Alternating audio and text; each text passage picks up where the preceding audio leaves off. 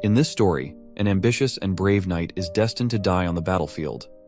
He used to believe that someone like him, whose talents awakened, blossomed, and took root on the battlefield, could start a new life. In that new life, he imagined he could finally create a family, which is something he desperately yearned for.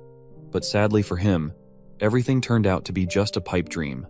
The knight on his knees before us is none other than the famed Argric from the Drenic Empire, the protagonist of our story.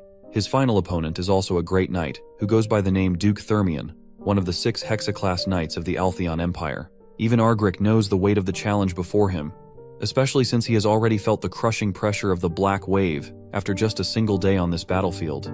Duke Thermion finds it fascinating that Argric still stands against him, despite knowing he is against one of the 6 Hexaclass knights. He even laments that it would be such a shame to end a blooming talent like our hero here.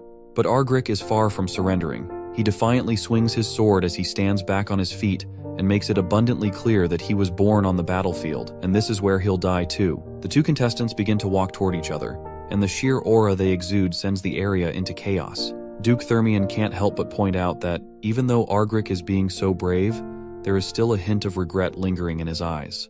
The Duke continues to talk about how Argric could have been a formidable rival for him in the future. But then, he charges his sword with energy, rushing straight at our hero while expressing hope that, once he gets a new life, he will be able to let go of his regrets. With that, the Duke swings his sword, but before Argric kicks the bucket, he narrates that the war between the Drenic Empire and the Altheon Empire has lasted for many years. His mother was a victim of this war, and he was just a newborn when she died due to the chaos around them, leaving him alone in this tumultuous world as an orphan. While other children play with toys and read books, he struggled to contribute to the war and fight for his kingdom. After turning 14, he had to pick up the sword himself and was sent to his first battlefield. He fought bravely, and it was in this moment that his talents awakened. The mana core in his heart amplified his movements and senses to a level he could never have imagined before. He began rising through the ranks among the knights, and surprised everyone by harnessing 3 mana cores and becoming a quad core with 4 cores. His dream of joining the 5 Hexaclass Knights of the Empire was within reach. He finally had the opportunity he had been desperately wanting. He believed that this last war might finally bring him peace from his weary life. So, he fought his final battle valiantly, knowing he was on the brink of achieving everything he had ever dreamed of. That was until Duke Thermion arrived on the scene, and his mere presence sent everyone scattering. Back in the present, that first swing from Duke shatters Argric's sword into bits and pieces, and his dream instantly shattered before his eyes, and the next blow from the Duke pierced his heart, and he reflects how all he wanted to create a family, but he lost. The stab wound sends him flying across the battlefield, crashing hard onto the ground. The impact shatters the earth beneath him as he slides, leaving him bloodied and battered. As he begins to lose consciousness, everything fades to pitch black. But the veil of darkness lifts the moment he opens his eyes. The first thing he sees is husband and wife trying to play with him, or rather, they are trying to play with their child. Argric quickly starts losing his shit once he hears them calling him their child. His father quickly hoists him up, and with a broad smile over his face, he addresses him as Dane. He tells him he must become a fantastic spearman and follow in his father's footsteps. His mother, who goes by the name Lily Sogris, quickly yanks him out of his husband's arms, insisting he will become a fantastic assassin. The husband, Arkan Sogris, and his wife both argue about which career their son should pursue, while Argric feels timid and confused by the bickering. They are apparently traveling in the carriage toward their home, and they argue throughout their journey about the same thing. Lily believes that sneaking through the darkness to assassinate targets and slipping away untouched is a much cooler path, while the father insists that the spear is the most beautiful and complete martial art. Well, that's how it goes for our hero. Just when he had thought he was done for in that battlefield, he miraculously ends up reincarnating. The twist in his story is that he finds himself in the Altheon Empire, his enemy, as the youngest son of a certain count. Once the carriage finally hits the brakes as they enter the mansion grounds, his parents come to a middle ground and decide they'll teach him both skills. But Lily still has not given up, and annoyingly states that their son will become an assassin, while Arkan just laughs it off, insisting that Dane will become a spearman. The carriage driver shakes his head, signaling their arrival, and both parents are a bit confused that they're already there. I guess they must have lost track of time while arguing with each other. The husband quickly hops out of the carriage and decides to help his wife down as well. He extends his hand to her, and she feels a bit embarrassed, and asks him what if the members of the castle see them. He chuckles and replies that he's just trying to hold his wife's hand, so why would that even matter? With that, he escorts his beautiful wife out of the carriage, while Argric can't help but feel awkward watching his dad act like such a simp. But eventually, his awkwardness fades as his eyes widen after taking in the grandeur of the castle. Once they finally make their way inside, Lily can't help but notice how happy Dane seems to be back home. I mean, why wouldn't he be happy? With a house like this and parents that wealthy, it might be easier for his talents to spread their wings than he ever thought possible. 2 months pass since that day, and we find Lily chatting with her son, who has started to babble. She's thrilled that he's finally making sounds, while our boy is equally fascinated to experience this babbling firsthand, something he never got to hear before. You see, opportunities to meet young children were scarce during his time wandering on the battlefield. The few kids he did see were often wrapped in bandages, crying because they had nowhere to go. Many mourning for parents who slowly succumbed to destruction and faded away. So, compared to that, his new home is a fortunate and wealthy place, and he's relieved he won't be starving here at all. Suddenly, the father bursts through the room's door, enthusiastically stepping in with a spear in hand. He proudly announces that this is called a spear. It seems that our boy is not at all a fan of his father's enthusiastic side. He is having a hard time believing that this man is his father, who is the strongest Hexa-class spearman in the Empire, known as Arkansogris. Even though he does not look like a war hero at all, but he was in fact a war hero known as the Blue Whirlwind. His wife gets annoyed and starts pushing him away from the kid, asking how he could enter the child's room with something so sharp. The man begins to lose his cool under her intense gaze and timidly says he just wanted to show it to Dane. But she's giving off a deadly vibe, reminding him that didn't she tell him they wouldn't be teaching their son anything until he reached an appropriate age? Well, it's not surprising that this grown man is trembling in fear under her sharp gaze, because his wife is the best assassin in the Empire. Meanwhile, she argues that if he keeps this up, she's going to teach their son the basics of stealth while he's still young, too. He tries to argue that everyone is doing early education these days. Even one of the famed magic houses, known as House Teleport, puts a staff next to a child the moment they're born. But his wife gets annoyed again and asks if the spear looks like a staff to him now. Meanwhile, our boy reflects and tells us that the reason his parents are putting so much importance on his future is that his 2 older sisters chose careers that have nothing to do with spear fighting or assassination. Noon arrives, and we see his 2 sisters playing around with their younger brother, making his cheeks look all sore. One of his sisters, Arabella, laughs and says he looks even cuter now with stuffed cheeks. Meanwhile, our boy narrates about Arabella and reveals that because of her talent in magic, she has been on the path of a mage since she was little. By 12, she was already a 3-chain class mage, and since the highest class for a mage is 9 chains, it means she's a genius who has already surpassed the entry level. Arabella then asks his little brother if he wants to learn magic with her later, saying she has gotten bored learning by herself every day and would be happy to teach her little brother a thing or two. While Arabella is full of energy, her sister Claire is totally the opposite. Nervous and composed, she timidly says she can teach him summoning, since it's a handy trick to have in your back pocket. Just like Arabella, Claire is a talented girl who excels in summoning. She successfully made her first summon at the age of 7 and can now handle 2 summons at once. Arabella then playfully tells Claire to touch him, insisting he's just too soft. But Claire seems wary about touching him, unsure if she should. Meanwhile, Dane is acting all cute and chummy, and reflects how he initially thought Claire didn't like him. Now he realizes it's more like she's feeling jealous because he's the youngest in the family now, stealing all the attention. Eventually, Claire extends her hand and gently touches his nose. She gets ecstatic and exclaims about how soft he really is. She touches him again and promises to teach him everything once he grows up. Dane can't help but find it a bit overwhelming how everyone wants to drill their own specialties into him. His father is a Hexa-class spearman. His mother is a talented assassin, though a retired one. And his eldest sister is a genius mage. Then there's Claire, who's also a genius summoner. The house of Count Sogres is the perfect noble family, the ideal family he always imagined. He wonders if there's even a point to seeking revenge in this new life. Sure, his death was regrettable, but that place was a battlefield. It's almost funny to think about taking revenge on someone who beat him fair and square. The entire family gathers in the hall, arguing among themselves and trying to convince each other how their specialties would suit Dane better. Watching this heartwarming chatter among his family brings a smile to Dane's face because this is the kind of family he's always hoped for, and he's glad he was born here. But when things start to escalate and everyone begins to fume at each other, he starts to doubt if this is what a harmonious family is really like. We then learn about the special ceremony that exists in the House of Sogres, which is known as the choosing ceremony. You see, when a child is born into the family and turns 1, various objects are placed on a table in front of them, and people try to predict the child's future based on what object they grab. Since a year has flown by, today is young Master Dane's turn, as he has already turned 1 year old, and he will choose his class. The gathered guests chat among themselves, noting how the young ladies became a mage and a summoner, and they wonder what young Master Dane will choose.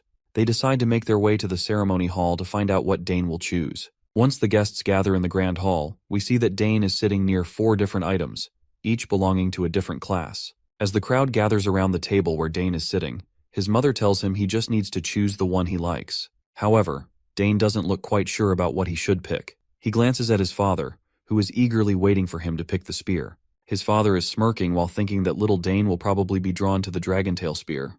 Apparently this spearhead is made from rare ducran, and when mana is imbued in it, it becomes as sharp and heavy as the mana the user puts into it. On the other hand, his mother feels happy and proud while thinking that Dane is too handsome to become an assassin. Still, she's sure he'll end up choosing the dagger. This dagger isn't just any simple knife. It's called Nighthorn, and is made from ethereal ore, which can hold all the world's elements and store multiple different poisons. Just like their parents, Dane's sister is confident that he will become a great mage, and that he'll choose the pouch to keep the mage's legacy alive. This bag is also a special subspace pouch, an object that can only be used by mages or those with magical talent. On the other hand, Claire, with her usual timid expression, wonders if Dane can summon.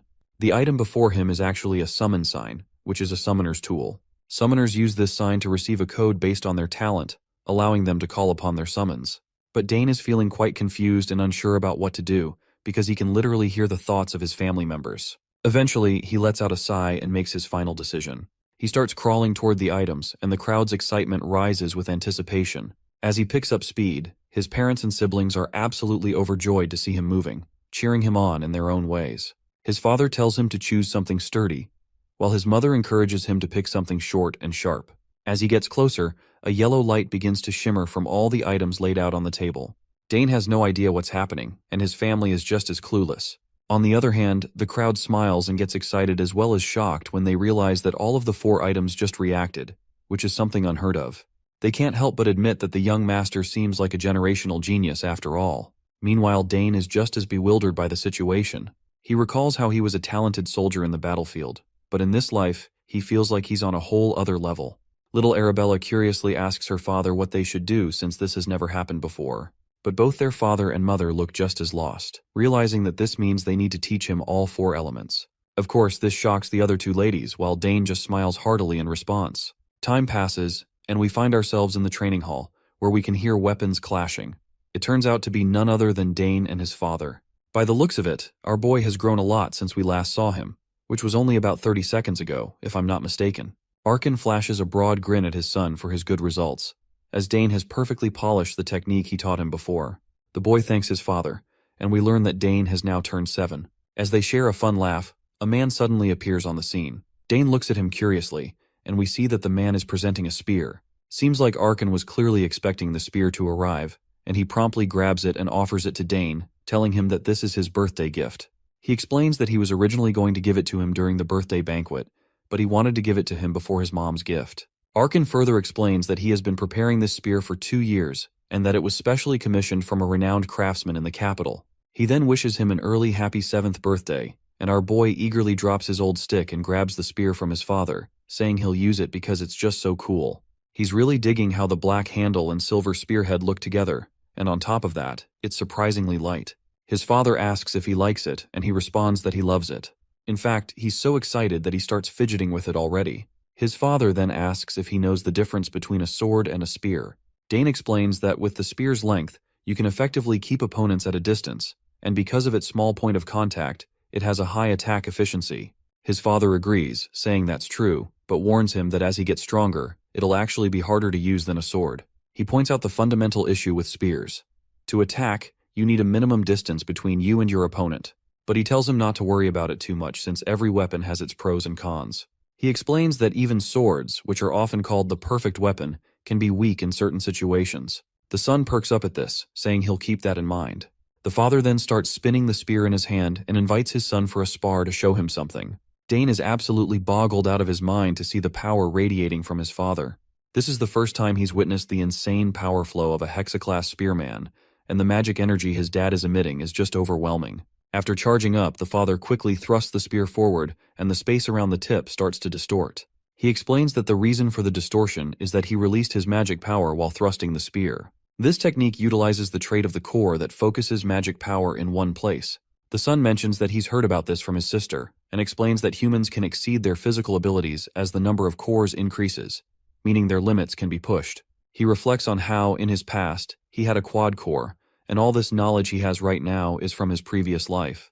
Meanwhile, his father starts smiling broadly, thinking about how well his son has been studying, and reminds him that he now has 6 mana cores. Of course, our boy pretends to be shocked, but inside, he thinks about how, if he hadn't died, he could have achieved 6 cores as well. Then, his father encourages him to give his new spear a try. Dane looks a bit hesitant, but his father tells him to just relax his mind, forget his worries, and thrust the spear. The son agrees, and as he holds the spear, he reflects on how, in his past life, he had no interest in spears. After realizing his talent for swordsmanship, he had only used spears as a secondary option, but now, it's finally time for him to give it a try. After striking his stance, he closes his eyes, while his father reflects on how he's got a good form. He can't help but smile ear to ear because it took him 7 years to master this technique. But since his son is still so young, he wonders if he can even pull it off at all. But as soon as Dane thrusts the spear, reality shatters, completely subverting his father's expectations. He genuinely wasn't expecting this miracle to happen. He freaks out and begins to shout, asking his son how he knows so much. Once Dane finishes performing the technique, the man walks over to his son, laughing and saying he did an impressive job. Dane explains that at the moment he thrust the spear, he gathered magic power into one place and imbued it into the spearhead. When the magic power reached the spearhead, he cut off its flow. The father goes bonkers when he hears this and asks if he has formed a mana core. Dane replies yes, revealing that while he was reading a book about creating mana cores, he decided to try it out, and luckily, he was able to succeed. But of course he is lying, because the truth is that he formed it while practicing mana breathing. The father kneels down to get eye level with his son, unable to help but feel proud. He's sure that one day his son will become an extraordinary warrior. Dane just flashes a smile, while thinking in his head about all the surprises he has in store for the future that are sure to blow his father's mind. Meanwhile, the father wonders if his son will really become a mage, a spearman, an assassin, and a summoner all at once.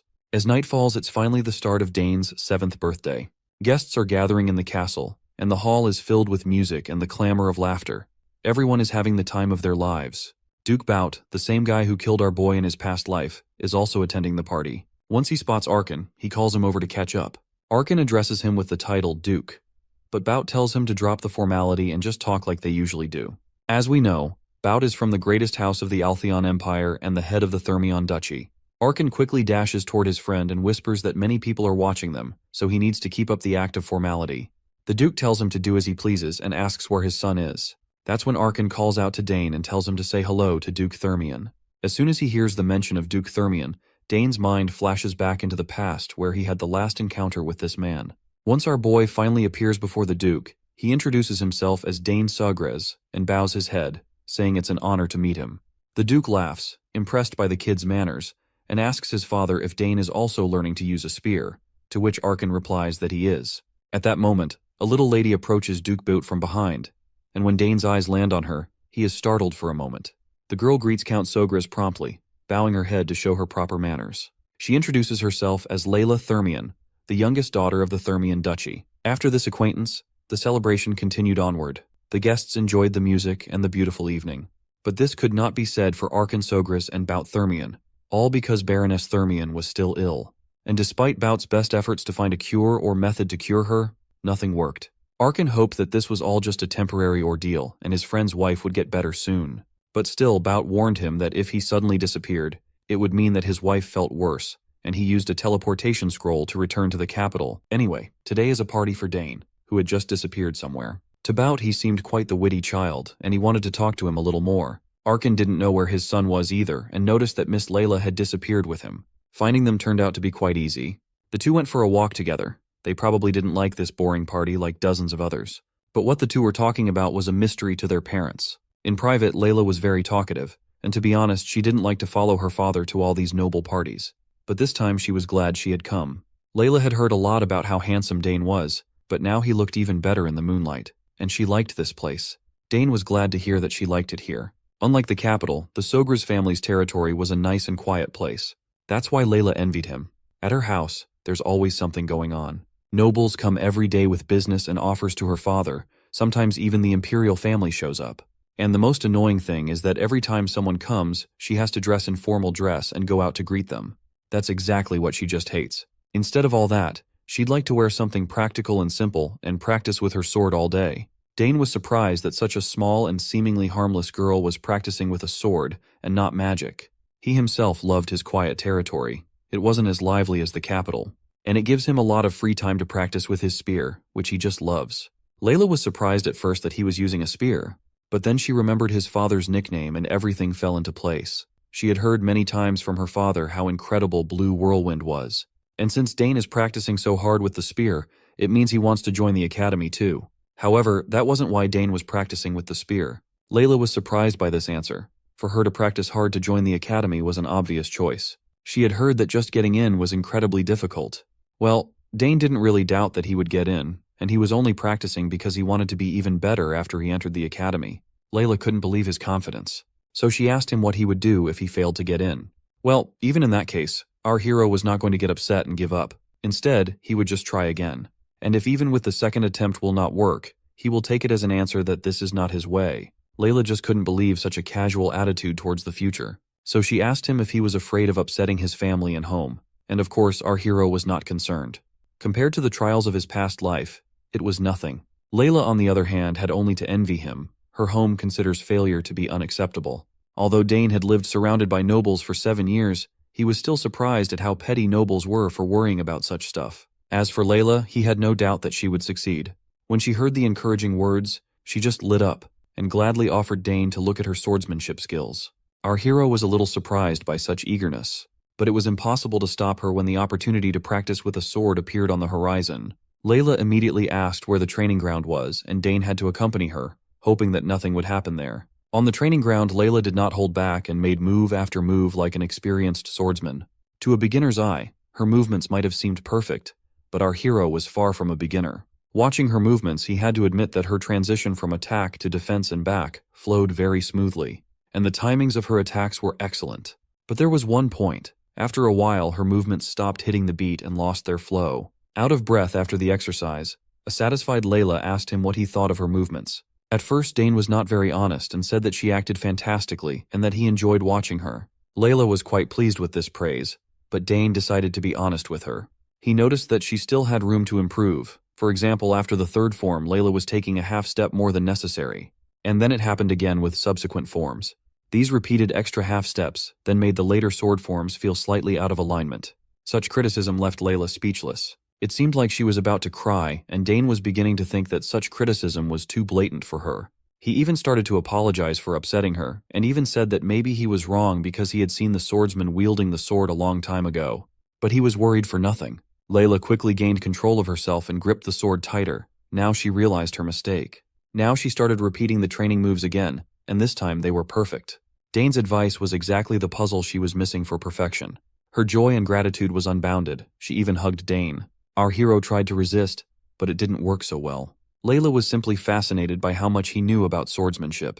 In an instant, he noticed what she had been doing wrong all this time, and what her teachers hadn't told her. She promised she would remember his help. Eventually, she let Dane go, nearly suffocating him in her arms. But then she almost chopped him with her sword. That little lady really needs a lesson in neatness. Dane was caught off guard by such a sudden hug, but you couldn't say he didn't like it. Of course, their moment of privacy was soon interrupted by the shouts of servants looking everywhere for them. They had rested enough from the banquet and were not going to hide, so they hurried back, so they wouldn't be found on the training ground. When they returned, Dane was the center of attention as his parents officially congratulated him on his birthday and the discovery of his first mana core. And of course, they gave him a present. It was a brooch with the family crest, similar to the ones his older sisters had. His mother advised him to treasure the gift, for this brooch would now serve as a proof of his status and honor. After his parents, all the guests joined in the congratulations. Dane had now officially and truly earned the name Sogres, and no one present doubted that he would grow up to be a fine man like his father. Dane's parents were very happy, and so was little Dane himself, for it was the first time in his 2 lives that he had received such warm congratulations from so many people. Suddenly, the whole room shook. The guests started screaming and panicking, thinking it was either an earthquake or an enemy invasion. Dane also began to worry, but his father quickly reassured him that there was nothing to be frightened of. Sogres knew very well what was going on. Even though he had hoped that today would be a calm day, apparently his daughter didn't listen to him. Dane really didn't know that. Lightning bolts appeared near the very ceiling of the hall, and in a second, a portal appeared above the frightened guests. There was no end to the guests' bewilderment when a small figure flew out of that portal, who apparently laughed at the laws of physics, and landed on the floor without any trouble at all. It was Dane's older sister Arabella, and in her opinion, she wasn't late at all. The guests still couldn't lift their jaws from the floor, surprised that such a young lady could already use teleportation magic. Normally, to open even a small gate, one had to reach at least 5 chains. Dane did not admire her power at all, but rather was annoyed at how loud and flashy she was. But as soon as the guests calmed down a bit, a huge monster appeared in the sky.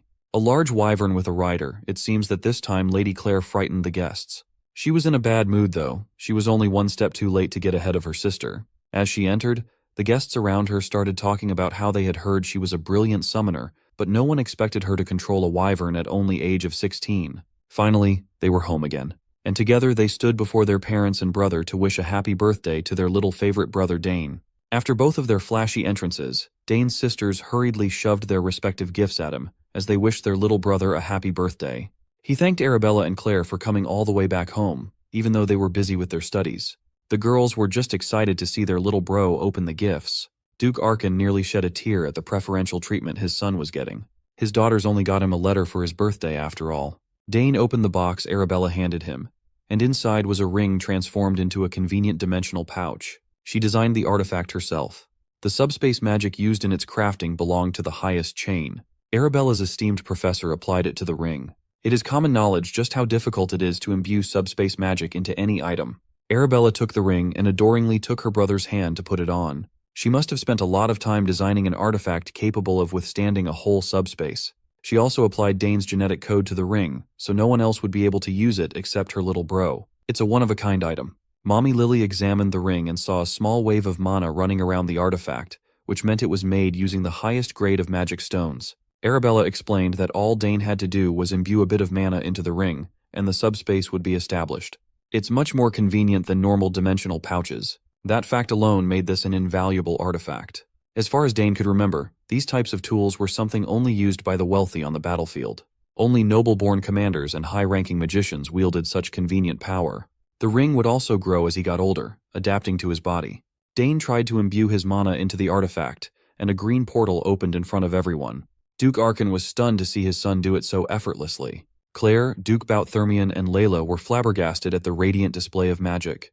Dane managed to open a subspace faster than Arabella had done years ago. He was a genius, there's no doubt about it. It would be a groundbreaking feat if he managed to cultivate both a mana core and a mage's circle at the same time. After the display of magic, Claire came up to her little bro and handed him her gift. Dane slowly opened the present while sincerely thanking his big sis. Inside the wooden box was a peculiar-looking egg laid on top of a soft cloth. Confused, he grabbed the egg and asked what it was. Claire panicked and warned him to be careful with it, as it was not an ordinary egg. Everyone in the family was also curious as to what this odd gift was, but Claire only revealed what it was to Dane. She whispered that it was a familiar. She got it by accident while she was trying to summon Decaron. Claire herself doesn't know what will hatch from it, but everyone in the world knows how precious a familiar could be. Dane tried to picture what this odd egg would give him. He had heard about familiars before. Unlike summons, they are an entirely different entity. A familiar summoned once can permanently remain in the real world. Claire asserted that Dane should keep this egg a secret until it hatches in the future. He promised that he would. All the whispering between the two irritated Arabella, who was feeling left out. As for Claire's instructions, Dane must make sure to pour his mana into the egg once in the morning and once in the evening to make it recognize him as its master. Lily was just glad that her little boy was receiving such incredible gifts. It showed how much her children cared about each other. With the gift-giving done, Duke Arkan cleared his throat and reminded his daughters to at least say hello to their parents, seeing as they crashed the party after saying they might not be able to make it. Realizing that they hadn't said a word to their parents since arrival, the girls awkwardly greeted their father. Duke Arkan was a big softy when it came to his children, so he didn't really mind. He was just glad to see his girls again. Since they went off to pursue their professions, the girls rarely came home anymore, so Duke Arkan was glad to see them looking healthy. Layla watched the Sogre's family being so lovingly loud and jovial with one another from afar. The little girl could not help but compare her own home situation to theirs. Dane noticed her staring at them and turned his head. He noticed the dip in her mood as she silently walked away. He wondered why she looked so lonely and sad in the middle of a lively crowd of nobles.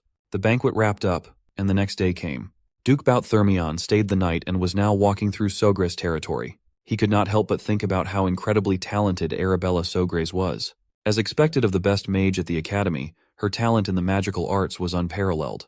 The girl could be the perfect match for Duke Thermion's son, the academy's best swordsman. If House Sogris and Thermion could combine through a marriage between those two, it would give birth to a faction that could rival even the imperial family. If that happened, no one would be able to mess with both houses and their children. So, Duke Thermion decided to bring up the matter of engagement between the eldest children in today's conversation with Archon. On the way to meet the other Duke, Thermion caught the sound of steel nearby. It came from the training grounds, so someone must be honing their technique inside incredibly early in the morning. Of course, it was Dane polishing his spear skills with utmost focus. He had gotten quite deadly with the weapon. With years of training with his dad and his insane work ethic, he had long since become combat-ready. Dane's focus was unparalleled.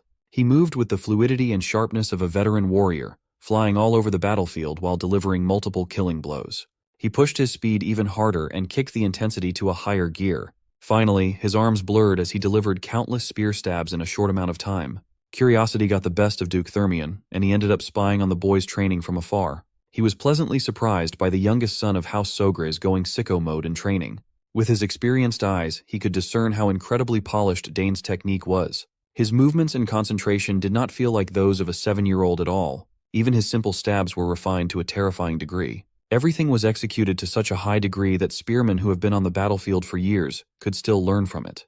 When Dane finally wrapped up his last sequence, he was huffing and puffing for air. Duke Thermion was thoroughly impressed from start to finish. What he had just witnessed felt impossible. He had heard rumors about the young Sogris showing incredible talent, even way back when he was just a baby. But he always thought those were just exaggerated hearsay. Now he knew those rumors were true. After a little break, Dane went back to practicing. He focused on his movement and footwork this time around. Being one of the strongest swordsmen in the land, Duke Thermion could not help but notice that the kid's stance and footwork seemed similar to a swordmaster's. The Duke started considering that the kid might have even picked up swordsmanship to a high degree at such a young age. Finally, Dane noticed that someone was watching him from the doorway. He brandished his spear, ready to strike, as he warned whoever was sneakily watching him to come out instead of hiding. Duke Thermion got too excited and ended up getting detected by a kid. It was not his proudest moment as a skilled warrior. The more he thought about Dane's movements, the more strangely familiar they felt. He was certain he had seen that same footwork somewhere before. The Duke had to reveal himself and apologize to Dane for eavesdropping on his private training session. He insisted he wasn't trying to do anything shady. Seeing as the eavesdropper was Duke Thermion, Dane felt bad for speaking out of turn. Even though he had been living in his current body for 7 years now, this man was still the one who defeated and killed him in his previous life. Remembering his etiquette training, Dane Sogris formally greeted the Duke. Duke Thermion confessed that he was mesmerized by the sight of the rising star's early morning training and apologized once more. The kid held his own, responding that he was forgiven. The Duke was amused by his guts to speak as if they were equals.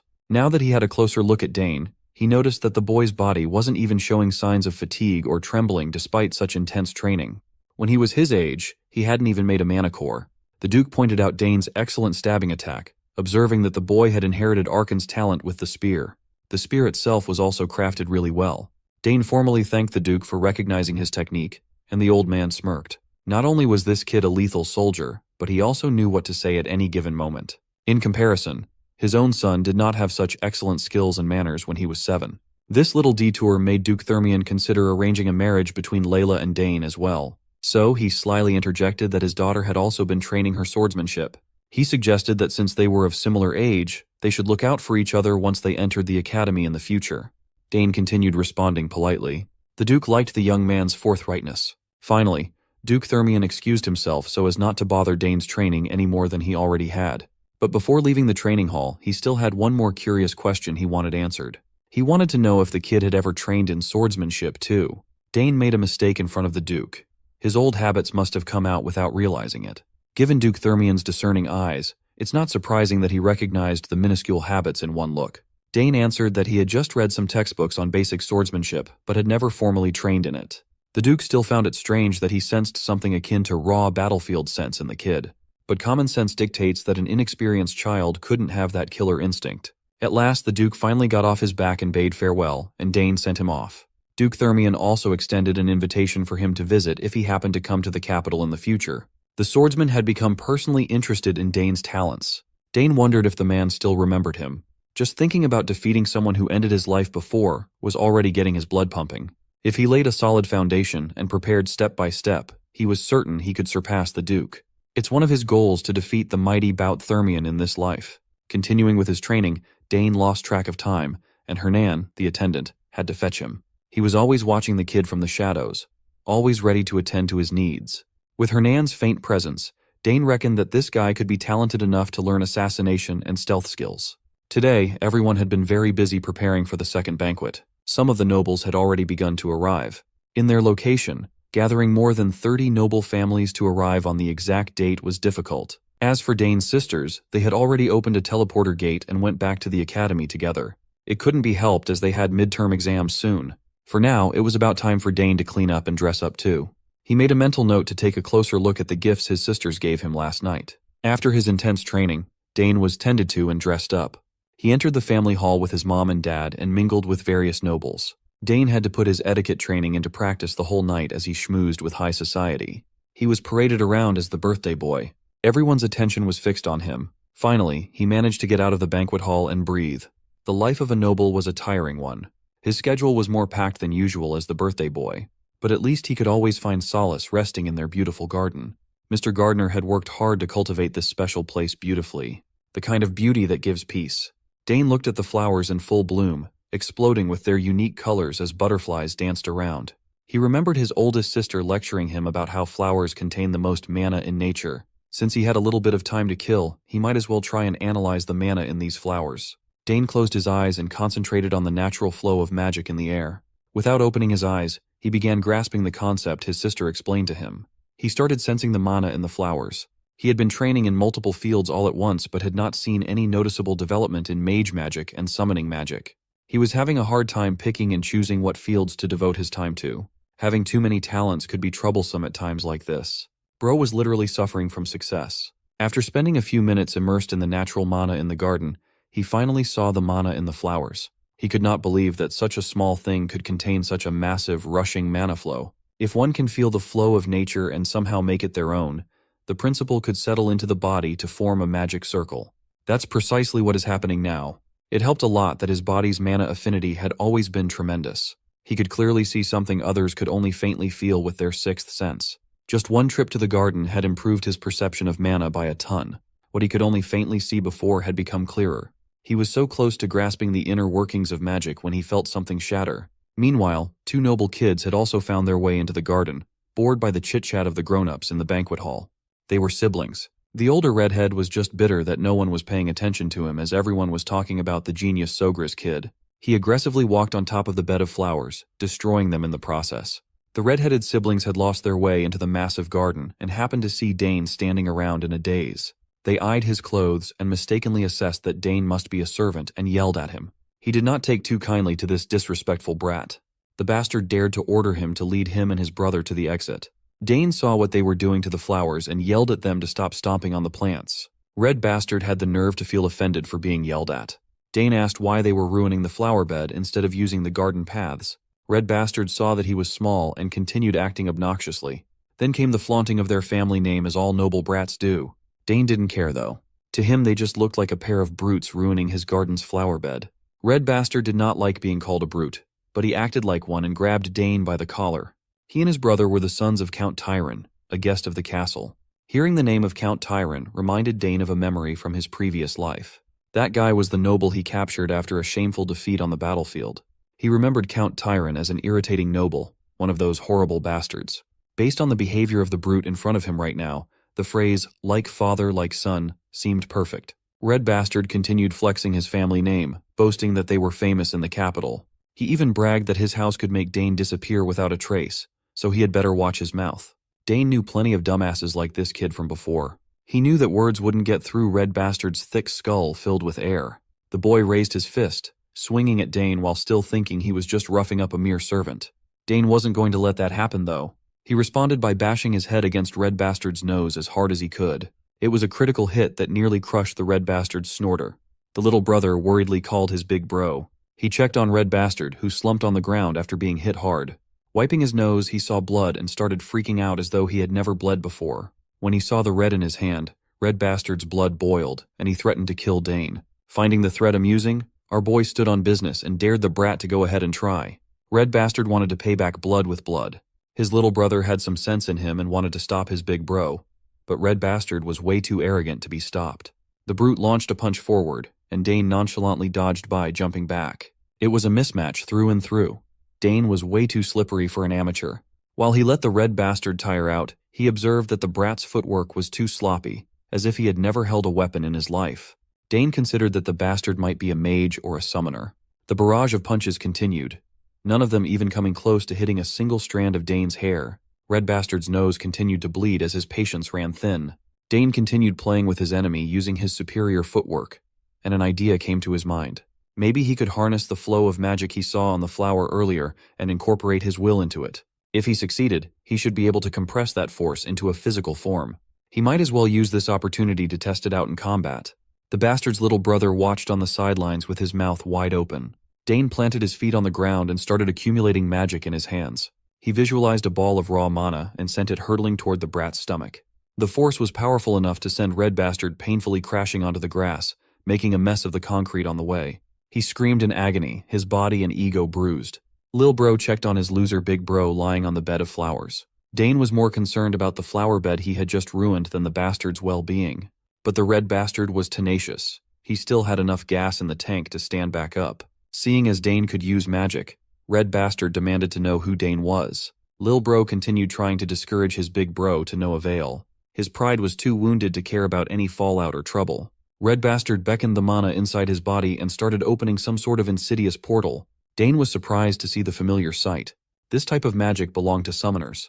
The mana swirled and coalesced together until a translucent wolf started descending to the ground. The wolf looked bloodthirsty and predatory, with its snarling sharp fangs. Red Bastard laughed maniacally as he called his summon named Genpu. He finally introduced himself as Digron Tyran, ready to show Dane the consequences of messing with someone of his stature. Dane heard the brat ordered the wolf to tear him apart, but he was unimpressed by the mere wolf summon. It certainly felt lacking, as he had gotten used to seeing his sister Claire summoning fearsome beasts like her wyvern. Digron stood far away as Genpu lunged at the unmoving Dane. He just looked at the wolf in the eye and did not budge. Genpu must have sensed that he would suffer a horrible fate if he dared to go through with the attack. So, the wolf turned its tail and did a 180 spin. Its aura visibly changed as though the aggression against Dane had totally dissipated. The Tyran brothers were dumbfounded. Digron's pride, his summon, had seemingly turned against him. Right now, the big puppy was behaving as though he was subservient to Dane. Digron yelled at his summon to rip Dane's throat and end his life, but the orders fell on deaf ears. In response, the puppy started happily wagging its tail toward Dane. Sensing no ill will from the summoned beast, Dane gave the good boy some gentle pets. Even he had no clue how this turn of events happened. Now that he thought about it, even Claire's summons had always been friendly to him. Even the wyvern played with him sometimes. At that time, he simply thought that it was due to his blood ties with his sister. But in a situation like this, where there was no familiar relation, the summoned beast still behaved in a friendly manner. This could mean that he had an abnormally high favorability to all kinds of summoned beasts, or Genpu's favorability toward his bastard summoner had hit rock bottom. Digron could not understand what was happening. He had never heard of a summon betraying their master. Dane was just winning on every front, and he continued taunting Digron to come at him.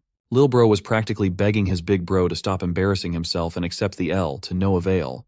Digron's pathetic ass still wanted to fight, but Lil Bro really needed this fight to be over. The poor kid, caught up by his brother's foolishness, had peed his shorts in fear. Lil Bro cried, and Digron cursed him out for being an embarrassment. Dane added salt to the wound in their pride by pointing out the bathhouse in the basement of the main castle. Digron used his little brother's accident to get out of Dodge. As if he hadn't made enough of a fool of himself already, he ordered Dane to stay in the garden. Dane just stared at the pathetic loser with disgust. Digron did not even take his summon with him. Our boy continued hanging out in the garden, experimenting with his new understanding of mana. He tried to practice a trick that Claire taught him before. He identified what was left of the faint link between that bastard Digron and Genpu. He cut that thing off and carefully overwrote the link with his own magic. In doing so, the wolf and he became officially connected. A kid who hadn't done anything close to a proper summoning managed to pull off the intricate trick by just leveraging his high favorability with summoned beasts. Now, he had officially succeeded as a summoner. While he was basking in the glory of his success, Dane heard a familiarly annoying voice seemingly looking for him. Digron Tyran, the bratty bastard, actually called his daddy and snitched that he was bullied by some kid in the garden and pointed Dane out. The coward plugged his nose holes to stop the bleeding while bitching to his dad about being knocked around by Dane and canceling the link with his summon. Big boy Mogard Tyron stepped forward and introduced himself as the head of the Tyron Count family, one of the capital's great nobles, with gusto. He asked if Dane really messed up his son's face and forcefully stole his summon. Our boy was not one to back out in front of a pig, so he stood on business and owned what he did. He noticed that Mogard Tyron looked a lot fatter now than when he captured the pig as a prisoner. Peace times must be treating him really well, even though he was a disgrace on the battlefield. Mogard continued posturing as he asserted that he could not let this matter come to pass. Messing with his kids was something he could not overlook. The pig continued with his barrage of demanding questions and finally asked the kid to reveal his identity. Our boy held his head high and formally introduced himself as Dane Sogres, the youngest son of Arkan Sogres, the Lord of the South, and the head of the Sogres Count family. Boy gave them that Game of Thrones intro. This introduction stunned the trashy father and son duo. They had unknowingly offended the fucking birthday boy. They didn't know that they were messing with the famed rising star of the South. The Duke is quite bewildered by this unexpected encounter with the youngest son of House of Sogres. Speaking of great noble houses, he recalls how he was taken prisoner by that guy Argrick and had no significant contribution in the war, leaving every great noble laughing at him. Right now, he sees this as a perfect opportunity to maneuver the situation in his favor, intending to ruin the Count Sogres' name and use that as a pretext to demand mining rights. The nobles who once looked down on him will soon be bowing before him. With that in mind, the big-brain fatty turns to our boy, asking if he's the birthday boy Dane. My guy just shakes his head in response and confirms it positively. The fatty is barely holding on to his frustration, because he definitely did not come here to celebrate the birthday of some brat. He then points at his shitty son, Digron, and asks Dane how he plans to repay the humiliation he caused his son. Not only did Dane injure his son, who is a guest invited by Sogres, but he also stole their summon, which is a grave crime. The shitty son also agrees with his equally shitty father, telling Dane that this is his last day. The fatty then also threatens our boy, stating that he's going to speak with Count Sogres personally and hold him accountable for his actions. Dane just acknowledges what the fatty is saying and further states that before heading toward his father, he wants his son to apologize first. Of course, the chubster starts fuming out of his mind, asking what the hell he's talking about, while his son grits his teeth in anger as well. But Dane makes it clear that while it's true he hit his son and hurt him, it was all in self-defense against a threat to his life. Plus, he emphasizes that he didn't steal their summon. Genpu chose to follow him. The trash son quickly pipes up, claiming that there's no way Genpu would do that, and tells his father that Dane is lying. That's when the father takes a moment to reflect. He recalls hearing that the second daughter of House Sogres is a genius summoner, so he's sure there's a good chance that girl taught Dane how to forcibly cut off a link between familiar and master. The chubster keeps going back and forth with our boy, while Dane can't help but feel like this is such a drag. Eventually, Mogard decides to simmer down, because after yapping for so long, his jaw is literally hurting. He tells Dane that he won't scold him any longer, and decides they should go see what Count Sogres has to say about the situation. With the speak of the devil, the Count himself arrives on the scene, accompanied by Duke Thermion. Of course, both the trash son and his father are absolutely boggled to see Count Sogres, and what's even more mind-boggling for them is that Duke Thermion is here too. As night descends, we see the red-headed boy giving his testimony to the Count about how he just got lost in the garden with his little brother, which is why he asked Dane to guide them. He continues yapping and making up stories, while Dane stands behind him nonchalantly, thinking how his father is actually listening to this guy yap. I guess that's not surprising to him, given how Count Sogres cares deeply about his family and its reputation. He's not the type to be biased toward any one side, even in conflicts with outsiders. He can tell right from wrong. After finishing his story, the red-headed boy wraps up by stating that all of a sudden, Dane headbutted him and kept using this weird technique to mock him. He claims that to scare Dane off, he called out to his summon, but Dane just stole his summon from him and tried to attack back. Once Digron is done speaking, Mogard steps up, telling the Count that he only intended to give Dane a warning. However, he insists that stealing someone's summon is clearly wrong, and he simply can't let that part slide. Finally, Count Sogres also speaks up, letting Mogard know that he won't roll on his judgment just after hearing one side of this quarrel. He wants to hear what Dane has to say, then assess the whole situation before drawing a judgment. He also reassures Mogard that if he's worried about any biased judgments, Duke Thermion will also give his opinion on the matter. The Duke quickly smirks and states that if this is that important, he can handle it. Mogard feels frustrated as his face sweats profusely. He knows he's about to get screwed. Getting Thermion involved is only going to complicate things further, and he's not feeling good about it. Count Sogres gives the green light to his son to explain himself, and Dane braces himself, claiming that what Mogard's son said wasn't entirely accurate, but some of it is actually true. He then explains that the flowers they grew with such care in their garden were stepped on as he pleased. So he only told Mogard's son to get out of there, which made Mograd's son angry and started the fight. Of course, both Fatty and his son are absolutely awestruck after hearing these brutal truth bombs, with the son even trying to deny it by calling Dane a liar. But the Count tells Dane to continue, so our boy further explains that when Mogard's son summoned Genpu, his command was to kill him. He also clarifies that he didn't steal his summon. Rather, Genpu came to him first and saw his goodwill. The Duke is utterly bewildered to see how fluently this 7-year-old is speaking, with such grace and a proper choice of words. Dane, on the other hand, confirms once again that he never stole anyone's summon. Mogard loses his cool, stomping his feet on the ground and calling it nonsense. He claims it's impossible for a summon to submit to someone who isn't even a summoner, insisting that Dane must have used some shady technique to pull it off. But not surprisingly, Dane informs Mogard that he possesses an innate affinity with summons, and a summon that isn't close enough to its master could submit to someone like him as well. Mogard refuses to believe it, while our boy simply states that this is actually true. Mogard's face looks like he's going through serious constipation, and he just says that this kid is just making things up. The Duke then chimes in, suggesting they should just be able to prove it with a summon. Count Sogres turns to his son, asking if he can prove it, to which Dane agrees. Meanwhile, Mogard shoots a death glare at his son for putting him in this hot mess, while the bratty son feels sure he's about to get screwed by his father, as he has no idea what he'll do if he fails to summon Genpu. Once the bratty son tries to summon Genpu, he utterly fails, prompting his father to yell at him, just as expected. On the other hand, Dane just smirks, thinking about how he has already severed the connection, so of course there's no way the boy could summon Genpu back. Dane then decides to demonstrate himself by summoning Genpu, but adds that in order to do that, he needs a sign that Mogard's son possesses. The bratty son gets angry, questioning the audacity of Dane demanding his sign. He yaps a lot of nonsense, but Count Sogres cuts him off, reminding him that according to their own words, even if Dane uses the sign, he shouldn't be able to summon Genpu. So, there's no harm in trying. Mogard sweats as he has no option other than to give the sign, so he reluctantly tells his bratty son, Digron, to hand it over. The redhead nearly teeters on the brink of tears, but his father just tells him to hurry up. Once Dane has the sign in his hand, he starts his mojo, and he also reveals to us that since a summon sign has a summoner's unique code name engraved on it, no one else is usually able to use it. However, Genpu, which Digron summoned, was imbued with his mana, so the summon sign is just a vehicle, and Genpu has already connected with him. As soon as he calls out to Genpu, the monster appears and starts licking his cheeks. The Count and the Duke are both in awe, while Mogard and Digron tremble after getting exposed for lying. The Duke finds it amazing and wonders if Dane was not also learning spearmanship. His father confirms this, but admits he isn't entirely sure about his son's abilities either. The Chubster, on the other hand, realizes he's screwed, as his entire plan has backfired. The Count then turns to him, asking if he acknowledges that Dane is telling the truth. The fatty quickly tries to play it cool, laughing it off while admitting that they perhaps mistook Dane for stealing their summon. He also concedes that his son wasn't truly trying to kill Dane, and he asks his bratty son if that's right. Digron trembles but nods along with his father, saying he was just trying to scare Dane off. But our boy is furious to see these bastards trying to weasel out of accountability so easily.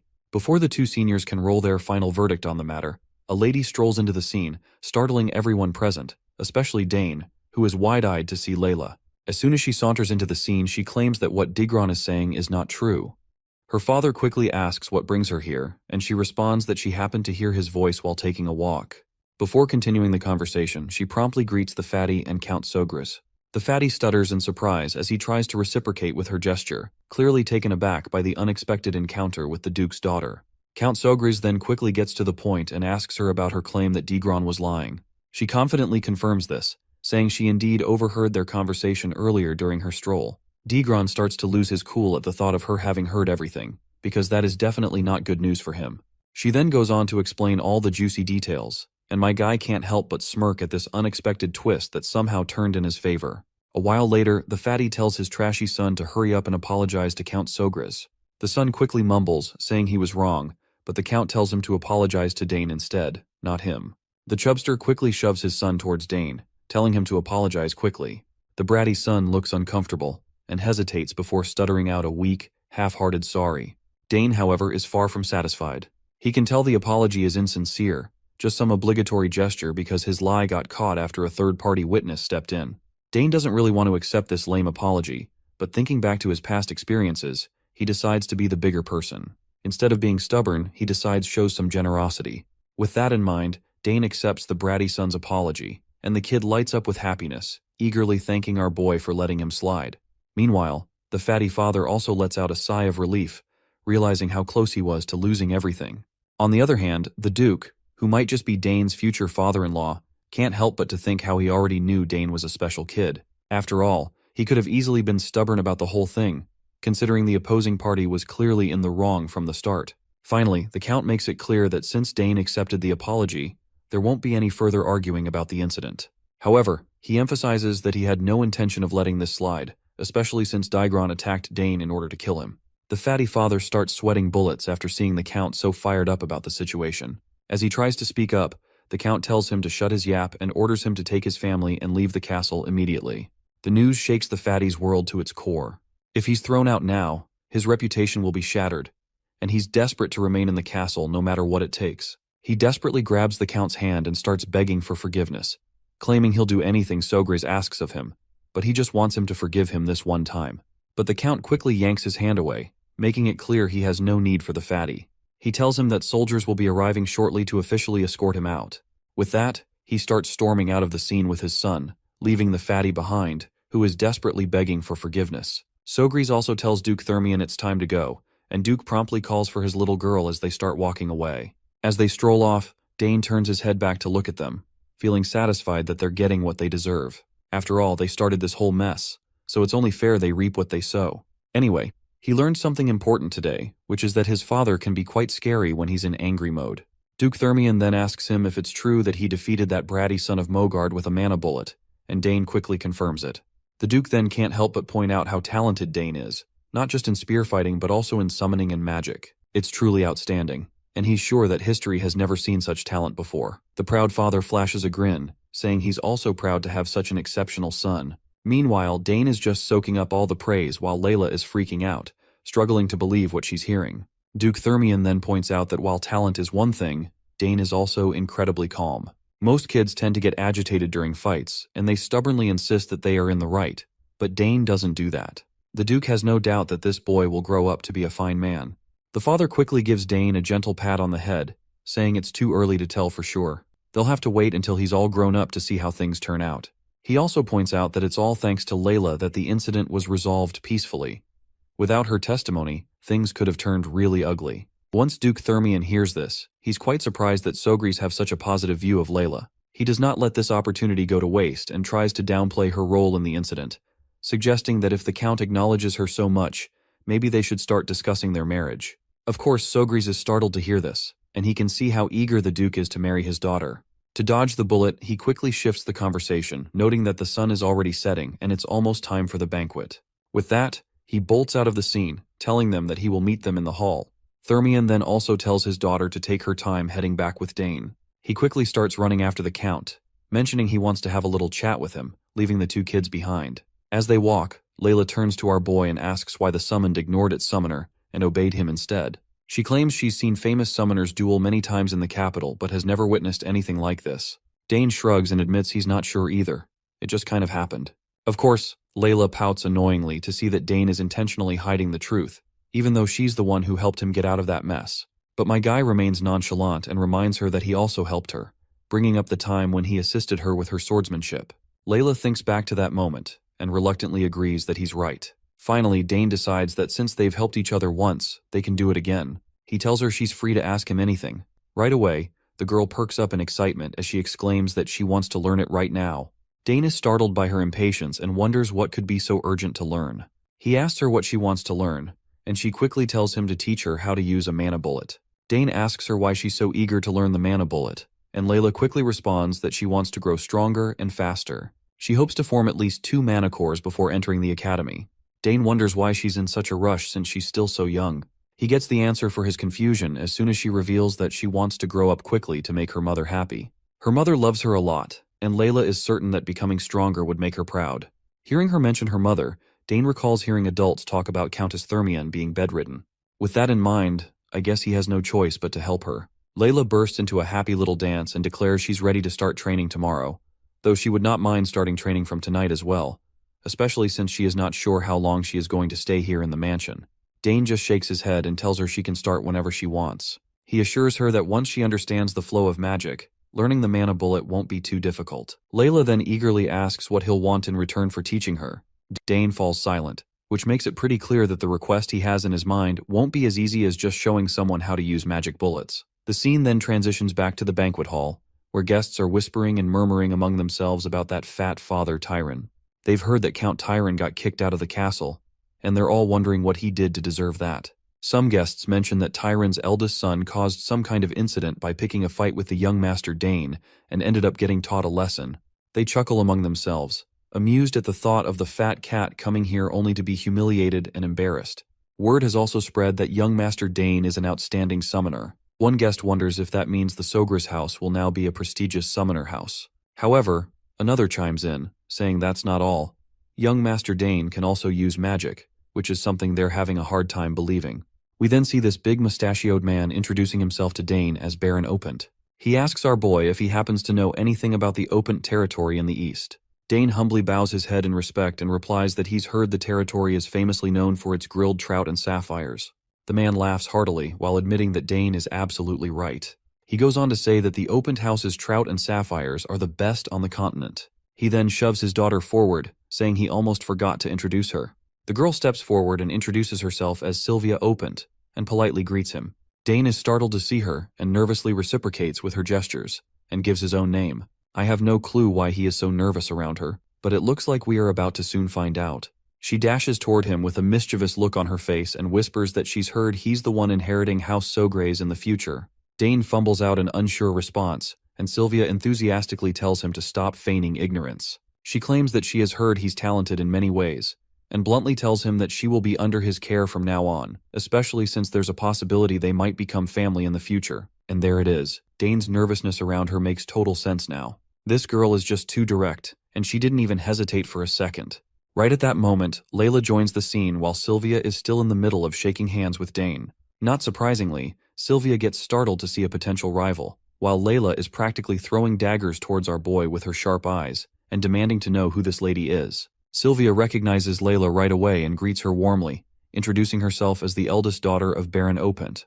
Layla tries to reciprocate with a gesture, but the anger on her face makes it clear she's far from happy, even though she says it's nice to meet Sylvia. The two ladies exchange smiles that are practically dripping with killing intent. Watching them reminds Dane of a memory, and he can tell that both girls are absolutely ready to throw down. Eventually, Layla grabs his hand and states that she's borrowing him for now since they already had an appointment. She shoots him a death glare as she asks if he remembers their plans. Of course, poor Dane has no clue what she's talking about, but he agrees anyway, apologizing to Sylvia and promising they'll talk again later. Sylvia forces a smile and tells him that they'll definitely talk later. As Layla leads Dane away, Sylvia can't help but feel annoyed how this girl just took him right from her hands. Layla, on the other hand, still hasn't simmered down either. She's absolutely annoyed at the audacity of that girl trying to take Dane from her. Dane finds himself startled under Layla's piercing gaze. He can't help but lament that the darling daughter of the Duke, who holds the second most power in the capital after the Emperor, is no match for the young lady of the Eastern Baron. So it's no surprise that Sylvia just gave up like that. Once Dane and Layla are outside, she starts grilling him about his connection to Sylvia. She wonders if there's a chance he might get engaged to her, but my guy quickly dismisses any such relationship, insisting they were just greeting each other.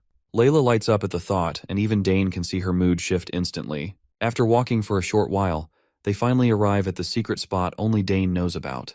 He's confident that they won't be bothered by anyone here. As soon as they step inside this hidden place, Layla lights up and begins doing a happy dance, thrilled to see such a beautiful location. She's also relieved that no one will know if they do anything here. Dane agrees, saying she's absolutely right. This is a great place to train. But before starting the practice, he wonders if she's ever felt mana before. Layla admits that she has a little, though it's not enough to form a mana core. She mentions that she's tried to intake mana by breathing it in. Her explanation reminds Dane that she's not at the emission stage yet. He learned to feel mana naturally on the battlefield, so he's amazed that a ducal house would teach her this. He decides to start with something simpler, and tells her that the first step is to feel the mana she's taking in. Layla looks a bit confused by this, so Dane explains that if she wants to expel mana from her body, she needs to learn to control the mana inside her first. The most important part is imagination. He instructs her to close her eyes and imagine the mana swirling within her. However, after a few moments, she tries but there's literally nothing happening. Dane can see by the look on her face that she didn't quite understand the instructions. Layla tries again, but once more, nothing happens. Frustrated, she complains to Dane about why it's not working. Dane reassures her that this is normal for her first attempt, and tells her to focus again. Meanwhile, Count Sogris is sneaking a peek at the two kids. He can't help but feel proud that his son is already teaching someone, even though he's still so young.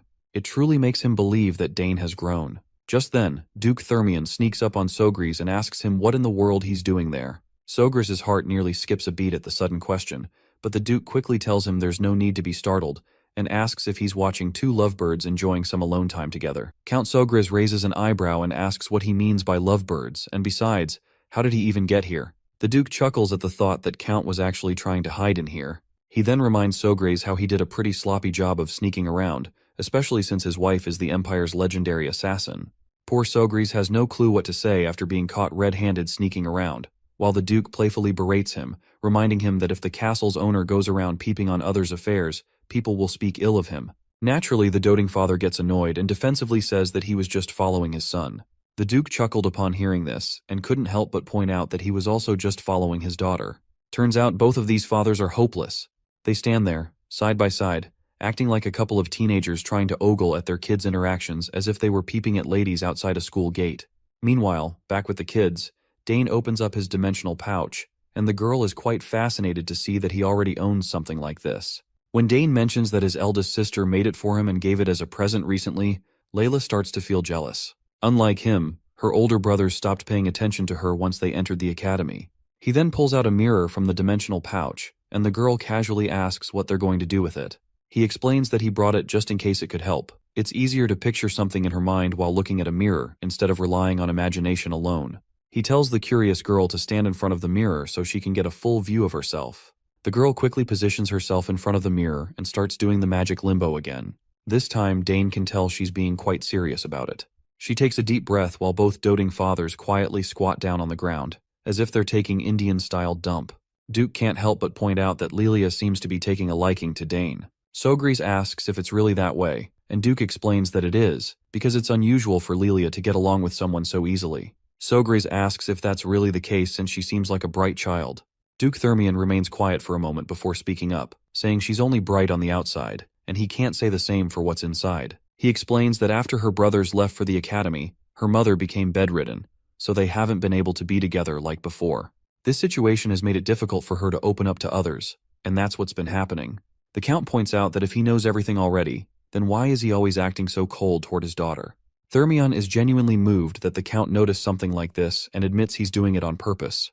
He explains that when he raised his sons, he showered them with attention, and they grew up spoiled rotten. But Sogris reminds him not to assume that Lilia will turn out the same way. She'll be hurt if she finds out, and now it makes sense why she asked Dane for help instead of her father. Thermion then points a finger at his friend, teasing him about still nagging like the old days, but the Count quickly asks when he ever did that, especially since what he said is the truth. Duke changes the subject, asking when he plans to send his son to the capital. He suggests that if he's sending him over, Ducal House will wholeheartedly open his doors and let him stay in the ducal castle. Sogris goes quiet and glances back at his kid, and after seeing him happy, he just says that he'll do as Dane wishes. He's free to choose his path, just like his older sisters. We also notice Miss Sogris watching both doting fathers, clearly embarrassed by how shamelessly they're peeking around. But eventually, she just smiles, realizing that the love they have for their children holds a strange power over them. She decides not to ruin the mood, and pretends she didn't see anything. Back with the kids, Lilia thanks Dane for his help and calls him a real genius. She admits that while everyone around her calls her a genius, she feels like weak sauce compared to him. While Dane nonchalantly looks around to see if both fathers have quietly left, he assures her that this is only the beginning, and she'll definitely grow stronger too. She then asks him if he's going to the academy, since it's the only place where all of the Empire's geniuses gather. To that, he says he's not sure yet, and he isn't convinced that he needs to go there since he can get pretty strong just by training alone. The girl starts to berate him for his narrow thinking, and reminds him that attending the academy for studying isn't everything. It's the gateway to forming his noble faction, and it's the best way to build connections from a young age. Dane is amazed that she's actually pretty smart for a 7-year-old, and understands how the real world works. He finally responds to her argument, saying he already knows about that, but he's just not interested in going to the academy yet. There's a mountain of books he hasn't read in the library, and he still has a lot to learn from his parents. Lilia acknowledges that this is true, but asks if he doesn't want to play with other kids his age, especially since she heard his older sisters are both attending the academy too. It seems like Dane is running out of arguments against her persistence, so he tries to brush her off by saying he's thinking of going in the future if he feels like it. She then tells him to visit her house once he plans to go to the capital, and that's how they promise to meet again. Speaking of meeting again, she remembers to ask him when he's going to make his request now that he has taught her how to use mana bullets. He simply shakes his head and states that he'll tell her when he goes to the capital. This shocks her, and she lets out a screeching roar of disbelief. Probably she is shocked that he is going to the capital after all. Finally, the day of her departure arrives. As Lilia's carriage starts rolling down the road, Dane looks at a stone-like object in his hand that was given to him by his future father-in-law. The scene transitions back to the moment when the Duke handed him this mysterious object. When Dane asks what it is, the father-in-law replies that it's his birthday present and hopes he'll like it. He further reveals that the symbols of their Thermian house are revenge, the sword, and the blacksmith, and the history of the house began with their progenitor, who was a blacksmith. Thanks to him, their house has the best forge in the Empire, in fact the best forge on the entire continent. All of the Thermian-made weapons that protect the Empire were crafted in that forge.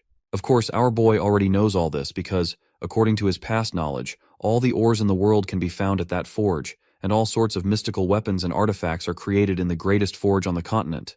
The father-in-law then reveals that if Dane presents the insignia at the forge, they will create a weapon of his choice for him. That's when we finally learn that this rock-like object is essentially an insignia, a certified check that proves the honor and skills of whoever holds it. Count Sogris is absolutely boggled when he sees the Duke giving away such a precious insignia, something even the imperial family desires. The Duke simply pats his son-in-law on the head and tells him to grow well and help his father. His potential wife waves a last goodbye to him, and that's how they part ways. In the present moment, his mother squats down next to him, and after seeing his dejected face, she asks if he's upset that they left. He admits he is, saying she was practically his first friend. His mother reassures him that once he goes to the capital, he'll be able to meet her again and will even become more handsome, which will surely impress her. Well, I guess his mother is right, since he can't stay here forever, and he will have plenty of opportunities to see her again in the future. So he wishes her well until they meet again. Meanwhile, as the Duke travels in his carriage, his mind is still occupied with thoughts of Dane.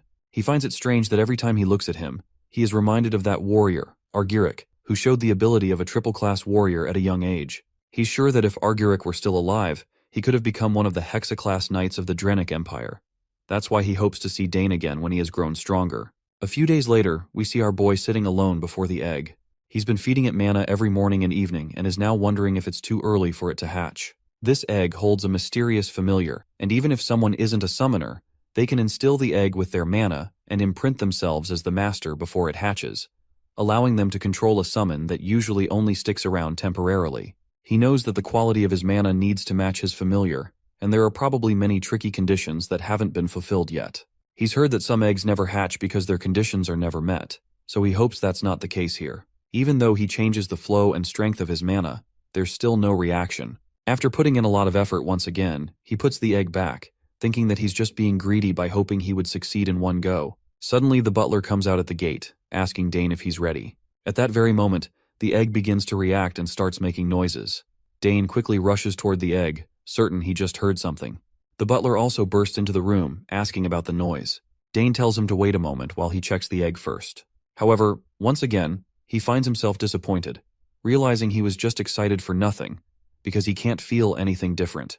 The butler asks if the egg showed a reaction, to which Dane replies no, saying he probably just imagined it. Once he finally gets into the training hall, he practices his swordsmanship first. After noticing his perfect movements, the butler is quite happy and excited. He claps as he asks since when he learned swordsmanship. Dane just brushes it off, saying he just wanted to swing the sword around a little. The butler showers him with praise, calling him a genius who is even talented with the sword. As he looks at the sword, Dane then reflects on how learning to use a new weapon, like the spear, was fun, but he also wanted to draw a sword. Sadly, he hadn't been able to hold a sword during all that time since his father always watched him so closely. Thankfully, he's glad he hasn't lost his touch with it. The butler quickly dashes off to grab some snacks, and brings back an entire tray of delicacies, telling Dane to munch on something before diving back into his training. Meanwhile, we zoom in on Count Sogris, who's staring out the window, lost in thought.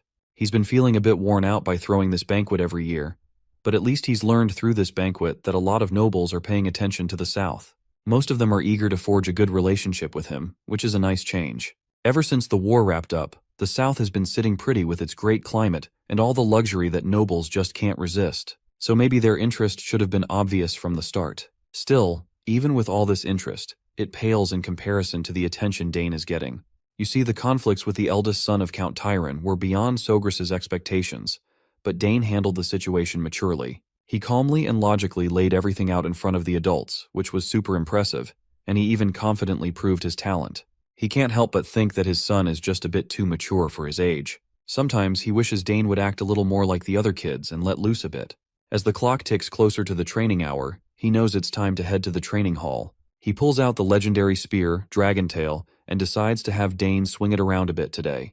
But as soon as he steps onto the grounds with the spear in hand, he freezes when he spots Dane swinging his sword instead. Now he's curious about why the sword. His mind thinks back and he's convinced that damn Duke must have said something to him. Otherwise, there's no way Dane would be wielding a sword after all that spear training. He just stands there, watching his son pull off all these cool stunts with the sword. Seriously, Dane looks like he knows what he's doing. The strength he's displaying is something even seasoned sword fighters would have a hard time matching. It makes his father wonder since when did he learn all this. But one thing is for sure, that Dane is definitely talented with a sword too. He finally calls out to his son, asking just when he learned all those impressive moves. Well, it looks like Dane's long-held secret is finally out of the bag, so he decides it's probably best to tell his dad the truth. He admits he didn't actually learn any of it. Hearing this just leaves his father even more perplexed, leaving him wondering if this is yet another hidden talent of his. He starts to think out loud about how Dane already knows spearmanship, magic, assassination, summoning, and now swordsmanship too. He adds that if he were someone else, he wouldn't believe a child could show talent in all these fields.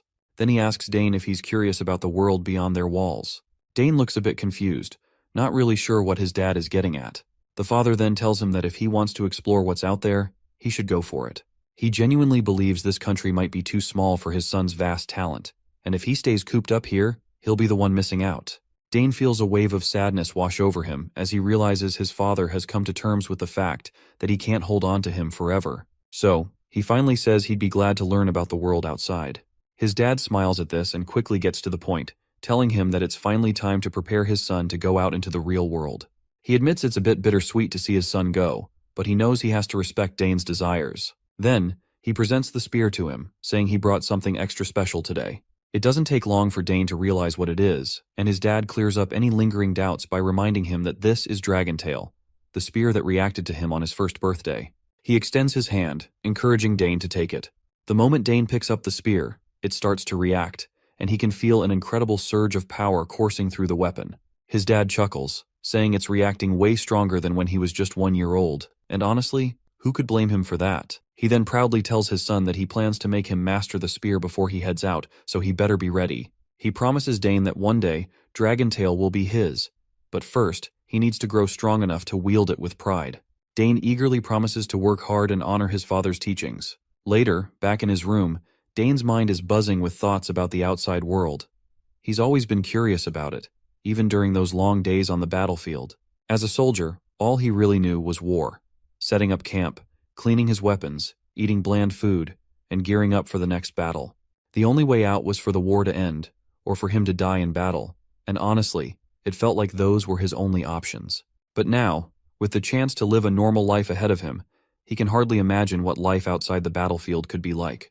Still, as Dane, he knows he has to embrace this opportunity. He has no clue how his talents will be used, how the world will accept him, or what he can achieve out there. But for the first time, he has the chance to travel, explore, and accomplish anything he sets his mind to. At first, all he wanted was to stay and enjoy the warmth of this place. But thanks to his dad's question, his thoughts have shifted, and he's finally made up his mind to venture outside, and he's feeling pretty excited about it. Just as he is thinking about this, his mother pops into his room, which leaves him startled for a moment. He asks her when she entered the room, and this crazy assassin lady reminds him that he was so deep in thought that he didn't even hear her knock. I can tell that she is blatantly lying, given she is an assassin and snuck into his room quietly. She then asks if he's really curious about the world outside the country, and he responds positively, saying his dad mentioned it would be a waste of his talent to stay here. After thinking for a moment, he admits he's curious about the outside world too. He then starts to apologize to his mother, but she embraces him, saying there's nothing to apologize for. He reminds her that his sisters aren't here, and he's worried about leaving for the outside world too. The lady reassures him that she's fine with it because she knows just how amazing his talents are. She adds that even if he didn't want to go, the outside world would eventually call to him. She admits it would be wonderful if he could stay longer with his mother, but the world won't let him do that. So she encourages him to go and chase after what he wants to do. He promises that even if he leaves home, he'll return often to tell her everything he sees in the world. The mother thanks him and says it looks like she finally needs to teach him before sending him out into the world, just like his father is about to teach him. As he wonders aloud what kind of teaching she is talking about, the mother excitedly babbles about teaching him everything related to assassination. She goes on and on about all the skills and knowledge she has, and Dane can't help but think this is going to lead to some seriously exhausting days before he even steps outside. All in all, she tells him she'll be teaching him a ton of things, and he assures her he'll do his best to learn. As he looks at her, he can't help but think about how he'll get special lessons from his mother, filled with love. Many years have passed, and the scene then transitions to the southern region of the Altheon Empire, Sogris County, a place known for its warm climate and abundant natural resources. This place has become a cornerstone of the empire, helping them stay strong during the war. Thanks to Count Sogris's magnanimous rule, it's a region filled with peace and warmth. Finally, with the war coming to an end, the few small rebel forces have all been captured, bringing about an era of lasting peace for everyone. On a bright day, people are buzzing with chatter about how young Master Dane visited one of the shops recently. They can't stop talking about how the shopkeeper's eldest daughter literally fainted when she saw him. The ladies gossip among themselves, saying he's becoming more handsome by the day, and they wish they could catch a glimpse of his face at least once. There's even a rumor floating around that he's still single, which gives them a glimmer of hope. But one friend quickly reminds them that he's only 14 and tells her friend to stop drooling over an underage boy. One of the ladies then mentions that there are rumors Dane doesn't seem like a 14-year-old at all.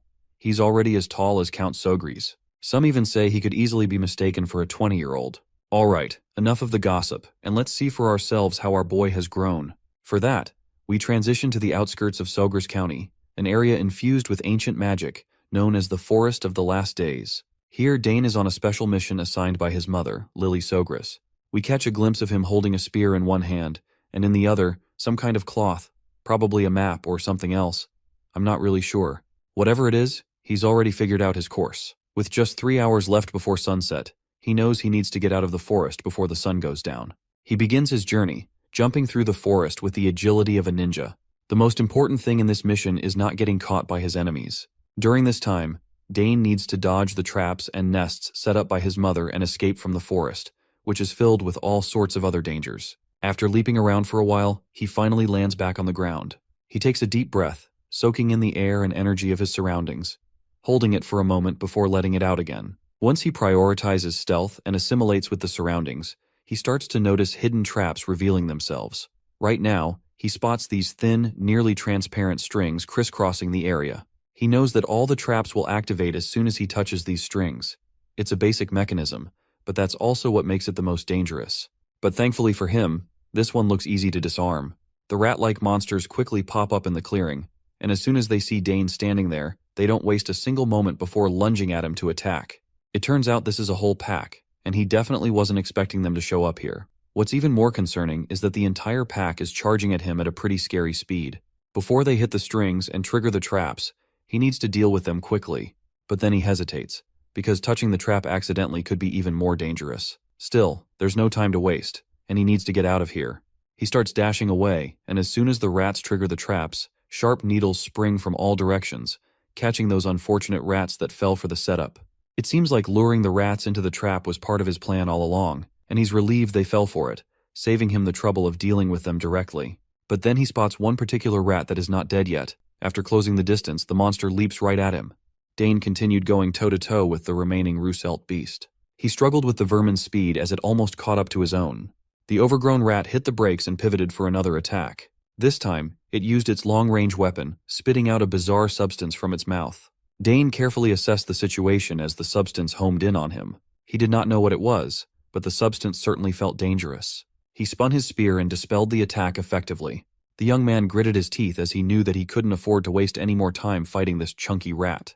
Defending would only cost him precious time, so it was time to turn the tables and attack. A blue aura started coalescing around his body as he locked in on his target. With a viciously swift chain of moves, Dane displayed his impressive Spearman technique. He moved his body freely in the air while flawlessly tracking the enemy's position. It resulted in the Russelt's head being sliced in half with a clean cut. Dane did not even bother looking back at the result of his attack. He just bolted out of there and continued his mission. By sundown, he had reached the end point of the trial. He was thoroughly exhausted, huffing and puffing for air as he tried his best not to throw up. At least he had finally escaped the forest and all its horrors. Suddenly, he felt a ferocious presence coming out of the woods and worried that his struggle wasn't done yet. He hurriedly stood up and regretted letting his guard down to rest. Just when he was about to confront the presence, he stopped in his tracks. It was just his mother, Lily. She had intentionally leaked her presence to test how Dane would react, and he passed. Also, his total runtime traversing the forest was 3 hours and 30 minutes, even faster than Lily's record. She had been watching him the whole time. A mother can't just leave her child alone in such a dangerous place after all. Lily knew better than anyone just how talented her son really was. But as a mother, it's a little different. And through this trial that Dane practically aced, Lily could not find a single fault in his survival skills and adaptability. She grabbed Dane's cheeks lovingly and asserted that he might get scouted as an assassin at the rate of his improvement. To commemorate his successful run, Lily took out her prized possession as the Empire's greatest assassin, her dagger. She reckoned that the weapon would fit her son better now. From now on, Dane would own the Nighthorn. Lily gladly passed the legendary weapon to her boy, as she wouldn't be using it anyway. Nighthorn was created from the mysterious ethereal ore, an ore that could take the elements of any object. If he wished, he could use it to store all the poisons in the world. In doing so, he could mix and absorb poison for his own use. Dane sincerely thanked his mother for such a precious inheritance, and swore to treat Nighthorn well. This also marked the end of his assassin training from his mom. Just as they were preparing to head out and go back home, the mother and son duo heard a guttural scream nearby. It seemed to have come from the depths of the forest, so they decided to check it out. We jumped forward to a few days later, inside the walls of the Sogres County Annex Tower. In one of the guest rooms, a man woke up coughing and screaming in horror. He had long, flowing white hair and a beard, and he seemed utterly confused. The mysterious man struggled to catch his breath after waking up from his slumber. He finally looked around the lavish room and wondered where he was. The last thing he remembered was eating a mushroom in that damned forest. The door creaked open, and out came Dane carrying some water. He warned the man not to move too much, as he was still undergoing detoxification. Dane explained that the old man must have mistakenly eaten a poisonous red-nosed mushroom. Fortunately, Dane and Lily had found and saved him in time. The old man recalled seeing those red-nosed mushrooms. He didn't think they would be so deadly. If Dane and Lily had arrived even a little later, the old man would have been a rotting corpse by now. Dane handed the man a cup of water, knowing how parched he must be. The young man carefully observed the strange old head. He saw a belt that had the insignia of the Nixian magic tower in the old man's possession. He was definitely not an ordinary person. If it wasn't for Nighthorn absorbing the poison raging in his body, the old man would have died. Now that the old head had calmed down a little, he asked Dane where they were, and the young man honestly stated that they were in Sogres County's Annex Tower. The old man must have gotten lost in the southern region. He was poisoned by those damned mushrooms and walked all the way south. Dane advised that he should take it easy for now and wait for the Count to come and see him soon. The young man also introduced himself as the youngest son of Count Sogres, Dane Sogres. Old Head lit up with interest as he knew of Arabella Sogres, the genius being eyed by every magic tower in the Empire. Dane also explained that they found the old man in the forest in the middle of his training with his mom. The old man almost spat out the water he was drinking after hearing that. That crazy forest gave him hell. Even as an 8-chain mage, he lost his way, and the flow of his mana reversed while casting a spell, wrecking his whole body. The entire forest held ancient mana all over the place, and then there were those undetectable traps scattered throughout the area. The forest belonged to the Sogres house. Naturally, it would be a dangerous place for anyone who wasn't a member of the family. Also, due to the presence of ancient magic, the flow of mana was different from that of modern mages. It was truly the worst place for a modern mage to be. The old man finally realized that he really would have died if it wasn't for Dane. He also realized that the boy in front of him might be a generational talent if he was already strong enough to freely train in that hellish place. Dane even made the antidote that he urgently needed to escape death. By his looks, this young man seemed to be somewhere in his teens. Despite his young age, he was capable of formulating an antidote that required extensive knowledge and precise production skills. The old man couldn't believe how blessed the Sogres family was. On top of 2 generational geniuses in the fields of magic and summoning, even the youngest son seemed extraordinarily monstrous. If the continent was still at war, the House Sogres could easily become the most powerful noble house within the Altheon Empire. The old man thanked Dane and admitted that he owed the young man his life. He was a bit startled by the kid's bold response, but asserted that he pays back the debts he incurred. First, he wanted to introduce himself properly. As it turns out, this old man was Sidrain Gauss. Not too long ago, he was the head of the Nixian Magic Tower. Sidrain took pride in his name and stature, inviting Dane to ask for whatever he wanted. The young man just smiled at Sidrain's humble brag. He knew that this old mage must be one of those people who survive without a home by storing everything they own in a subspace. Sidrain was thrown off by Dane's calmness after introducing himself. Normally, people would be surprised or humbled in the presence of a mage tower's head, but the kid was unfazed.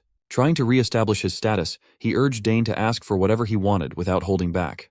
The young man paused for a second, seemingly thinking of his next words. Sidrain smiled with the expectation of being able to flex his reliability. But Dane simply asked for more time to think about his reward. He did not give Sidrain the satisfaction of feeling powerful with his indifferent response until the end. Dane turned to the door and wished the powerful mage a speedy recovery, telling him to rest some more. When the young man finally left the room, Sidrain just sat on the bed, flabbergasted by the nonchalant kid.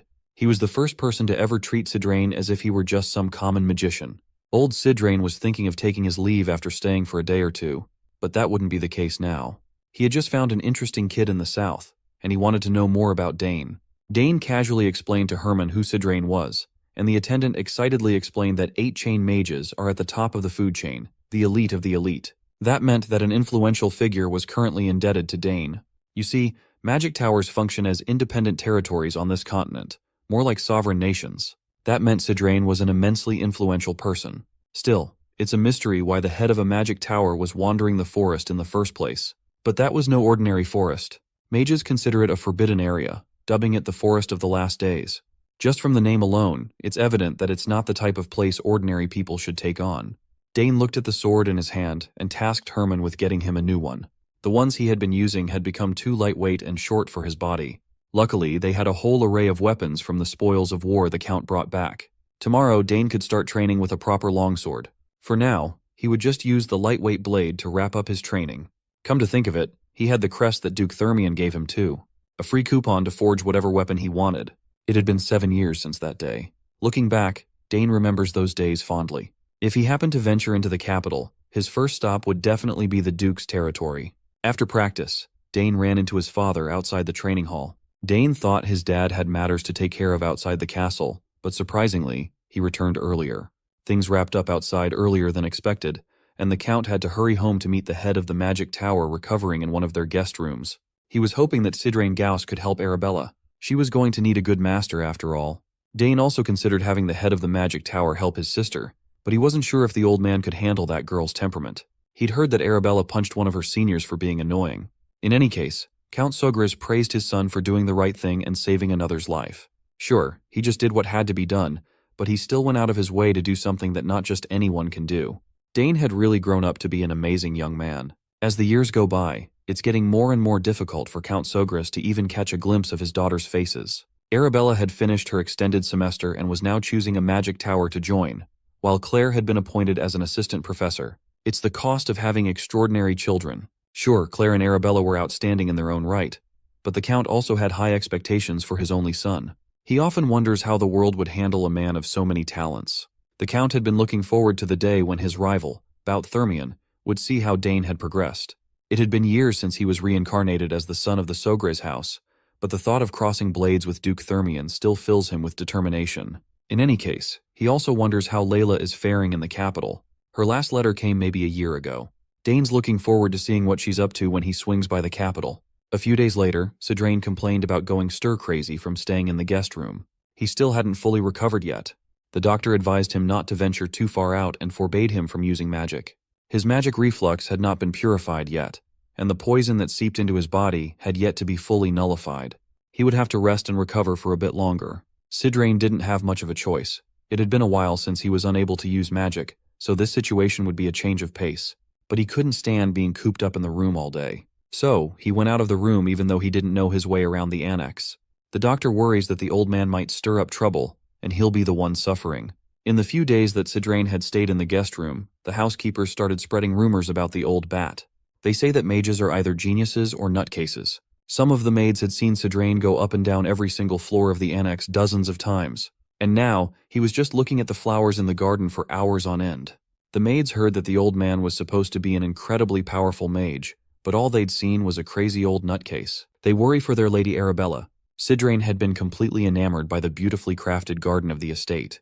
He would never have guessed that they were arranged to possess such extraordinary magic. Dane came up to the old man.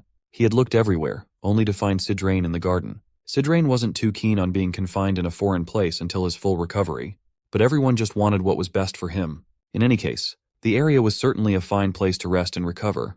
He could see why so many nobles come south once the vacation season starts. Dane loved the south, so it's a shame that he would have to leave soon. Curious, Sidrain asked the young man where he was going. Dane casually answered that he'd be heading to the capital soon. Sidrain assumed that the kid must be going to the academy. Both of his sisters were prominent figures in that prestigious place, after all. While the daughters of the Sogra's house were famous for having sublime levels of talent, Sidrain was more curious about Dane's. So, he imbued mana in his eyes and decided to take a look for himself. Inside the young man's body was a roaring wave of pure power raging on. Sidrain's eyes went wide as he had never seen mana so thick. The density of the boy's power was unheard of. If geniuses in his age group could be considered a stream, then Dane was a raging rapid clearing everything that stood in his way. Normally, the sheer amount of magic in such a young body would be so unstable that it would be on the constant brink of bursting out. But that was not the case here. Dane finally called out the old man for assessing his magic without permission. He called it rude. Sidrain awkwardly stopped his prodding and praised the young man for noticing. He apologized and admitted that he might have been thoughtless. Inside, Sidrain was still trying to make sense of how Dane could contain such wild power inside him.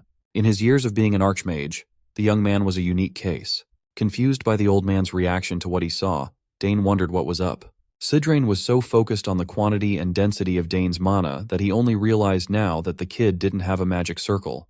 With his raging mana, a magic circle should be easy to form. The old man's face twisted in horror when he realized what travesty must have happened to the young man. Sidrain peered into Dane's heart and saw 2 mana cores. Of course, it was an unbelievable feat to develop 2 mana cores at his young age, but the old mage looked furious that he went that route. He reckoned that possessing such a crazy density of mana and using it to just wield a spear was lunacy. Sidrain believed that Dane using his mana to form cores instead of circles was blasphemy. The young man practically turned his back on the greatest talent that the archmage had ever seen. Confused by the old man's rant, he asked if he could just use both mana cores and magic circles. That only served to infuriate the old fart even further. He held his head in frustration at the wasted potential. He doesn't even know where to start explaining the gravity of the hole that Dane dug for himself. Sidrain asked the young man if he knew the reason why the lifespan of magic swordsmen was so short. It's because they possess both mana cores and circles simultaneously. However, those 2 concepts constantly interfere with one another. When they clash, problems arise. It had become an untold law of sorts. The mana compressed in the core would be transmitted to the circle. So, a circle that cannot handle the raging power would burst to pieces. Dane had a basic grasp of the concept himself, but he didn't know that it could be that bad. Sidrain had become grumpy seeing the best talent in the world squandered to train with a spear. Dane worriedly asked if it would really be impossible for him to pursue magic without a circle. Sidrain explained that while not impossible, refining mana without a circle to use spells that require purified magic would be theoretically improbable. Also, many have tried going down that theoretical path, but all attempts that Sidrain had personally seen have ended in failure. Nevertheless, this did not discourage Dane from giving this path a shot. Although he hadn't properly tried it before, he just felt like he could cast spells without the refinement of a magic circle. Sidrain thought the boy was going mad. So, Dane did not waste any time and started utilizing what he already knew to rearrange a magic code he was familiar with. After manipulating the runes and the mana in the air, the process went smoothly. With the rearranged magic code, he managed to produce a fire spell that had a decent kick to its explosion. All doubts in his mind were erased as he made it work. It was only a basic one-chain spell, but he managed to cast a spell without a magic core. Sidrain's mouth hung wide open in shock. Common sense dictated that anyone without a magic circle shouldn't be capable of casting spells. In his years of overseeing the Nixian magic tower, he had never seen anything like it. Dane continued modifying the magic code and created a mana barrier around his body. He explained that Arabella had discovered his high affinity for magic and wondered if that was the reason he could do improbable things with mana. That could be the case, but what he was doing was way out of the theoretical realm. Sidrain Gauss has stood at the pinnacle of mages for a long time now. This was his first time feeling what the commoners felt in the face of the elites and their otherworldly capabilities. He's witnessing a real world-shattering innate talent. Meanwhile, Dane was just amused that he managed to make the spells work. The old archmage's knees trembled in excitement. Dane had unparalleled mana affinity and purer and denser energy than anyone else in the world. The kid is the real deal. a one-of-one prodigy. Sidrain couldn't take it anymore. He immediately asked Dane if he would like to become a personal disciple. The old man worked really hard to convince Dane to learn his teachings, believing that ignoring such a talent would be a disservice to the world. Dane was getting tired of the old fart's persistence when Sidrain asked if he knew how to use a two-chain magic spell. The young man hasn't been exposed to two-chain magic codes, so he can't cast a higher-level spell. Sidrain Gauss laughed and bragged that if Dane went under his tutelage, he would be able to cast 8-chain magic spells in no time. Still, Dane politely declined the invitation. Sidrain's patience was running thin. Suddenly, Count Sogras interjected and laughed at the closeness of the Archmage and his son. When asked what the two were discussing, Dane honestly answered that the old fart kept on trying to take him in as a disciple, even after refusing several times. At least Sidrain knew how to behave properly in front of the man of the house, as he praised Dane for his potential to become a great mage in the future. He emphasized that Dane has a brighter future than anyone could even imagine, given that he could already use chain-level magic without a circle. As a warrior, Count Sogras had a rough idea of how unbelievable that fact was. At this point, the Count had stopped being surprised by his boy's inhuman feats. The young man had no basic knowledge of spells, yet he could naturally cast them. The Count also praised the former head of the Magic Tower for immediately seeing Dane's talent. But even though the word talent wouldn't suffice, Dane is a genius who could actually succeed in becoming an unparalleled magic swordsman. Hearing that phrase, Count Arkan imagined his son denouncing the spear and taking up the sword. His jolly mood shifted, and you could feel the anger in the air. The title of magic swordsman just doesn't sit right with Arkan. Dane cringed at the fact that Sidrain brought up a word that should never be brought up in front of his father. Failing to read the room, Sidrain continued to hammer in the possibility of Dane becoming a magic swordsman. He even promised to take full responsibility and make the young man into the Empire's most powerful fighter. By the time he realized the Count's mood swing, it was too late. Count Arkan screamed that his boy could not become a magic swordsman at the top of his lungs. Sidrain argued that sword and magic would be the perfect combination for a genius suited for both. Arkan continued ranting that his boy wouldn't become a magic swordsman. If anything, he'll become a magic spearman instead. Sidrain finally knew what the issue was. Dane just tried to stay as quiet as possible as his father calmed himself down. Poor Sidrain had never met a family as abnormal as the Sograses. You see, to a mage, becoming a disciple carries a great deal of meaning. Mages, especially powerful ones, normally raise their successors through the act of something called inheritance. It's a tradition carried through from ancient times to modern times, even when universal magic education had long since been established. What Sidrain Gauss was looking for wasn't simply a disciple, but a successor of his life's work, and the ones that came before him. Given how an 8-chain archmage was still desperately trying to get him to accept the invitation, Dane had gained a great deal of confidence in his talent and potential. He could feel a sense of unknown feeling swirling in his body. Now that he had become familiar with the basics of magic, he remembered a gift that Arabella left him a few years ago. It was a crystal ball he could use if he wanted to see his sister. Right now, asking Arabella for her opinion regarding the matter might be beneficial. Dane dug up the crystal ball and imbued his mana into it.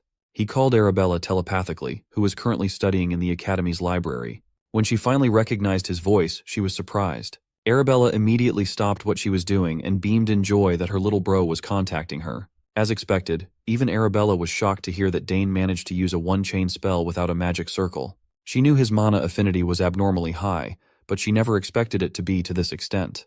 The circle only serves to purify and circulate energy, so maybe Dane's mana was already pure enough to be used raw. To test this out, Arabella wanted to send a mana stone to the transmission machine in Dane's room to inspect his mana's purity. It's a good thing that he had Arabella to help him with stuff like this. Right now, she's already an established 6-chain mage, and her help has been incredibly reassuring. Arabella reckoned that since Dane could already use chain-level magic, attracting a lot of attention in the Academy would be inevitable. But that's the last thing he wants. It cannot be avoided, though. Talent always draws the attention of the masses. But Arabella assured her little bro that she would utterly destroy anyone who would dare to bully Dane. Speaking of bullies, Dane asked his sister about the news of her breaking the nose of a senior, the second son of the Dwell Duchy. Just thinking about the slimy bastard gets Arabella riled up. Realizing that she was taking the call in a public space, she tried to calm down. Anyway, with enough time, she theorized that Dane's mana purity would continue to increase. It's one of the possibilities they could look into. Unfortunately, their discussion had to be cut short, as Arabella was needed by one of the professors. They said their goodbyes, and she promised to send the aforementioned mana stone over. The fact that Dane might be forging a path that had never existed before had finally sunk into him. With the extraordinary purity of his mana, he jokingly wondered if he had a dragon's heart beating in his chest or something. Meanwhile, Sidrain was still stuck in the annex for his recovery. He used a bit of mana to inspect Dane, and it worsened his magic reflux. He might have to stay for longer. If the kid would just accept his offer, he could have the most illustrious legacy among mages. He wondered just what he could do to entice the young man to join his side if Dane wasn't even interested in learning 8-chain magic. Maybe he should offer some grand and priceless artifact or pass on an inheritance refined through multiple generations. But if he offered his treasures up front, Sidrain could get scammed and he would have nothing left. As he was racking his brain for ideas, Dane knocked on the door. Sidrain wondered if the kid came over to apologize, or maybe even changed his mind regarding the offer. Dane came to find the old bat because he had something he wanted to say. Sidrain immediately assumed that the young man finally reconsidered becoming a disciple, but Dane quickly shut that nonsense down. It's not like he had no interest in magic at all. Sidrain asked if he already had a master or something, and that's why he kept refusing. But that's not the case either. Thinking that he was just being played, Sidrain asked why the young man what he wanted to talk about. It's simple, actually. Dane didn't know the rearrangement code for 2-chain magic yet. Learning from his sister would be difficult as she's far away. In the end, the best method would be to learn under Sidrain, a literal archmage. The old bat still owes him for the rescue, so refusing his request offhand won't be possible. Dane admitted to the old man that he does not want to only walk the path of a mage. He's not just going to become a magic spearman either. He wanted to become a magic spearman assassin summoner. As far as Sidrain knows, something as crazy as that doesn't even exist. Hell, Dane would even add swordsman to that title too. The absurdity of the young man's aspirations thoroughly frustrated Sidrain. To achieve that mouthful of a title, Dane had to draw the line and refuse to become the old magic tower head's disciple. Based on the young man's determination, Sidrain could see that Dane was already set in his way. Then, an idea came to mind. The old mage stood up and asked if Dane would be interested in a letter of recommendation. Since he was aiming to enter the academy, getting a letter of recommendation from the former head of Nixian Magic Tower would be a massive boost to his reputation. Dane thought about it briefly and reckoned that it wasn't a bad offer by any means. So, he accepted the letter of recommendation, and while they were at it, he wanted to make another request. Sidrain quietly laughed to himself, thinking that the young man had finally come around.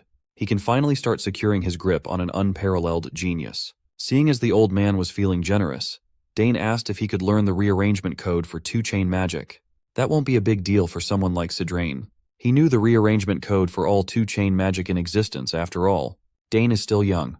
Giving him a letter of recommendation for the academy and some 2-chain magic codes wasn't a big deal. Although he wasn't in his best condition right now, Sidrain could start their lessons immediately. Dane slyly smiled to himself as he just reeled in a huge catch. He extended his hand and declared that with everything on the table, they could consider Sidrain's debt from being saved, paid in full.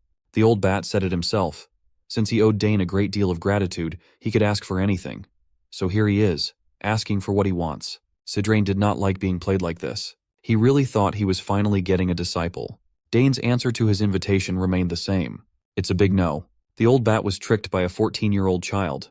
Refusing to back down, Sidrain insisted that the young man asked for 2 things when he only owed Dane for 1 thing. The young man begged to differ, though. First, he saved the unconscious old man from the forest. Second, he nullified the poison rampaging through Sidrain's body. He could have added the fact that he had to carry the unconscious old man all the way back to the annex, but he'll just consider it a bonus. Sidrain had no more rebuttals. He was thoroughly and logically defeated. He wondered how such a daring child existed in this world. Finally, Sidrain and Dane set up their lessons in the training hall. The old man had partially accepted that he might not get Dane as an official disciple, but he could continue to curry favor with the kid in case he changes his mind in the future. Sidrain just could not bear to let such a talent go to waste. The lecture finally started. They would have to work around Dane using chain-level magic without a circle. The young man would have to pay close attention as the rearrangement code for 2-chain magic is a lot more complicated than 1-chain. There are countless aspiring mages who can't even break through to this stage and end up giving up. Dane locked in, glad that he has such an accomplished instructor. Sidrain saw the sparkle in the kid's eyes and made sure not to go easy on Dane. He still had his reputation as an archmage to uphold after all. 2-chain codes are on an entirely different level because the caster has to calculate the amount of mana themselves. The magic density in the atmosphere and even the state of the body plays a vital role all at the same time. Magic's complicated nature is the reason most people give up on it entirely. Sidrain gave the complex definition, expecting Dane to ask for a simpler explanation. When he asked the young man if he needed any clarifications, Dane just smiled and let him continue. To Dane, learning not only the rearrangement of magic codes but also information he had no idea about was eye-opening. To make sure that he really got the principle, Sidrain asked him to discuss the rearrangement laws of magic. According to the young man's notes, the first law was coexistence. Magic power can exist in the physical world and with other sources of mana. Through coexistence, mages use their own power and the magic power in their environment to activate their magic. The second law is conservation. If magic power can collect enough of a particular elemental material, it can exhibit different attributes through conservation. Not only does Dane have a deep understanding of magic's nature, but he's also adding his own interpretations. Most people would find the theory of magic boring, but that wasn't the case for the young man at all. He had talent, tools, and a hunger for knowledge. How could such a perfect mage candidate exist? Continuing the lecture, Sidrain explained that magic codes become exponentially more complicated every time the chain increases. Rather than discussing theory, it would be easier to demonstrate. Sidrain adeptly summoned a sliver of his mana and made a simple grid of magic to demonstrate a one-chain magic cast using the simplest rules. However, the complexity rises from two-chain onwards. He transformed the sliver of mana into a swirling mess of runes and power, showing the rearrangement code for two-chain magic. Dane concentrated on the brilliant display and focused on how complicated the knots were. Sidrain manipulated his code and formed the two-chain fire magic, Fire Arrow. When it comes to magic codes, using them repeatedly is the key to mastery. The old man reckoned that Dane was finally recognizing how complex magic can be. According to his estimation, most people would take at least a year to jump from one-chain to two-chain codes.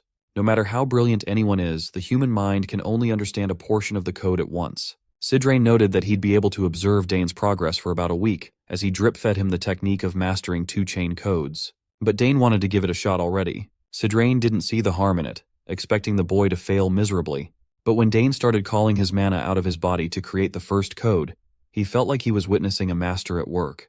The young man locked in and used his hands to manipulate the pure mana swirling in the air. He ultimately formed the same grid that Sidrain demonstrated as the primary form of one-chain codes. Based on the lines at a set length and width with fearsome accuracy, the old man was thoroughly impressed. Dane could have stopped there, and he would be considered an indisputable genius. But where's the fun in that? He went further and deconstructed the mana grid to slowly form a swirling mess of mana in the air. Sidrain was stunned to see a perfect replication of the rearrangement code for two-chain magic he had just demonstrated once. When asked how he managed to do it so fast, he simply answered that he copied through observation and memorization of rules and patterns. He pictured every factor in his mind while forming the magic code, and it came surprisingly easy to him. Sidrain just kept getting wowed time and time again. Even though he, as a magic genius, took a while to get to two-chain, a boy without a magic circle easily made it in just a few minutes.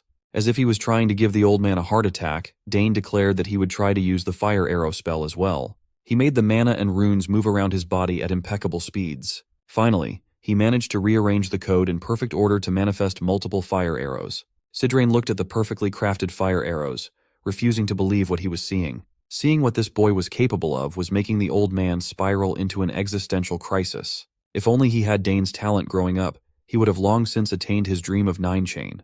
Dane freely controlled the fire arrows, making them fly all over the training hall as the old archmage tried to compose himself. Even Dane was surprised that everything came naturally to him in one go. One thing was certain: the world would flip out when they saw a mage without a circle performing magic miracles. Sidrain knew that Dane's talent would need to be hidden before all sorts of people tried to approach him with impure intentions. Also, he was still not giving up on making the kid his disciple. Since Dane picked up the first code so easily, they could just keep going and learn even more codes. Sidrain reckoned that he might have to be careful about what he included in Dane's letter of recommendation to the academy.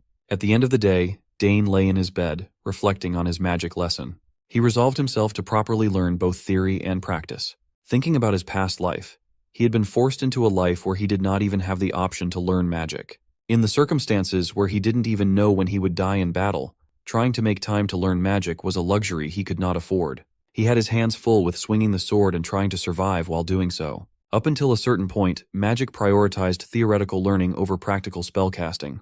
In this life, he had the time, resources, and talent to look forward to learning a lot more things. Dane could combine the theory he learned from Arabella and the talent he was born with, and now, he could even show explosive growth if given simple guidance. Since he was being taught by a former tower master, he found himself looking forward to what kind of magic he would learn in the following days. Half a month later, Dane came to his father with a request to make something called a magic reagent. Since they didn't have the materials, he would need to go out of the territory. His father was a little startled by his son's progress. Sidrain backed Dane up, assuring Count Sogres that Dane was ready for a reagent now that he had mastered 4 rearrangement codes already. Usually, for geniuses, it should take a month to learn one code. Count Sogres also understood that magic reagents were hard to come by. Dane only learned about them while reading books in the family's magic library. Sidrain had long since accepted that the kid was just built different. He was even elated that Dane was interested in something as boring as magic reagents. Finally, the Count agreed to the plan, believing that this would be a great experience for his son. Since he was going outside, Dane would be able to see their territory for himself, too. He smiled and thanked his father for trusting him to venture out. Dane set off on a short journey to the outer regions of Sogres territory. Alongside him were Sidrain and Herman. Even on the outskirts, the people of Sogres County still looked at and talked about him with veneration. Dane returned their welcoming sentiments with kindness and a smile. Through this journey, Sidrain gauged that Count Sogres must be a kind lord to his subjects based on how happy the people were. The South really does have a lot to offer. They have delicious snacks, great weather, and good people too. It's a sight that's extremely rare to see in the capital. That's why Dane loved this territory so much. Their small caravan had been traveling around the outskirts for a while, trying to reach the magic supply shop. Dane had never been to the shop before, so he called on Herman to lead the way. The three sped up and quickly reached their destination. The shopkeeper of the magic shop was shocked to see the famous young master Dane enter her humble business. She complimented him on his silver hair and stunning emerald eyes, and Dane thanked her. Not many people from the fiefs come to her shop to buy magic supplies lately. Fortunately, she's been getting by thanks to a lot of foreigners interested in magic. The shopkeeper also recognized Sidrain, the former lord of the magic tower, and expressed how grateful she was to have him in her shop. The old man was in a good mood now that someone finally recognized him. She invited the duo to browse her wares freely and told them to call her if they needed help with anything. Since it was Dane's first time in a magic shop, Sidrain urged him to look around as much as he wanted while the old man talked to the shopkeeper. With a cursory glance, Dane could already see a lot of cool stuff on display. They had potions, gems, charms, and everything magical, though he found it a little strange that he was feeling some sort of déjà vu. Moreover, he discovered that touching the wares showed him their magic reaction.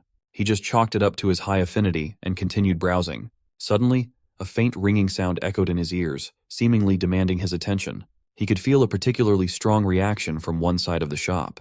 Just as he approached that section, the owner informed him that everything on that side was just decorative items. Sidrain called Dane over to take a look at some potion ingredients together. The old man had already picked a few raw materials, such as moonroot, which could be used in at least 50 different potions. The owner assured them that her ingredients were personally processed to the highest quality. Meanwhile, Dane was too mystified by the strange ringing. As he walked deeper into the pile of decorations, he felt a strange power calling to him. He turned to see a piece of stone that was emitting pure mana. It must also have been the source of the ringing. Dane hurriedly approached the stone as though his body was moving on its own. Herman, seeing his young master behaving oddly, ran over with concern. To him, his young master was simply staring at a plain rock stuck in the wall as decoration. Dane wasn't entirely sure what was happening, but the stone was undoubtedly calling to him. He took it out of the wall and held it in his hands. As he suspected, imbuing the stone with more magic made the reaction even stronger. There was a possibility the object was uniquely reacting to his magic. Meanwhile, old Sidrain was still picking up raw ingredients left and right. Dane went over and asked the store owner what the story was behind the stone he had just plucked out of the wall. As the owner had said earlier, it was just decoration. But what kind of decoration has a magic reaction that is stronger than anything else in the shop? Sidrain asked if the owner had been cheated with the rock or something, and she admitted that a few years back, a peddler gave her a big package as payment. When she excitedly opened it, she found the plain stone inside. She held on to hope and had a mage appraise the stone, but it was confirmed to be just an ordinary rock. Based on Dane's interaction with the object, it was clearly not a normal rock. The owner urged the young master to focus on her other products and a few special magical artifacts instead of wasting his time on a rock. She tried to sell him a lot of valuable magical artifacts of all kinds. But Dane was still transfixed by the strange stone in his hand. It was the only thing he wanted. She showed him a name scroll card that automatically reads and stores all kinds of information to be cataloged. In the end, Dane bought the scroll card and the useless stone. He was sure this wasn't an object he could just leave behind. Even Sidrain was confused about what was going on in the young man's mind. On the ride back, the old bat curiously asked if Dane had an interest in decorative art, or if he really believed there was something special about the stone. When he explained that the slab was reacting to his magic, Sidrain kept an open mind. Although he didn't see anything special, his curiosity was definitely piqued. Since there were too many people on the streets, the small caravan hurried back to the castle. Sidrain set up an invaluable experimentation tool to help Dane figure out what the stone really was. He was confident he could appraise the stone accurately. Still, a mage had already appraised it and found nothing remarkable. Sidrain arrogantly declared that no mage appraiser was better than his tool. He had put all his funds into this state-of-the-art device for appraisals. He was confident it could analyze anything placed on top of it. Both of them were pretty eager to see what was up with the seemingly ordinary slab of stone. Sidrain placed the object on the platform and tasked Dane with imbuing his magic into the slab to stimulate a reaction. When Dane did just that, the stone immediately began radiating a richly dense amount of magic power. It lit up in the middle of the appraisal tool, its radiance swirling and forming something complex. Sidrain carefully monitored the explosion of light, keeping his eyes on the stone slab. Seeing his tool manage to bring out the mystery inside the stone, Sidrain could finally hold his head up high again after being humbled by the kid so many times. The mana coming from the slab danced around the room, forming runes in the air. Dane immediately understood what they were looking at, as he had been learning about these things with Sidrain for weeks now. Inside the stone was a magic code, but the old bat declared it wasn't just any ordinary code. It was amazing. Floating around them was a code whose structure, arrangement, and intricacies had never been seen before. It could be as complex as a 6-chain or even 7-chain code. So, the magic stone had a hidden code inside, and Dane's magic seemed to hold the key to unlocking it. The stone only responded to his mana. Sure, they had managed to bring the code out, but decoding what it was and why it only reacted to Dane's magic was an entirely different challenge. Even Sidrain, who was well versed in the magical arts, was unfamiliar with this particular type of magic. Yet his pride as a mage made him determined to crack the code. If he could succeed, they might uncover what made Dane's magic so unique. While Dane and Sidrain were working hard to decode the magic in the Sogre's training ground, Arabella was busy doing her own research back in her personal academy laboratory. Her lab was filled with neatly arranged books and artifacts from her various studies. Arabella had stored her little brother's mana signature in a magic stone and confirmed that there was indeed something unusual about Dane's power. His magic had a distinct characteristic, one that didn't match any known form of magic. She ran numerous tests and studied countless research papers, yet she still couldn't pinpoint which magical field this anomaly belonged to. She had tried everything. Magic reagents, magic gates, magic engineering, and still, nothing yielded an answer. But she was convinced the truth was out there, hiding somewhere. Then, she suddenly remembered hearing about a long-lost field of magic, one that had disappeared from the magical world. Perhaps Dane's magic was related to this forgotten field? Arabella began rummaging through her mountains of books and literature, trying to remember where she had stored that old tome. It was a book that discussed alchemy, divination, spiritualism, necromancy, and a primitive form of magic code. While she excitedly searched, another dusty tome fell from the shelves. She picked it up, noticing it was an ancient magic book. Come to think of it, she had once studied the long-gone magical kingdom of Arcana, a civilization said to have existed over 2,000 years ago and inherited ancient magic from an earlier age. It was said to have practiced forms of magic that no longer existed. Arabella laughed to herself, shaking off the idea. Ancient magic had vanished a long time ago. There was no way Dane's magic could be connected to such a relic of the past. But at this point, she had nothing to lose, so she decided to try something unconventional. She placed the magic crystal containing Dane's mana into her magical typewriter and referenced the ancient magic book. After a few moments of concentration, Arabella opened her eyes in shock. The crystal was reacting. She quickly wrote down the mana's properties, her mind racing as she wondered if Dane's magic could be linked to alchemy, divination, or something entirely different. Arabella would be fine with any result, as long as it didn't lead her brother toward necromancy. When she finished analyzing the findings, she felt as though she had been struck by lightning. All she could say was, "What in the world are these findings?" Back in the Sogre's training ground, Dane and Sidrain were still hard at work, trying to elicit more reactions from the stone. After some time, Sidrain finally broke the seal on the slab. Inside the slab there was something else. The old man carefully extended his hand and pulled out the object. It was a simple accessory, a silver bracelet emitting dense magic power. To the untrained eye, it looked like any ordinary bracelet you could find in a marketplace. Sidrain initially thought there might be something special about the bracelet's material, but it seemed mundane. Given that the stone only responded to Dane's mana, Sidrain suspected the same would hold true for the bracelet. Dane slipped the bracelet onto his wrist. It dangled loosely at first, seemingly too big for him. But then came the reaction. The bracelet lit up, resonating with the magic in Dane's body. As expected, it only responded to him. Dane started to see strange characters emerging from the bracelet, glowing faintly. Sidrain leaned in for a closer look while Dane anxiously asked if the old mage could decipher the symbols. To Dane's surprise, Sidrain's face lit up with a broad smile. The characters were ancient runes, characters that no one in the current world could read. By ancient, Sidrain meant the language of the long-lost Arcana kingdom. Dane only knew a little about Arcana from what Arabella had told him when they were children. She had described it as a time when magic ruled every aspect of life. But then, suddenly and mysteriously, the era of magical prosperity had ended, leaving behind only a few relics and legends. And now, this strange line of magic code, sealed inside a stone, had been added to the ancient puzzle. Sidrain knew that Dane's magic was special, but he never imagined it would be linked to the ancient Arcana kingdom. This revelation intensified Sidrain's desire to have Dane as his apprentice. After all, the Forest of the Last Days, which had defeated even Sidrain, was rumored to be imbued with remnants of Arcana's disruptive magic. Dane's connection to this ancient power now made sense.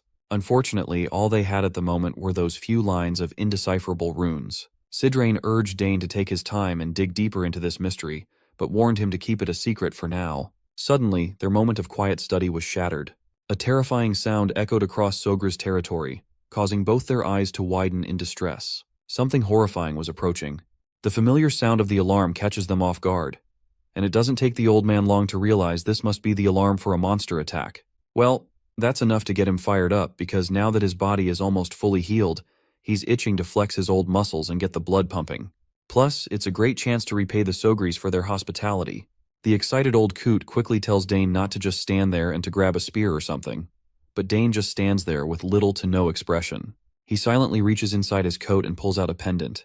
Sidrain raises an eyebrow and asks about the thing he is holding and why the monster alarm sound is coming from it.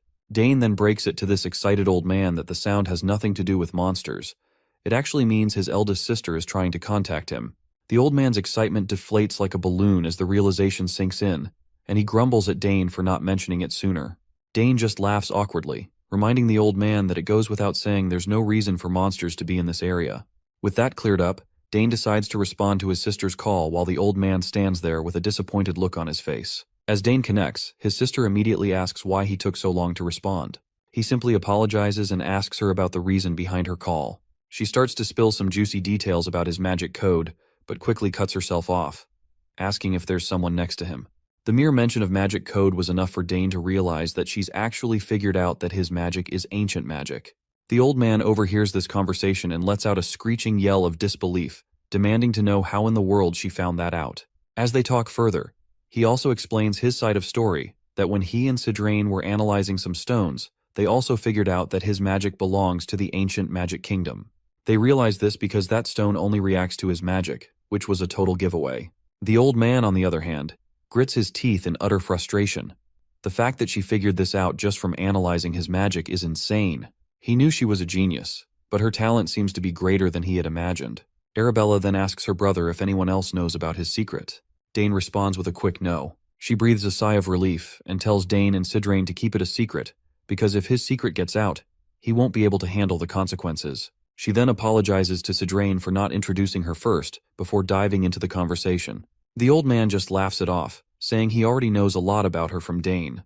As for keeping Dane's magic a secret, he assures her he won't let a single soul know about it. If this information leaks, not only would Dane be in trouble, but the whole House Sogris would be caught up in the huge aftermath. Arabella gives the old man props for getting the gist of the situation right away, which is, of course, expected of wise Sidrain. The old man then asks her if this exchange is being recorded, to which she replies no, saying that the moment the conversation ends, it will be deleted immediately. Well, that's good news. At least they don't have to worry about anything getting leaked. The old man then reveals that he also plans on returning to the Magic Tower to investigate this matter. Arabella thanks him for the gesture, while he tries to downplay it, insisting that as a mage, he's just doing it out of a sense of duty, so there's no need for her to feel indebted. Speaking of the Magic Tower, the old man reveals he heard she was looking for a tower to join, and asks if she has decided which one she wants to go with.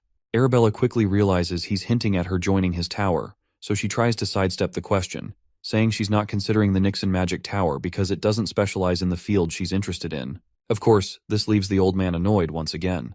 He was already wondering where Dane's cleverness came from, and it looks like it's inherited from his sister. He doesn't voice his frustration, though. Instead, he just laughs it off, saying she doesn't have to join their magic tower after all.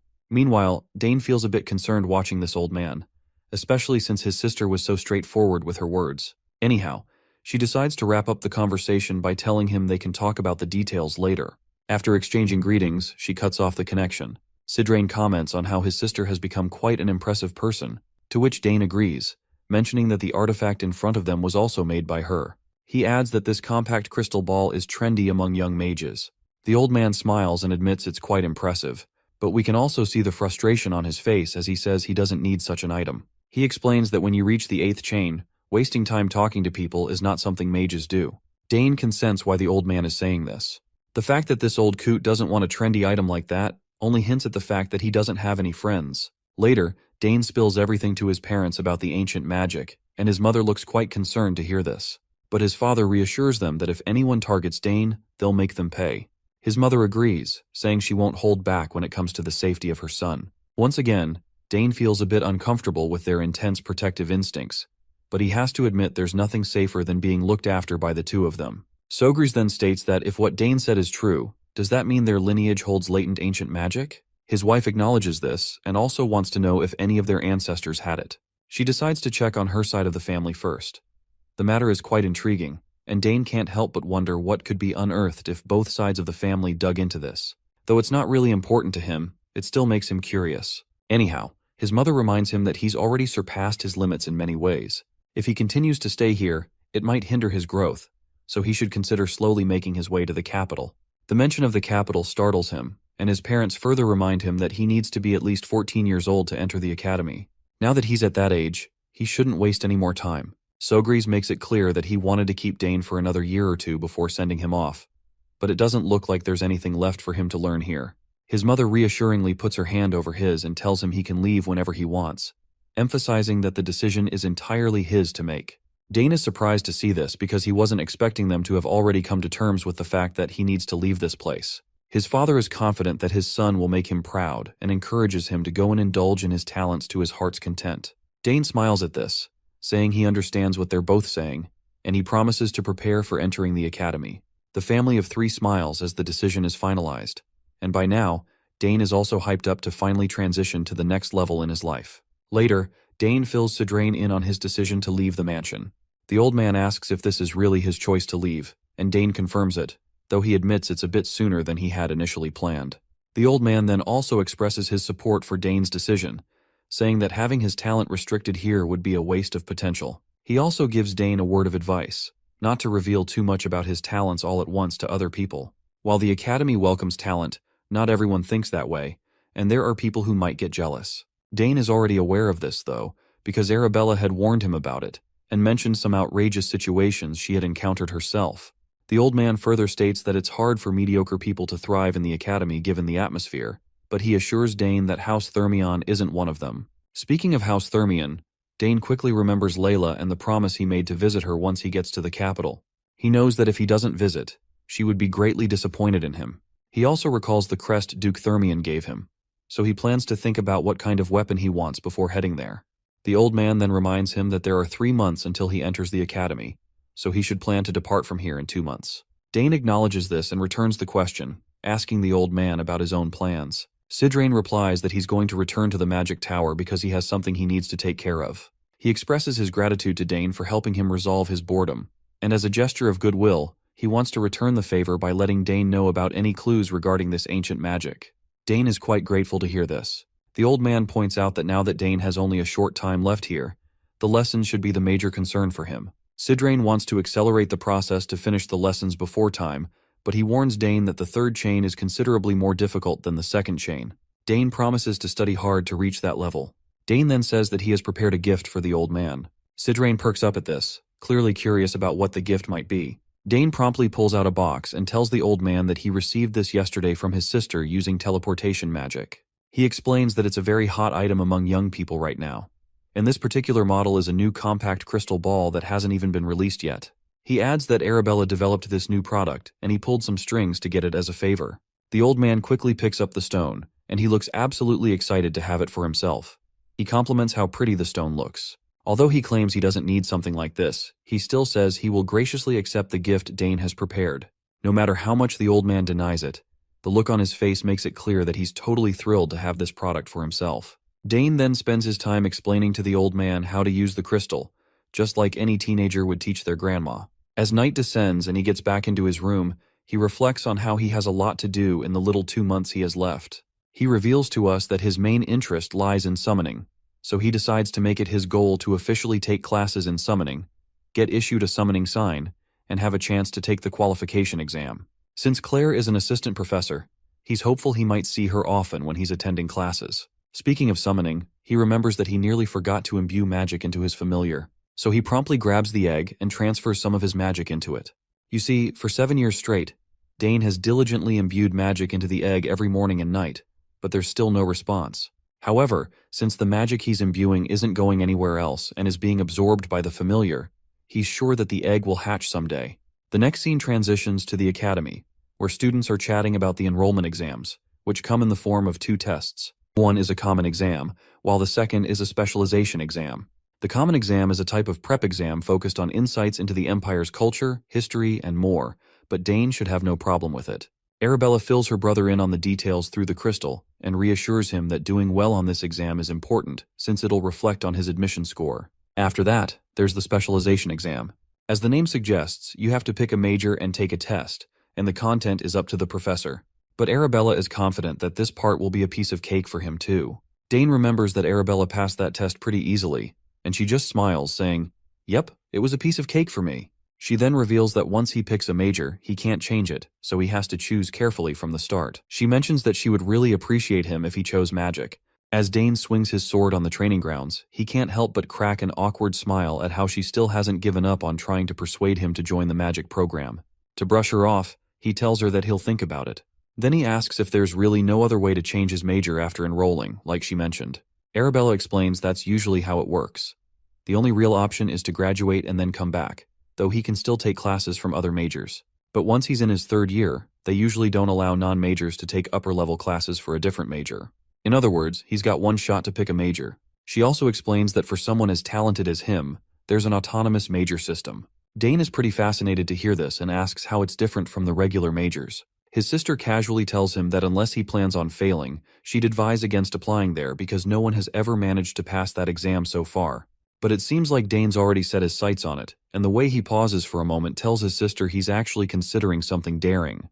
But he quickly assures her that he's not going to do anything reckless, and with that, he decides to contact her later. Once the call ends, Arabella wonders if she's being too pushy about him joining the magic program. Still, she thinks it's the best choice he's got. Just then, a student approaches her to say the professor is looking for her.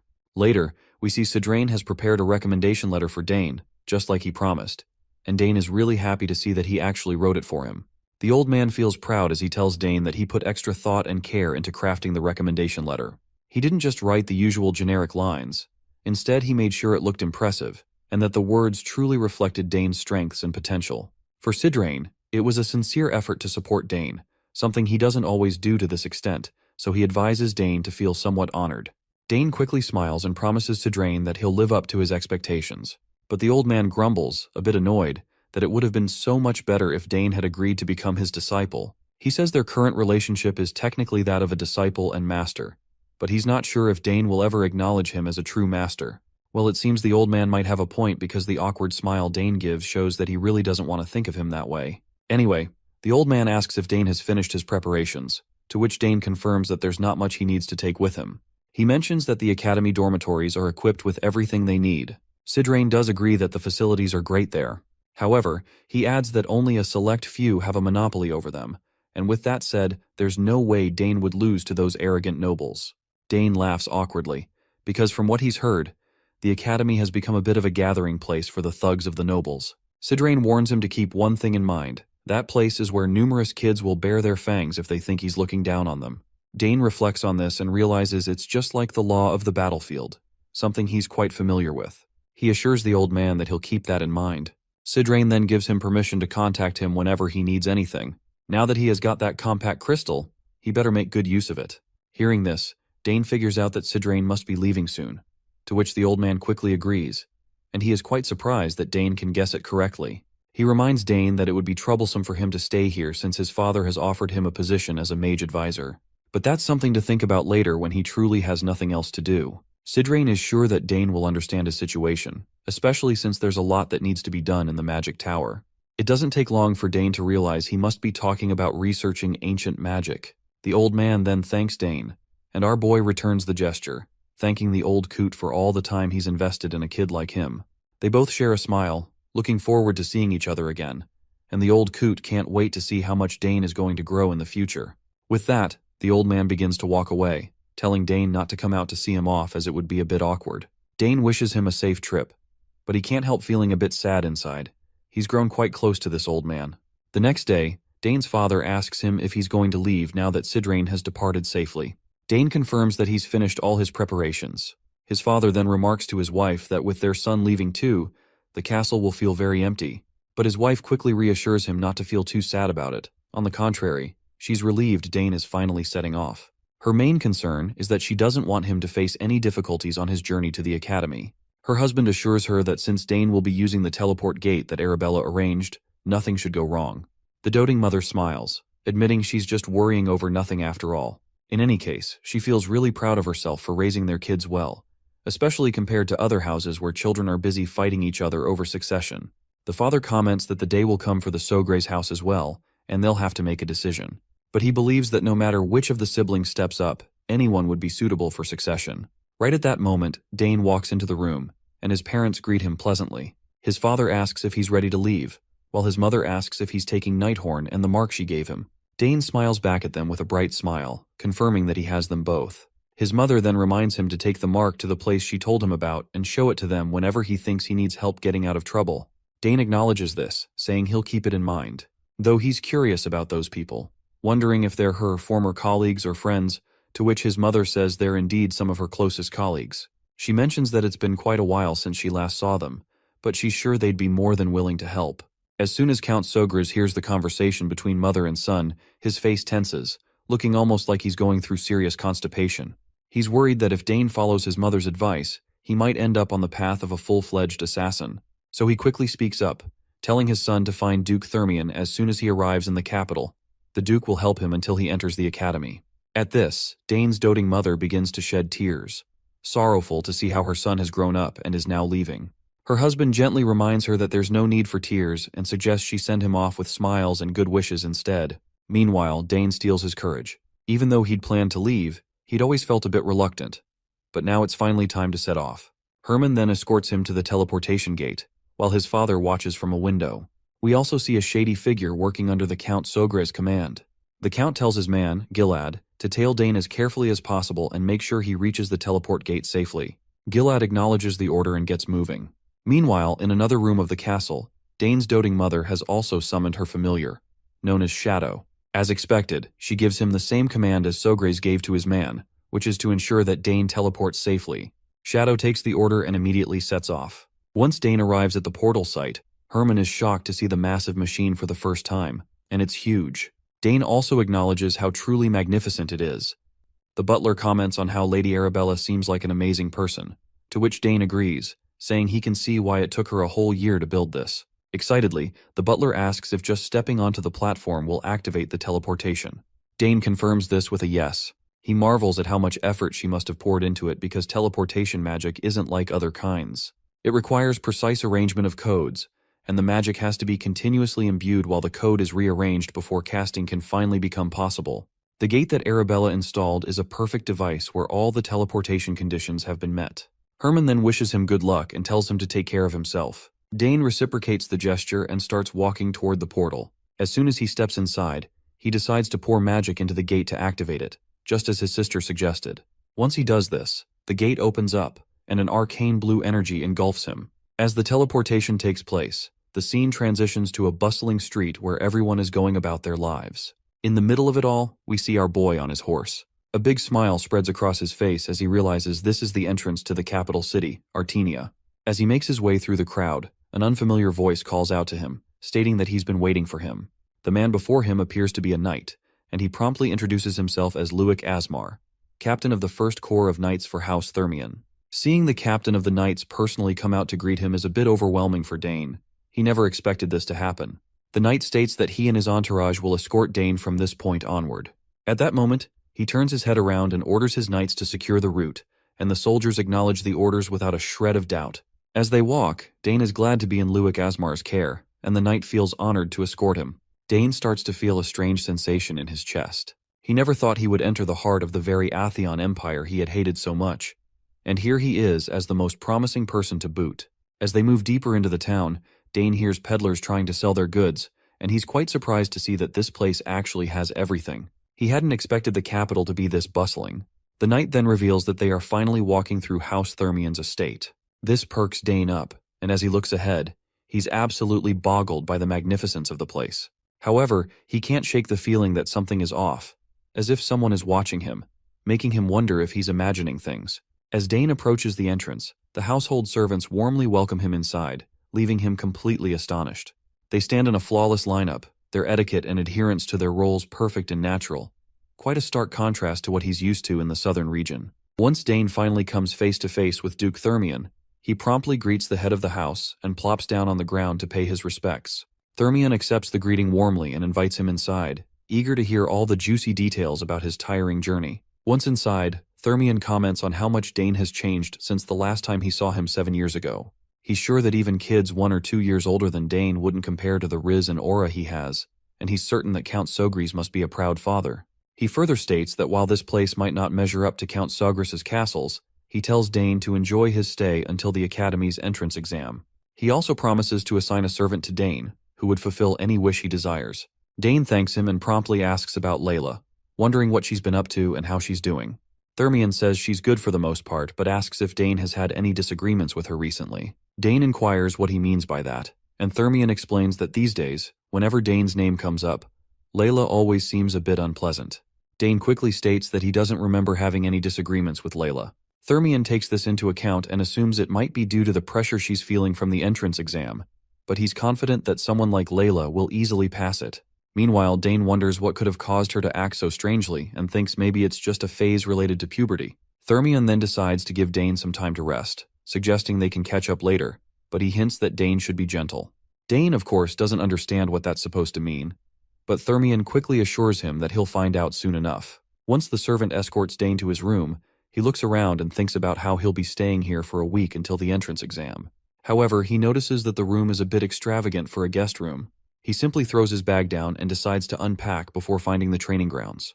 At that moment, we catch a glimpse of Our Lady entering the room uninvited, and she decides to take him to the training ground. As soon as this voice falls into Dane's ears, it doesn't take Dane long to recognize who is behind him, and as soon as he turns around, he sees Layla. She looks like she's grown a lot since the last time he saw her, and her growth in some areas is definitely noticeable. She looks annoyed and asks why he took so long to get here, clearly frustrated that he made her wait all these days. Dane can't help but burst into happiness when he sees her and jumps right in, asking how she's been. Layla shoots back that she's been doing super well. But before he can dive into a nice catch-up, he has to deal with her fury. She's absolutely livid that he didn't write her any letter for a long time, even though he promised he would. She asks him why he didn't even bother to write her a letter in recent years, or at least let her know when he was arriving. Dane, looking a bit clueless, admits he completely forgot to fill her in, and apologizes for it. Of course, Layla isn't satisfied with his half-hearted apology.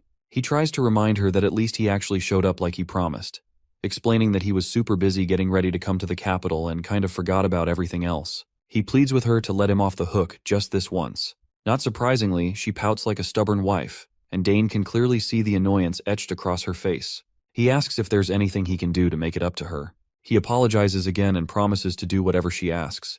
Layla raises an eyebrow, asking if he's for real. Dane just gives her an awkward smile and decides to agree to whatever she says to deflect some of her anger. Finally, he asks her what he could do to make it up to her. She thinks for a moment and then suggests they have a little spar. Dane is startled by the unexpected request. Definitely not something he saw coming, but he goes along with it anyway. Meanwhile, Layla snickers, clearly feeling proud of herself. She asks if he's sure he won't regret it because she's way stronger now and isn't that whiny kid who used to learn how to release mana from him. Dane is taken aback by her newfound confidence. It really makes him think that she must have grown a lot over the past 7 years to feel this self-assured. Speaking of improvements, he remembers she mentioned winning a competition in one of her letters. Layla is surprised he remembers that and explains she won the Danter Cup hosted by the royal family. As far as he recalls, it was a tournament for kids under 15. She confirms this, saying the competition was fierce, and if he had participated, she's sure they would have made it to the finals together. He reassures her that they can totally make up for that now. She then asks if he is sure that he wants to spar, since the entrance exam is near, and if he gets hurt, it might be troublesome for him. Dane shrugs it off, saying she does not have to worry about that. But still though, in his mind, he wonders why they would be getting hurt in the first place. With that settled, she decides to have the sparring match tomorrow since it's already too late for today. When the next day arrives, we find them outside ready for the spar. She asks if he has a weapon for practice because she definitely doesn't want to hear that he's still using a bladeless weapon. He reminds her that it's just going to be a light match, so it's normal to use practice weapons. After all, no matter how much she's trained as a warrior, she can't handle every situation. He asks her what she would do if she ended up getting hurt while sparring. She confidently tells him not to worry, because they have the best healer in the Empire right here in residence. But Dane raises a valid point, asking what if something serious happens before the healer can do anything. Layla stutters for a moment, trying to come up with a response. He tells her that if she wants to use a blade weapon, she should be prepared mentally for it. She wonders why he's making things so complicated when it's just going to be a little spar. Eventually she relents and agrees to use practice weapons. She instructs one of the servants to bring over some practice weapons. While the servant is fetching them, Dane looks at her and feels genuinely glad to see how confident she is. Just like the rumors say, it won't be long before she reaches the status of her two older brothers, who are both active knights. There's even a good chance that House Thermion might see its first female head of the family soon. Dane wonders if teaching her how to release mana was a huge turning point in her growth. It looks like this is true. As we peek into Layla's thoughts, we discover that she feels grateful to him. Thanks to his guidance, she learned the basics of wielding magic much faster than others her age, and she has even formed 2 mana cores now. She has waited so long for this day, and if she were to win, she wonders if Dane would feel down about it. The servant finally fetches the requested equipment. Once Dane is equipped with a dummy spear, he swings it around for a moment to get the blood pumping in his muscles. After that, he takes his stance and asks her if she's ready. Layla confirms that she is and takes her stance with a dummy sword in hand. She reflects on how she was able to fight against a spear wielder in the Danter Cup, and he wasn't all that hard to deal with. Since the spear is a long-range weapon, its effectiveness diminishes rapidly as the distance decreases. Keeping that in mind, she charges toward Dane recklessly to strike him.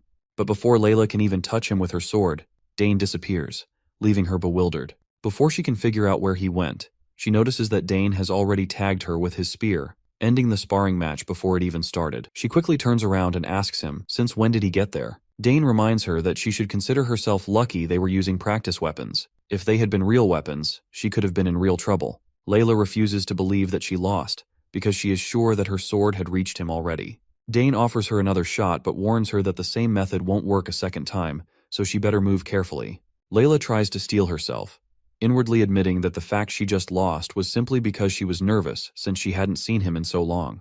This time she vows she won't go easy on him at all. That's when Layla spots her father standing on the balcony, watching everything happen. Dane also notices the Duke and is surprised to see that he came just to observe her girl's potential firsthand. He can understand this doting father's intentions quite well. After she won the Danter Cup, he must be worried about his daughter, who has been working so hard. But Dane is confident that this match will ease the Duke's worries as he witnesses her true potential. Layla feels even more fired up because of her father's presence, and she is eager to prove herself by giving everything she has in this final spar. Dane nods in acknowledgement and tells her to show him all she's got. As the battle commences, the exchange of blows between the two reaches an insane speed. This time, Layla is giving it everything she has. But despite all her efforts, Dane points out that she still has a bit more to go, encouraging her to try harder. The Duke can't help but snicker, feeling proud of his daughter. He's glad to see that in this match they seem to be evenly matched so far, but he's curious about how it's all going to end. But suddenly something shifts. A strange and ominous feeling creeps into the air, and he notices that the confident smile Dane had just moments ago has vanished, replaced by a serious expression that makes him look like a warrior ready for battle. Well, it seems that Duke is experiencing PTSD because everything about our boy looks strangely familiar to him. As their duel continues, Layla gives it her all to overpower Dane, but it's clear she's no match for him.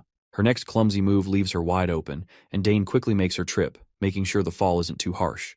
Duke Thermion doesn't seem thrilled to see his daughter on a losing streak. He asks his knight, Asmar, if he thinks Layla's arrogance will be toned down after this. But Asmar believes that Thermion already knows what's going on, so he doesn't think his input is necessary. Thermion agrees, saying he knows better than anyone since he saw the signs before the Danter Cup. But after her victory, she changed completely. Meanwhile, the fight rages on as the Duke points out that he'd considered having a stern word with her, but thought it would be best if she figured things out for herself. Asmar also agrees with this idea. Thermion then questions his knight once again, asking how many mana cores Dane might have inside him. Considering Dane's talent, the knight guesses at least 3. But Thermion disagrees right away, thinking it's probably 2, with a very slim chance of it being 3. Asmar inquires the reason behind the Duke's words. In response, Thermion tells his knight to take a closer look. What's overwhelming Layla isn't Dane's spearmanship or superior speed, it's his tactical movements, something Layla has never experienced before. We then zoom in over Layla, who is completely baffled as to how Dane is countering every move she throws at him. In order to clarify, Dane points out that her sluggish movements are making it easy for him to predict her actions. All her attacks are too predictable, giving him the upper hand. Meanwhile, Thermion asks Asmar if he can't see the spirit of a seasoned swordsman in Dane. The knight agrees immediately, but admits he's curious about how Dane, at his age, could possibly have this much experience. Thermion confesses he's just as clueless. He then reflects on how Layla's greatest growth came 7 years ago, after they returned from the Southern Inspection Tour. Meeting Dane back then had a profound impact on her, and he's certain that this time will be no different. Asmar acknowledges this and admits he's also surprised by this boy. The young lady may be the winner of the Danter Cup, but she's outmatched by Dane by a wide margin. It certainly seems like Count Sogras must have trained him harshly. However, Duke Thermion doesn't think of it that way. On the contrary, he believes Sogras isn't the type to train someone harshly. And besides, Dane doesn't seem like someone who would need such training in the first place. Asmar isn't entirely sure where the Duke is going with this, so Thermion makes it plain. He states that this boy is no ordinary person. He's someone with overwhelming talent, a true genius. He further speculates that Dane likely didn't participate in the Danter Cup simply because he wasn't interested. While Asmar outwardly agrees with his senior's assessment, but inwardly, he finds the idea ridiculous. The Danter Cup is something every boy and girl in the Empire aspires to win. Why wouldn't Dane be interested in it? Thermion continues, reminding his knight that no one of Dane's age has skills remotely on his level. Just as the Duke says this, his daughter buckles over her knees in exhaustion. Watching her, Thermion reflects that these battles might be exactly what she needs to humble her personality a little. He hopes that Layla realizes her shortcomings from this sparring session. If she can let go of her arrogance and focus on becoming more skilled with the sword, she'll be able to completely surpass her brothers. Now let's switch to Layla's perspective, where she's facing one humiliating defeat after another. She's finally starting to realize that Dane isn't just a tough opponent. He's on a whole different level. She always knew their talents were different, but to discover that the gap between them is this vast is a jaw-dropping moment for her. Seeing that she's exhausted, Dane decides to call it a day. It seems Dane was simply doing what Duke Thermion had hoped, playing along to remind Layla that she's not the best. As they walk, she's visibly annoyed and lashes out at him, demanding to know how on earth he trained to get this good. In response, Dane casually replies that he just practiced diligently. What a savage. His nonchalant answer completely rattles Layla, who can't help but feel frustrated. She thinks he's trying to undermine all the effort she's put into her own training, as if to say she hasn't worked just as hard. Dane, ever the savage, replies again and tells Layla she just has to work harder. With that, he decides to leave. But Layla isn't one to back down. She makes it clear that she won't lose next time. Dane, already looking forward to their next encounter, doesn't say much and leaves her to reflect on their dynamic. To Layla, Dane is the only person her age she truly admires, but at the same time, he's also someone she desperately wants to surpass. She wants to prove that she's not just a kid waiting to be taught. Yet, no matter how hard she tries, he always seems further out of reach. Still, she tells herself to wait and see. Next time, she's going to win. A few days pass, and we learn that the Imperial Academy's entrance exam is more than just a test. It's a full-blown festival. Talented individuals from all corners of the Empire flock to the capital, bringing their families and attendants along. This results in thousands of people pouring into the capital at once. This year, around 6,000 applicants signed up for the exam. There were no prerequisites other than paying the exam fee, making it accessible to anyone. However, the competition was fierce. Nearly 2/3 of the applicants didn't make it past the first test. Now, with the pre-selection over, 2,000 applicants remain, preparing for the next challenge in the form of the specialization exam. Inside the academy, the big shots gathered to discuss the influx of applicants. This year, over 2,000 students passed the first test, so things are bound to get busy. One of them asks how many will pass this time, and a lady responds confidently, 200 at most. They all speculate about the kind of students who will make it. The man leading the conversation is Professor Donavo, Dean of the Magic Department. The lady speaking is Ingrid, Dean of the Spearmanship Department.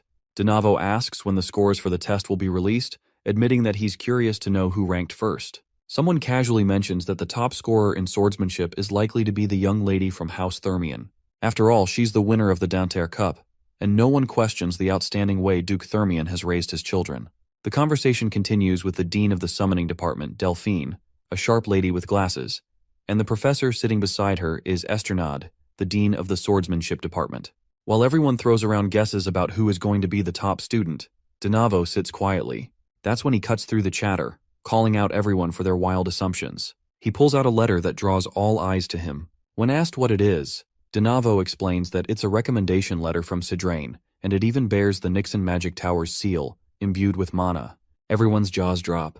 Out of all the years, Sidrain has finally recommended someone he believes is worthy. The room is thick with disbelief. Even so, some insist there's no way this person could outperform the winner of the Danter Cup.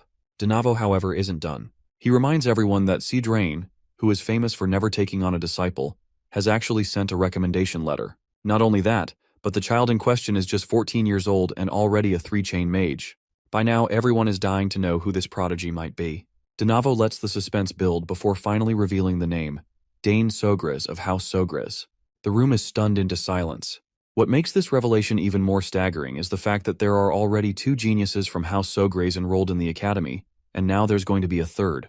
They are sure that this is definitely going to grab everyone's eyeballs. Esternade remembers that the House of Sogres is renowned for its expertise in spearmanship, but a mage's recommendation letter doesn't really make sense. It seems Sogres is about to become famous for its magic instead. Lady Ingrid shares the same thoughts. She had assumed he would apply for spearmanship, so this is a surprising twist. Denavo, on the other hand, is excited to see him join the magic department. With his sister Arabella already there, he'll be a fantastic addition to make the department even better. After all, the Imperial Academy is best known for its magic. Suddenly, a lady rushes into the meeting to announce that the test results are in.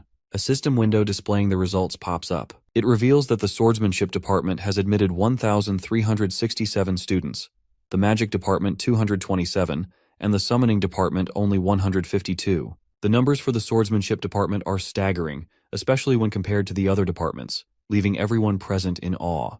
Esternade feels smug, pleased with the large number of candidates joining his department. He's confident that our boy must be one of them as well. Every professor quickly scans through the results, eager to see which department Dane has landed in. But to everyone's dismay, his name doesn't appear in any of the departments. An old man in the room asks the reporter if there are any applicants who aren't listed. The reporter lady quickly replies that there's one application for the autonomous major. The mention of the autonomous major leaves everyone looking as if they've just swallowed a rock. Then the reporter drops another bombshell. Apparently, Dane Sogres scored the highest in the first test among 6,000 applicants. Once again, this news leaves everyone in awe, and one of them screeches in disbelief at the top of their lungs. Later, we meet Dane. It's already been a month since he arrived at the academy. Time has flown by, and it feels like his sparring session with Layla was just yesterday. Yet, here they are, having already taken the first test and now waiting for the results. Thankfully, the test wasn't too hard. That's when Layla comes rushing to him, eager to share the result information that's on her mind. She can't wait to find out how he placed. Well, we already know he scored first, which is quite unsurprising for us, but it's a huge L for Layla, who is Dane's rival. She can't hide her frustration as she realizes she's been bested again. Dane, on the other hand, feels immensely satisfied seeing her face defeat once more. After all, he's determined to humble this feisty cat who thinks she's entitled to be the top student. Layla, still fuming, demands to know how he managed to study so well. Dane responds that he focused on past exam questions his sister had sent him. He adds that even with that, it was still a challenge, especially the military science section. Still, Dane had an advantage, especially since military science is something he's personally experienced on the battlefield in his previous life. Layla, however, can't wrap her head around why 14-year-olds are being tested on war strategy and military politics. Dane just rubs salt in her wounds by casually stating that he found it fun. This sets Layla off, leaving her with an even more dramatic reaction. She glares at him and questions if he's hit his head or something. As far as she's concerned, military science, arts, music, and even the history of the Drenic Empire are all things a 14-year-old should lack knowledge about. But Dane, in his usual savage style, fires back. He reminds her that this is his specialty. After all, he's picked up a lot of things while living on the battlefield. Layla then questions Dane about what he chose for the second test. To her surprise, he says he chose 3. The mention of 3 catches her completely off guard because it apparently means he applied for the autonomous major. With every new revelation about Dane, her agitation grows. She demands to know what other talents he's hiding besides spearmanship and summoning magic. Dane just smiles and brushes off her question, but promises to tell her soon enough. Frustrated, she insists him to tell right away. and asks why on earth he chose the autonomous major. No matter how she looks at it, she just can't make sense of his decision. Dane responds calmly, saying it's because he wants to study all of them. Layla immediately reminds him that the pass rate for the autonomous major is atrocious. Dane remains unfazed and reveals that he heard students in the autonomous major can take any class they want until graduation. Plus, they don't have to declare a specific major, and they can even conduct research with professors from all departments. Layla narrows her eyes and asks if he really thinks people fail just because they don't know about those perks. She then even speculates if he's doing this because he doesn't want to be in the same department as her. Dane denies having such intentions, which only prompts her to lash out again. She demands to know how he plans to pass and insists on finding out what other abilities he has besides spearmanship and summoning magic. Seeing how restless and persistent she is, Dane briefly considers revealing more for a moment. Honestly, I find her quite annoying. I hope she could yap less. The scene transitions to the academy, where we overhear professors discussing Dane. Apparently, all the professors had to gather in one place because, to pass the autonomous major exam, the student must succeed in the exams for 3 departments. They're bewildered by the fact that Dane is actually planning to take on the autonomous major. Spearmanship, magic, and summoning. Each core and circle of study are practically opposites, making it almost impossible to pass all 3. Professor Delfineso notes that while there have been people who manage to pass 2 tests for the autonomous major, most don't even pass 1. Donavo agrees, adding that it's better to specialize, focus on the spear if it's spearmanship, or magic if it's magic. Applying for just one major is the safer and smarter choice. It's been 200 years since the autonomous major was created, and almost no one has ever managed to pass all its tests. Back then, when the major was first established, the requirements weren't as stringent. Hundreds of years ago, during times of conquest, the academy needed all the talent it could get. If someone showed potential, no matter the field, they were trained and utilized. But now, it's not like that anymore. The requirements have become tougher and tougher over time. Applicants now prefer to excel in one skill rather than be mediocre in several. One of the professors then questions why this major even exists, especially since it's a department that no one applies to or passes. Donavo reminds them that it's a symbol, a mark of prestige reserved for only the best talents in the empire. Delfineso notes that it's not all that important anymore. It has declined to the point where it practically exists in name only. Donavo adds that he looked into the records and discovered that in the past 1,000 years, only 2 people have ever passed. One dropped out, and the other was the previous emperor. Hearing this, Professor Ingrid remarks that unless someone is a true genius, even passing the autonomous major is impossible. Delfineso then points out that since Dane is the youngest child of the war hero Arkan Sogres, he's not from an ordinary house. She admits she's looking forward to seeing what he can do.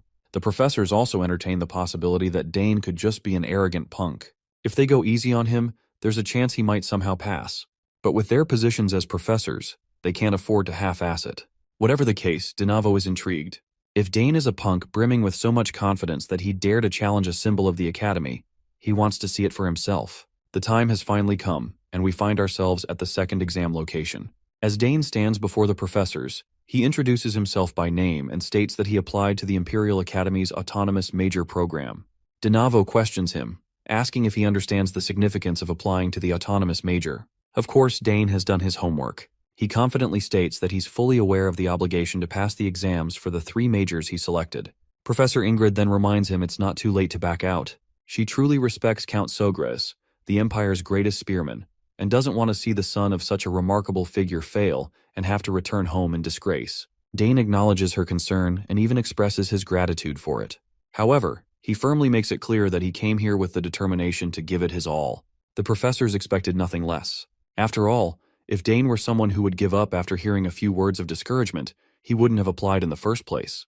With that in mind, Donavo states that the exam will consist of 3 different tests related to the majors Dane has chosen. If he fails even one of them, it will be an automatic failure. Now that the rules are laid out, Donavo gestures to the head of the summoning department, Professor Delfineso, to start the test. Later, she stands right in front of Dane. As they face each other, Dane reflects on Delfineso's reputation. As he's heard, she's reached the peak among the summoners of the Altheon Empire, and holds the record for summoning 3 summons above the 2nd rank at the same time. The lady finally speaks, explaining that the summoning test is simple. Dane will need to satisfy her in any way he can with his summoning skills. Hearing this, Dane is thrilled. He had expected the test to be a freestyle challenge, without strict form or standards. Instead of showing her some flashy magic trick, as she might expect, he asks her if she could summon something. Her response catches her off guard. She quickly demands to know what in the hell he's talking about. Even the professors are bewildered. It's unfathomable that an applicant would ask a professor to perform a summon. This also sparks their curiosity about what Dane is thinking and planning. Since he doesn't have a mark, Donavo had assumed Dane would talk about the theory behind summoning, but now he speculates that Dane might be using this opportunity to witness an actual summon. Although Delfineso doesn't like this brat ordering her around, she's willing to fulfill his request. However, she makes it clear that this isn't something he gets to see often, so he'd better keep his eyes wide open. With that, the lady begins her summoning magic, and as the massive spell takes form, everything around them starts to scatter from the heavy pressure. Even the professors are left in awe when they finally see the beast she summons, known as the Mad Summon, Eaterarch. One terrifying roar from the monster is enough to make everyone question their life choices. According to Dane, this creature is the most vicious among the third-rank summons, and it's famous for attacking anyone it sees, other than its summoner. Dane honestly hadn't expected to witness something like this, considering this is just the entrance exam. But now it seems like things are going to get a bit more interesting. Now that she's done as he demanded, Delfineso tells Dane to show her whatever it is he was planning to do. The spectators of the test are also in awe because even among the fourth-ranked creatures, Eaterarch is the most vicious. Even if several dual-class knights attacked it at once, they'd have trouble defeating it. Even Professor Ingrid has no idea why Delfineso summoned something as massive as this. Meanwhile, Dane simply continues to step forward toward the monster, which causes Delfineso to panic. She quickly warns him to back off immediately because if he gets too close, it's clear the beast will attack. But Dane ignores the warning, and after getting dangerously close to the monster, he simply says he's just trying to prove his capabilities as a summoner. Delfineso acknowledges this, but she didn't tell him he had to jump into the raging fire to prove himself. But Dane simply extends his hand, reassuring her that she doesn't have to worry about that. With one commanding gesture and a few words exchanged with the beast, this giant monster, which had once seemed so terrifying, suddenly bows down, behaving like a docile pet, and submits to Dane's command. This is an absolutely jaw-dropping moment for everyone, while Dane just keeps petting that terrifying creature like it's a stray cat. The owner of the monster, Delfineso, reacts just like everyone else. You see, there's no way to tame the vicious Eaterarch so easily. That's when she suddenly notices the mana thread connecting to Eaterarch. Although the color is pale and it's not a complete subjugation, it completely erases Eaterarch's hostility. What they're witnessing is happening right before their eyes, but they still can't quite believe it. Delfineso wonders if Dane analyzed the mana thread in an instant as he approached Eaterarch, then created a similar mana thread to connect it to himself. Since Dane doesn't have a mark, that would be the best method for him to use as a summoner. She realizes that what this boy has is an incredible talent, something that even surpassed the praise she received from her own teachers long ago. With such a gift, she wonders just how great his future will be. She finally steps forward and reminds Dane that this is more than enough to assess his skills. She commends him for his strong courage, cold judgment, and solid fundamentals before officially giving him a pass. This is truly jaw-dropping for the other two professors, a rare sight they don't see often. Later that night, when Dane returns to Duke Thermian's palace, he fills Layla in on his experience. She's absolutely boggled to hear that the test ended in just 20 minutes. As much as she hates to admit it, she begrudgingly acknowledges that with this achievement, he's now the top student. But Dane quickly reminds her that she's the one who scored first place in the swordsmanship department, so technically, she's also a top student. Of course, Layla refuses to accept the title for obvious reasons, and all she can do is sulk in frustration. Dane tries to cheer her up, reminding her that her father even hosted a party to congratulate her on passing. But Layla just can't get over the fact that the gap in talent between her and Dane is impossibly vast. To her, Dane feels less like a rival and more like an unstoppable natural disaster. She eventually walks off without saying anything. Later, Dane finds himself face-to-face with Duke Thermian, who advises him to let her be if she wants space. But Dane believes that letting her sulk might not be the best thing for her. However, the Duke reassures him, stating that there's nothing to worry about as Layla will overcome it in time. The Duke then changes the subject, asking if he has informed his father about his success in the test. He's certain that Count Sogris would be incredibly proud to hear the news. Our boy confirms this, revealing that everyone back home was indeed very happy. The Duke smiles and reminds Dane that entering the autonomous department is no small feat. He mentions how even those at the academy were surprised by Dane's achievement. Now that the exams are over, the Duke advises him to rest and prepare for enrollment. Dane thanks the Duke for his care and guidance. Thermian then brings up another matter, asking if Dane has thought about what he plans to forge. Our boy replies that he's considering crafting a sword, though he hasn't fully decided yet. When the Duke asks him why he's hesitant, Dane explains that his body hasn't fully matured yet. On top of that, He's not entirely sure what kind of sword he wants. He plans to take his time and think it through carefully before placing his order, since this is an opportunity he simply can't waste. Themroyn is quite amused to hear this. Suddenly the butler appears and informs the Duke that the madam wants to see him. With that, he walks away, leaving Dane to reflect on how the Duchess's illness hasn't changed, and it's been the same for years. Just then, Layla unexpectedly shows up and shares that fortunately, her mother hasn't gotten worse, but she also hasn't improved either. It's been the same for a few years now. Dane feels pity for her, especially since he's never seen a family member so sick. He doesn't dare to say he understands how Layla feels about it. 2 days later, we find ourselves back at the academy. The host greets all the freshmen of the Imperial Academy and introduces himself as the academy's headmaster, Arkwald Homet. He praises the new students who have made it to this prestigious position after enduring fierce competition. He believes the future of the Empire is very bright and that everyone standing here is a talent of the Empire. Among the new students this year, there seem to be many particularly outstanding ones. But there is also an extraordinary student among those outstanding individuals, someone who passed the autonomous major exam. Including this newly qualified student, there are only 2 people who have passed it in the last 100 years. The student in question passed the autonomous major exam by receiving unanimous approval from the 3 deans of the magic, spearmanship, and summoning departments. Everyone goes absolutely wild upon hearing that someone passed the autonomous major test, something they could hardly fathom. The headmaster then calls the top student, Dane Sogras, to step forward.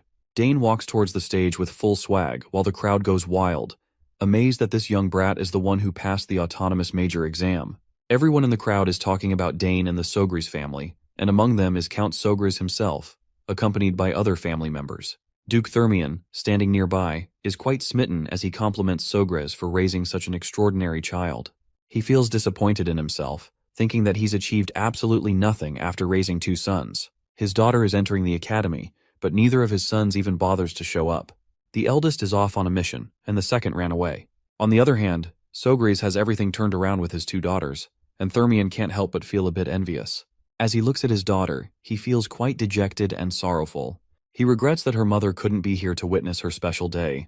While Dane stands in the spotlight, all eyes glued to him, Delfiniso quickly asks Dane's sister if Dane had always gotten along with her summons from a young age. Her sister responds quickly and positively, as though the answer was obvious. Delfiniso had expected this response and is now even more certain that Dane has an innate friendliness, something he's likely had since birth. Delfiniso reflects on the situation, thinking that Dane is a rare case. He is far better than most summoners, despite lacking any visible sign of a summon. The sister then wonders aloud if Dane's high level of friendliness would allow him to summon creatures from beyond the horizon. To understand this question, a bit of context is needed. Beyond the horizon refers to another world, one from which summons once came. The link to that world had been lost over 100 years ago. Delfiniso finally concludes that it's possible. He believes the summons from that world have the ability to choose their summoners, which could make such a feat more than achievable. Meanwhile, the principal steps up to Dane, finally meeting him face to face. He hands our boy a piece of paper while expressing his high hopes that this extraordinary student will demonstrate his full talents at the academy. Dane proudly grabs the paper and acknowledges it with a smile. Meanwhile, all the scattered students gather and form a line for the oath-swearing ceremony, led by the first-year representative. Later, we see Dane completely lost in his own pleasant thoughts, basking in the glow of his first major achievement. He's finally made it into the academy. It took quite a bit of time and effort to get here, but he's determined not to waste this second chance at life. This is just the beginning, and he's ready to achieve so much more. The next scene takes us to the Academy's main auditorium. A few representatives wrap up their introductory speeches about the Academy, and the students are given a short break before the next scheduled activity. They're invited to grab some snacks prepared at the back and rest comfortably. During the break, Layla, acting like a concerned wife, starts lecturing Dane. She warns him that now, with his success, plenty of people will be watching him. Some with good intentions, others with bad. She advises him to be careful with any offers and to think things through. As she keeps yapping, Dane waves her worries off, insisting he already knows how to handle himself. But Leela doesn't stop. She brings up the topic of clubs, reminding him about their importance. Dane, however, makes it clear he's not interested in any of them. By now, senior students have already started scouting for talented freshmen, hoping to recruit them for their clubs and activities. Now that he thinks about it, Dane remembers his eldest sister mentioning how there are tons of fun clubs at the academy. Suddenly, some eager senior shouts Dane's name in order to recruit him in his club. In no time, a crowd forms, and they're all swarming toward Dane, shouting over each other to get him to join their clubs. Within minutes, the scene turns chaotic, but Layla quickly grabs Dane's hand and bolts. dragging him along as she runs to escape the madness. Unfortunately, their escape route is blocked by some jackasses who are just as desperate to recruit Dane for their club. The entire place descends into chaos. Students are yelling, pitching their clubs with wild enthusiasm, while Layla is running as if her life depends on it, pulling Dane with her. Despite her speed, the crowd is relentless and begins chasing after them. Dane, while running, can't help but think about how this feels oddly familiar. Sure, he's used to being pursued by enemy soldiers, but being chased like this, just for being the top student, is a one-of-a-kind experience. The scene transitions to another part of the academy, where we meet Kelthus Redfield. He's walking quietly, minding his own business. In the background, a group of senior students whispers among themselves, glancing toward Kelthus. It's clear he has a reputation, though what kind, we're about to find out. Apparently, Kelthus has returned from his position as the commander of the Imperial Knights and immediately took on a role as a professor. He's revered as one of the best, most amazing professors at the academy, though Kelthus does not want to be a role model teacher at all. From this point onward, his worries are going to increase because his life of comfort is about to end, all because there's a new student in the autonomous department for the first time in decades. Until now, Kelthus had it easy. He could casually write papers and still achieve decent results. But now, he'll have to prepare actual classes. The perspective shifts to Kelthus himself, who's quietly thinking it's about time the freshman orientation wraps up.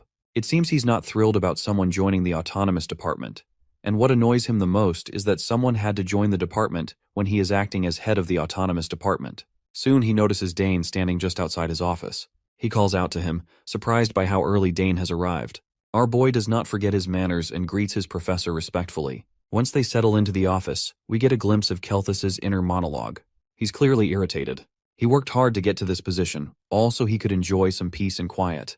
Teaching students was never part of the plan. If he wanted to instruct someone, he'd have stayed in the Night Order. He's had enough of that. Anyway, now that there's no turning back, Kelthus turns to Dane and asks why he chose to apply to the autonomous department. To which, our boy simply responds that he simply does not want to be bound to a particular field. Kelthus follows up by another question, asks if he plans to choose a specific field later. Dane responds positively, agreeing that he'll eventually pick something, but for now, he doesn't want to miss out on the great opportunity to study in the autonomous department.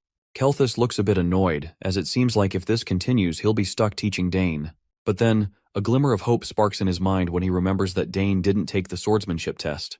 The fact that this student skipped the test means he's not confident in that area. Kelthus sees his chance and asks our boy if he knows anything about swordsmanship. Of course, this catches Dane off guard. The question is completely unexpected, and he's a bit puzzled. Kelthus quickly clarifies that he's not trying to insult him, but as a student in the autonomous department, and with him being the professor, he believes Dane should know something about swordsmanship. It's a strange request, and Dane can exactly tell that his teacher isn't exactly thrilled to see him here. So, Dane keeps it simple and straightforward, telling his teacher that he's not interested in swordsmanship. This is the moment Kelthus has been waiting for. He's quick to seize the opportunity, telling Dane that he wants to test his abilities. You see, Kelthus has the authority to evaluate Dane, and if our boy's swordsmanship is as poor as he suspects, this lousy professor can use it as an excuse to make him leave the department. Kelthus decides to head to the training grounds to test Dane's aptitude in swordsmanship. Once they arrive, the professor gestures toward the array of swords lining the walls and tells Dane to choose any weapon he likes. Our boy begins browsing through the staggering collection of blades. As he looks at the plethora of swords, he can't help but wonder how a training room like this even exists in a place meant for academics. And most of all, why is there so much weaponry when there haven't been any autonomous department students in decades? After a few moments, Dane shrugs and picks a sword at random. Kelthus is not sure about the sword he chose, but Dane responds affirmatively, showing no signs of second-guessing himself. With the weapon selected, Kelthus lays out the rules. It's pretty simple. If Dane can tag him even once, he passes. To make it easier for his student, Kelthus imposes a restriction on himself, which is that he won't move more than 2 steps during the bout. Dane agrees to the terms without hesitation, and the two of them take their positions, facing each other to start the round. Kelthus feels relieved as well as concerned. He's relieved that Dane accepted the conditions so readily, but at the same time it's unsettling. Dane didn't hesitate at all, almost as if he's confident he'll win. Once the match begins, Dane dashes straight toward Kelthus. He swings the blade in an attempt to tag his teacher, but Kelthus easily sidesteps out of the way. Though he dodged the strike with little effort, the professor can't help but notice something. Dane is fast. Faster than he expected. For a moment, he starts to believe that maybe this boy really is qualified to be an autonomous student. But there's no time to dwell on that thought. Dane presses on with relentless swings, each one more precise than the last. At one point, Kelthus finds himself mere inches away from being tagged, and the realization sends a chill down his spine. When Dane swings again, Kelthus is forced to draw his own sword to block the attack. If he'd moved even a fraction of a second slower, the match could have ended right there, and not in his favor. What's more surprising is Dane's swordsmanship. It's unconventional, almost wild, but undeniably effective. Kelthus is now convinced that this boy might actually know how to wield a sword. It's clear that this isn't just beginner's luck. Dane is unpredictable, and that makes him dangerous. After this rapid round, Dane steps back, breathing heavily. Kelthus watches him closely, and something about our boy's stance leaves him bewildered. It stirs a memory of a swordsman he once saw on the battlefield. What puzzles Kelthus the most is that Dane's posture isn't the polished, textbook-perfect stance of a Knight Order soldier or a noble house swordsman. It's rough, unconventional, something born out of raw experience rather than formal training. But there's no time to dwell on it. Dane charges again, and their blades clash once more. The speed at which they're exchanging blows is astonishing. Their movements blur into silhouettes, the clashing steel ringing out in a wild symphony. Kelthus can't believe what he's seeing. None of this makes sense. This wasn't something he expected. Not in his wildest imagination. He's a hexaclass swordsman, one of the most elite, yet here he is, having to concentrate a significant amount of mana just to keep up with a 14-year-old kid. It's both frustrating and thrilling, a testament to Dane's potential, but also a challenge Kelthus never thought he'd face in a simple evaluation. He even starts to flinch on his feet, despite his best efforts to stick to the two-step restriction he promised. Each swing from Dane feels heavier, and the way our boy fights tugs at something in his memory. It's oddly familiar. Kelthus's mind flashes back to the battlefield, where he once faced a lone knight with the same wild, unyielding energy. He remembers how shocked he was to see such a courageous warrior, someone who fought with reckless abandon, showing no allegiance through coats of arms or flags. The madman tore through the battlefield, a force of chaos that everyone struggled to handle. As the memory fades, Kelthus snaps back to the present, just in time to feel the cold tap of Dane's blade against him. He's been tagged. Dane cracks a small smile at the victory but doesn't laugh, especially since it would be insulting to his teacher. Instead, he innocently states, "I think my sword hit you." As much as Kelthus hates to admit it, a promise is a promise. He gives Dane a reluctant pass. Meanwhile, Dane finally relaxes as well. It was no easy feat keeping up with Kelthus. If it hadn't been for the handicap the professor imposed on himself, Dane is sure he wouldn't have stood a chance. Meanwhile, Kelthus is equally overwhelmed. He can't deny the ridiculous talent hidden inside this boy. Even with the handicap, Dane should never have been able to push back against a hexaclass professor like himself. He now understands why Dane wasn't nervous about the swordsmanship test. With this kind of talent, it's no wonder. He turns to Dane and asks him why he didn't apply to the swordsmanship department instead. Dane replies simply that he thought his family would be sad. Kelthus is confused to hear this, as this remark doesn't make much sense. But now that he thinks about it, Dane's father is a genius spearman, and his sisters are skilled in magic and summoning. It becomes clear why Dane applied to the 3 departments. He was trying to fulfill his family's expectations. Now Kelthus finally realizes the truth the hard way. It wasn't that Dane lacked confidence in swordsmanship. It was that he simply didn't want to practice it. With the evaluation over, our boy gets the permission to leave. He bows his head respectfully, thanks Kelthus, and quietly exits. As the professor watches him go, a harsh reality dawns on him that his plan to chase this boy away and continue his comfortable life has failed. There's no easy way out now. As the door shuts, Kelthus closes his eyes. His mind drifts back to the past, where he recalls a conversation he had with his fellow. He asked his fellow about the knight in front of it, and his fellow responded that he is Argrick. Later, Dane meets his second sister, who is pretty bewildered to learn that he passed the test. As far as she knows, Professor Kelthus isn't the kind of person to let anyone pass so easily. You see, that professor has only ever attended one faculty meeting, and even that was because the headmaster called him personally. He absolutely hates being bothered. Basically, he does whatever he wants, and that's exactly why she was so worried about her brother. She's relieved nothing happened to him. Her comment gets Dane thinking. Normally, his second sister would have celebrated his victory, but instead, she just looks relieved that he's safe. It's one of the reasons he likes her. She genuinely cares about his well-being. Finally, his eldest sister shows up, running to him. Just as the trio of siblings is catching up, whispers start spreading through the students. Everyone's amazed to see all the children of House Sogries in one place. People always thought the house was impressive with just Arabella and Claire, but now the youngest is proving to be just as remarkable as his sisters. Later, we meet a senior named Max Hauer, who introduces himself to Dane. He explains that he's in charge of all the general operations for the dormitories. The dorms are divided into 3 halls, with students assigned based on their grades. The best hall is Danter Hall, named after the first emperor. Since Dane is the top student and passed the autonomous major exam, Max reveals that he'll be staying in Danterre Hall. He goes on to describe the impressive facilities, restaurants, training rooms, libraries, lounges, and even magic projection rooms. And then there's the mention of secret facilities. Dane has no idea what those are about, but he doesn't press the issue and just listens as Max continues to explain.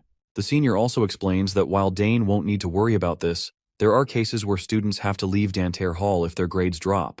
He adds that Arabella and Claire stayed in Danterre Hall until they graduated, a feat in itself, and one more reason the Sogra's name carries so much weight. With everything laid out, Max hands Dane the key to his apartment, mentioning there's a spare. If Dane ever loses it, he can come back and get a replacement. The senior also warns his junior about the strange students around here.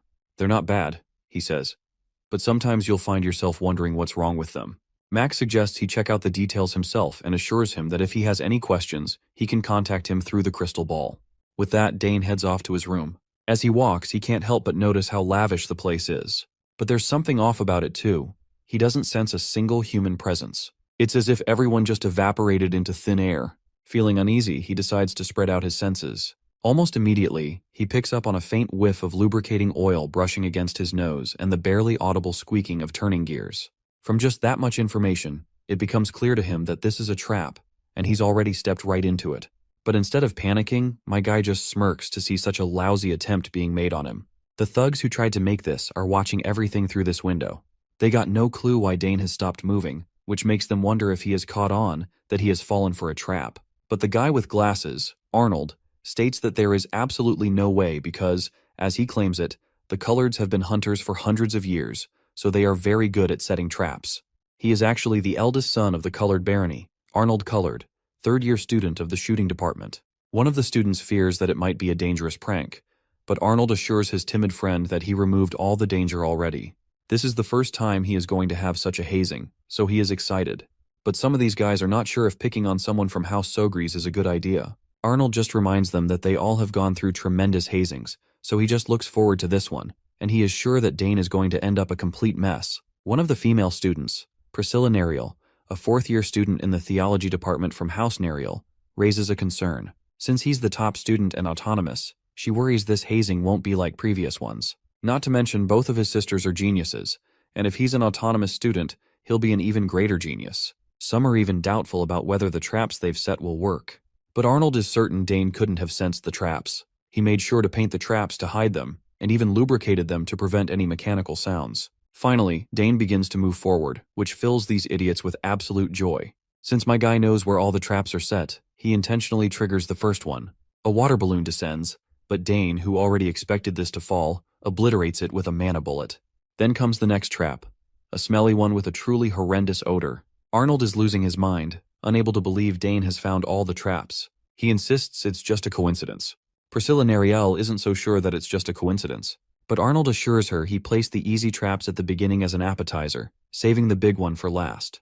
He's confident Dane will fall for it. While his other two friends decide to have a little faith in Arnold's traps, Priscilla remains skeptical, and just as expected, my guy trudges through these traps like they're nothing, ready to face whatever comes next.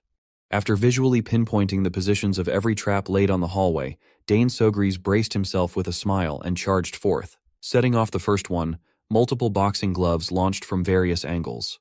With his well-trained footwork, this trap was practically negligible. Next came a Looney Tunes ass fall trap that Dane avoided as feathers exploded all over the place. Directly after dodging the fall, bronze poles jutted out of the ground, aiming to skewer him into embarrassment, but those proved to be useless too. The seniors watching the failing results of their traps watched in surprise, as expected of the young master of House Sogries. A few years ago, Dane's older sisters actually fell for traps like these in the initiation ceremony of their freshman year. Arnold Colored was on the brink of crashing out. They spent so much effort setting and hiding these traps, but the young Sogries breeze through them like nothing. He seems to know where and when everything will come out. With the pride of a hunter, Arnold refused to give up. He's banking on the last trap he set to properly haze the new guy. Curious, Priscilla asked what the last trap was. With a smile, Arnold refused to spoil the fun and urged everyone to keep their eyes on the screen to see his last bit of surprise. In the hallway, Dane paused his nimble movements upon encountering what looked like a mighty mythical beast, a dragon of some kind. The last set of traps involved summons, a dragon and a freaky avatar of death in the form of a skeletal stag. They towered over Dane and charged forth with malicious ferocity. Still, the young Sogras maintained his composure and assessed the situation calmly. He was just surprised that someone would prepare such powerful summons as a trap. That was until he noticed something was not quite right. While the bodies and heads of the beasts seemed tangible and lifelike, the same cannot be said for their lower bodies. If you pay close attention, you'll see that the supposed summoned beasts are glitching out and seemingly bending at the corners of the hallway. With a smirk, Dane confirmed that these horrific displays are just illusions. It's just a very noisy and intimidating mirage. There's no way some random prankster would be capable of commanding such powerful beings. If Dane was an ordinary student, he would have fled in fear with his tail tucked behind his legs straight away. Once he saw through the illusion, this last trap became even easier to deal with than the previous ones. There's no need to dodge or stop this one. That'll just be a waste of energy. He just has to adjust the flow of mana in the air so that it can't fulfill its purpose, effectively dispelling the mirage. As mana coalesced to his hands, the seniors watching from the other room were confused. Instead of running away, Dane actually looked unfazed. Seeing this, Arnold felt a bad premonition. He wasn't expecting a freshman to detect a sophisticated illusion in such a short amount of time. It's just ridiculous. Even senior students would have a hard time doing so. Priscilla cringed, knowing that all of their plans failed, and it was so over for their asses. After gathering enough mana, Dane sent a swirling wave of pure energy forward. It sliced through the image of the dragon without mercy and hesitation. After hitting the right spots, the image started malfunctioning, causing smoke to fill the halls. With his fine-tuned control over magic, doing stuff like this is as easy as breathing for the young prodigy. In fact, he found this mean-spirited welcome a little boring for his tastes. After confirming that everything is cleared, it's about time to look for the creator. Upon pinpointing the culprit's location in a nearby room, screams of fear echoed out the hallway as the seniors hurriedly ran for their lives while being chased by the ferocious Eaterarch. Being the resident trap boy, the group turned to Arnold for answers as to what they should do, but all of them had no clue how to respond to such a dangerous retaliation. As Eaterarch cornered the seniors, the beast unleashed a bloody roar that shook them to their bones. All of them screamed in terror. Before the savage wolf could bear its fangs on the helpless victims, Dane stepped in to make it stop.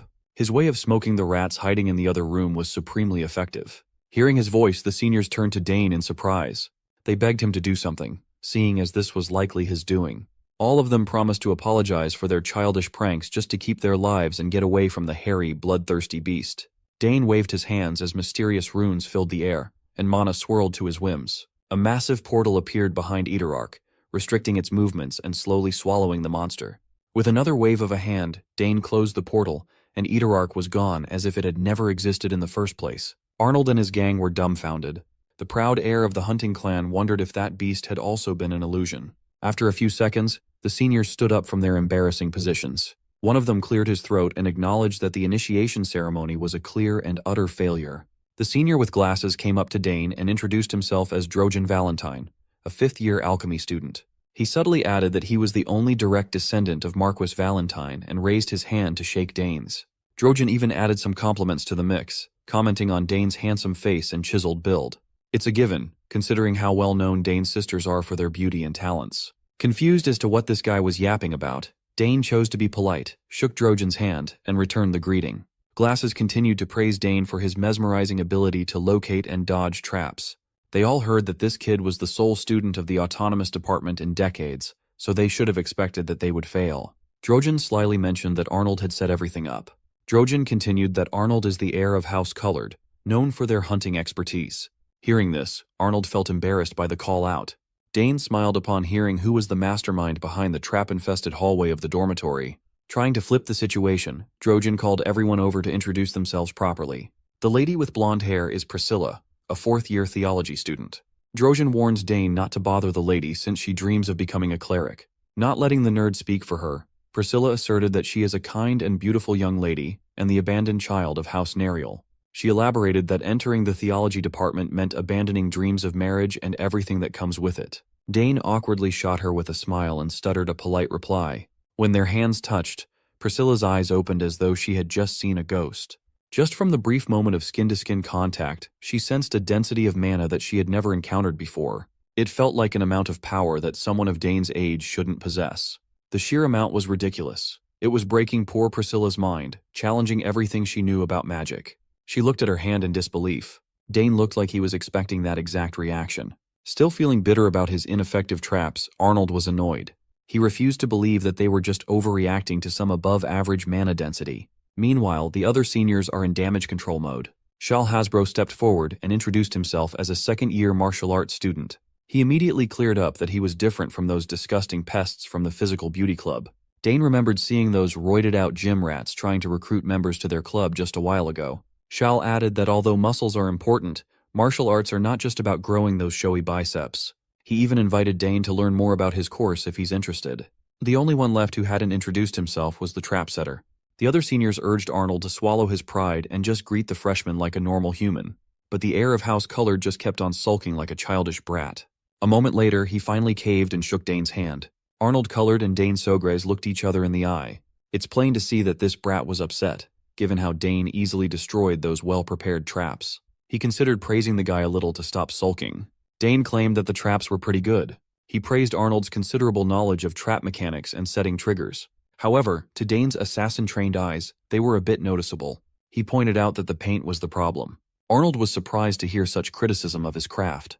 Dane added that next time, instead of F6 black, he should try mixing F3 silver and D6 black in a 4:6 ratio. Given the level of the hallway's brightness, that combination should be less noticeable. Upon thinking about it, Arnold admitted that what Dane said made a ton of sense. Other than the paint color, the traps were actually pretty good.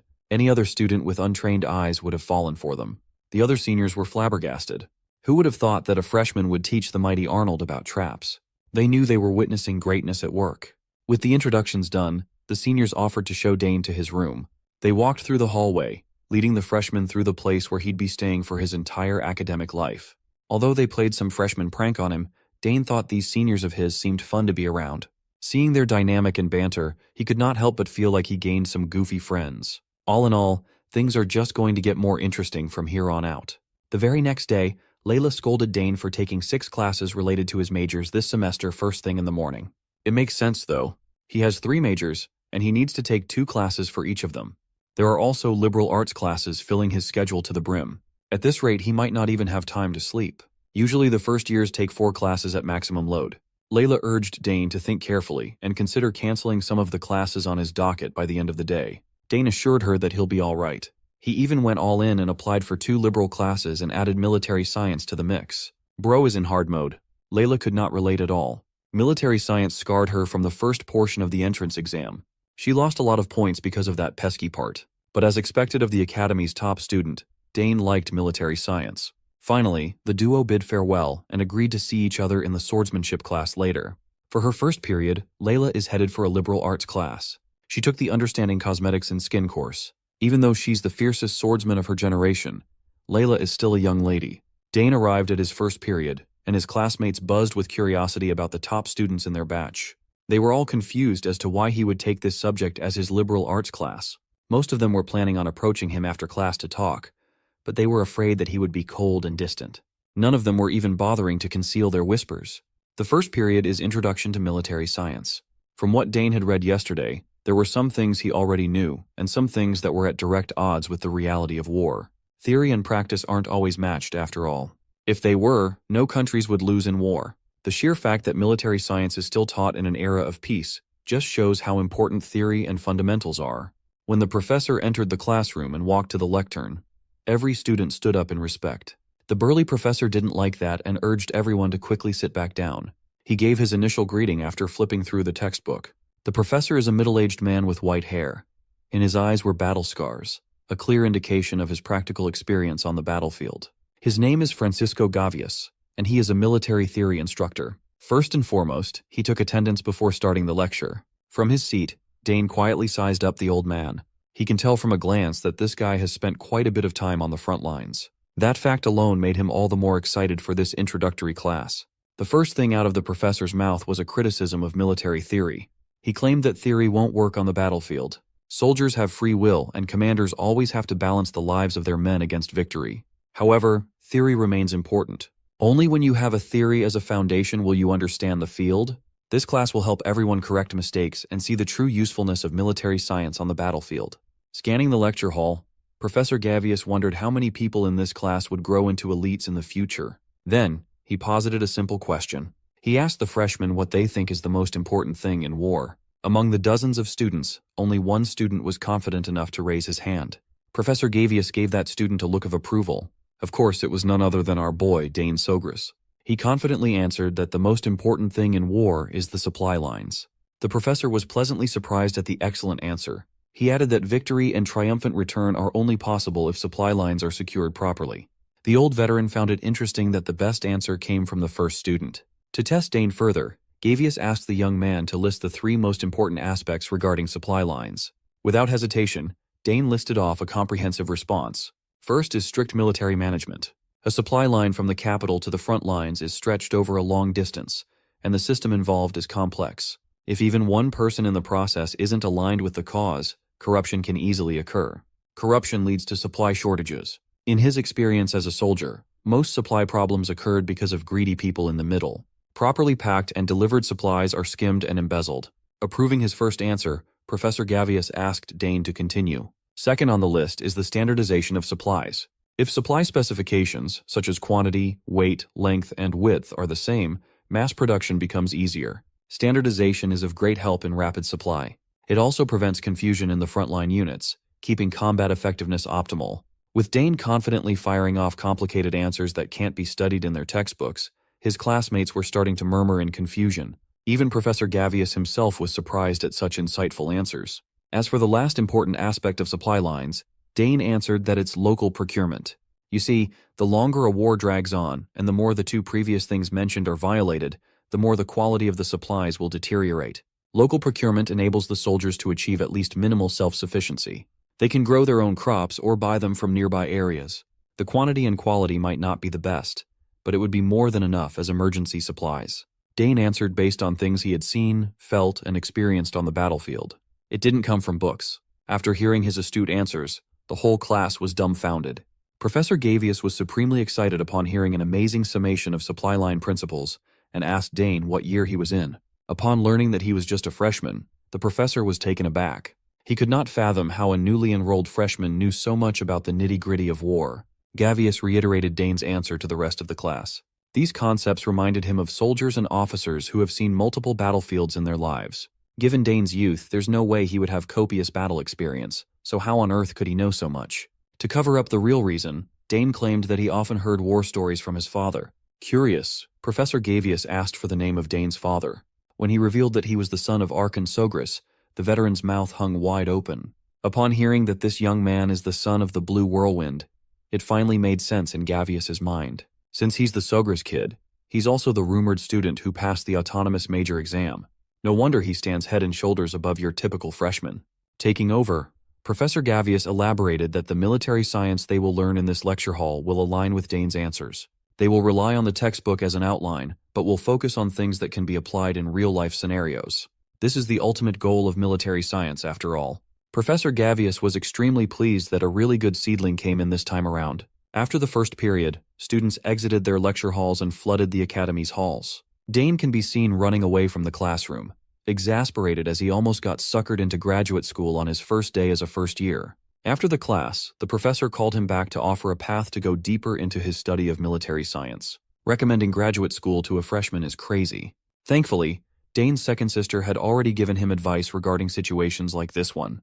Claire asserted that if someone offered him a place in the Imperial Graduate School, he should just escape and run away without doing anything else. By the looks of it, Professor Gavius is not the type who'll give up right away. Setting that problem aside for now, Dane pulled out his map and charted a path to his next class. It's his first day, so he's still unfamiliar with the lay of the land. It doesn't help that the academy's too large. He agreed to meet Layla at Central Fountain Square, which is quite a bit of distance from where he's standing. After scanning the map, he finally found the spot. By the looks of it, going through the Misty Garden seems to be the fastest way to reach his destination. After walking for a few minutes, Dane reached the so-called Misty Garden. They say that if the weather was even slightly cloudy, the garden would be swallowed by a thick layer of fog. This fog makes it very easy to lose your sense of direction inside the garden. As a result, most students avoid the large garden if they can help it. Furthermore, the mystery of Misty Garden has been linked to some scary ghost stories. Dane looked around him and was pleasantly surprised that the area looked a lot nicer than his eldest sister described. Since the weather is nice, he should be safe to take the shortest path and get to the other side quickly, right? While he was cheerfully traversing the garden, Dane suddenly heard an ear-piercing scream, crying for help. Looking in the direction where the pleading voice was coming from, Dane deliberated what he should do. Pinpointing the exact origin of the voice calling for help, he determined that it came from beyond the greenery. Dane sped off. His mother always said that if he finds someone in need, he should help without hesitation. Mind you, this boy's mother is an assassin. Since there's still quite a bit of time before his next class, he should be able to squeeze in a rescue mission in between. With Dane's outstanding speed and keen perception, he quickly found the lost student. It was a young man carrying a heavy backpack. He thanked Dane for responding to his calls for help. He thought he'd be stranded. Thankfully, he wasn't hurt. He's just exhausted after walking in circles for a long time. The dude introduced himself as Ernest Dillon, a first-year exploration student. Dane found it quite a bit ironic that an exploration student got stranded inside the campus. Ernest admitted that he might have gotten a bit too excited exploring the academy, excited enough to get lost and run out of stamina. As far as he could recall, the Dillon barony is a noble house from the west, and its crest features a boat and a sailor. Ernest was impressed that Dane was aware of his family. You see, they are a house famous for exploration. For generations, Ernest's ancestors have explored the vastness of the seas and braved their way to unknown lands. Looking at the young Dillon, he doesn't look like he's cut out for such grand adventures, given how scrawny he is. The fact that Dane recognized his family made Ernest proud. He politely asked Dane his name, and the young genius gladly introduced his name. Upon learning that he was the first autonomous department student in 50 years, Ernest nearly passed out in shock.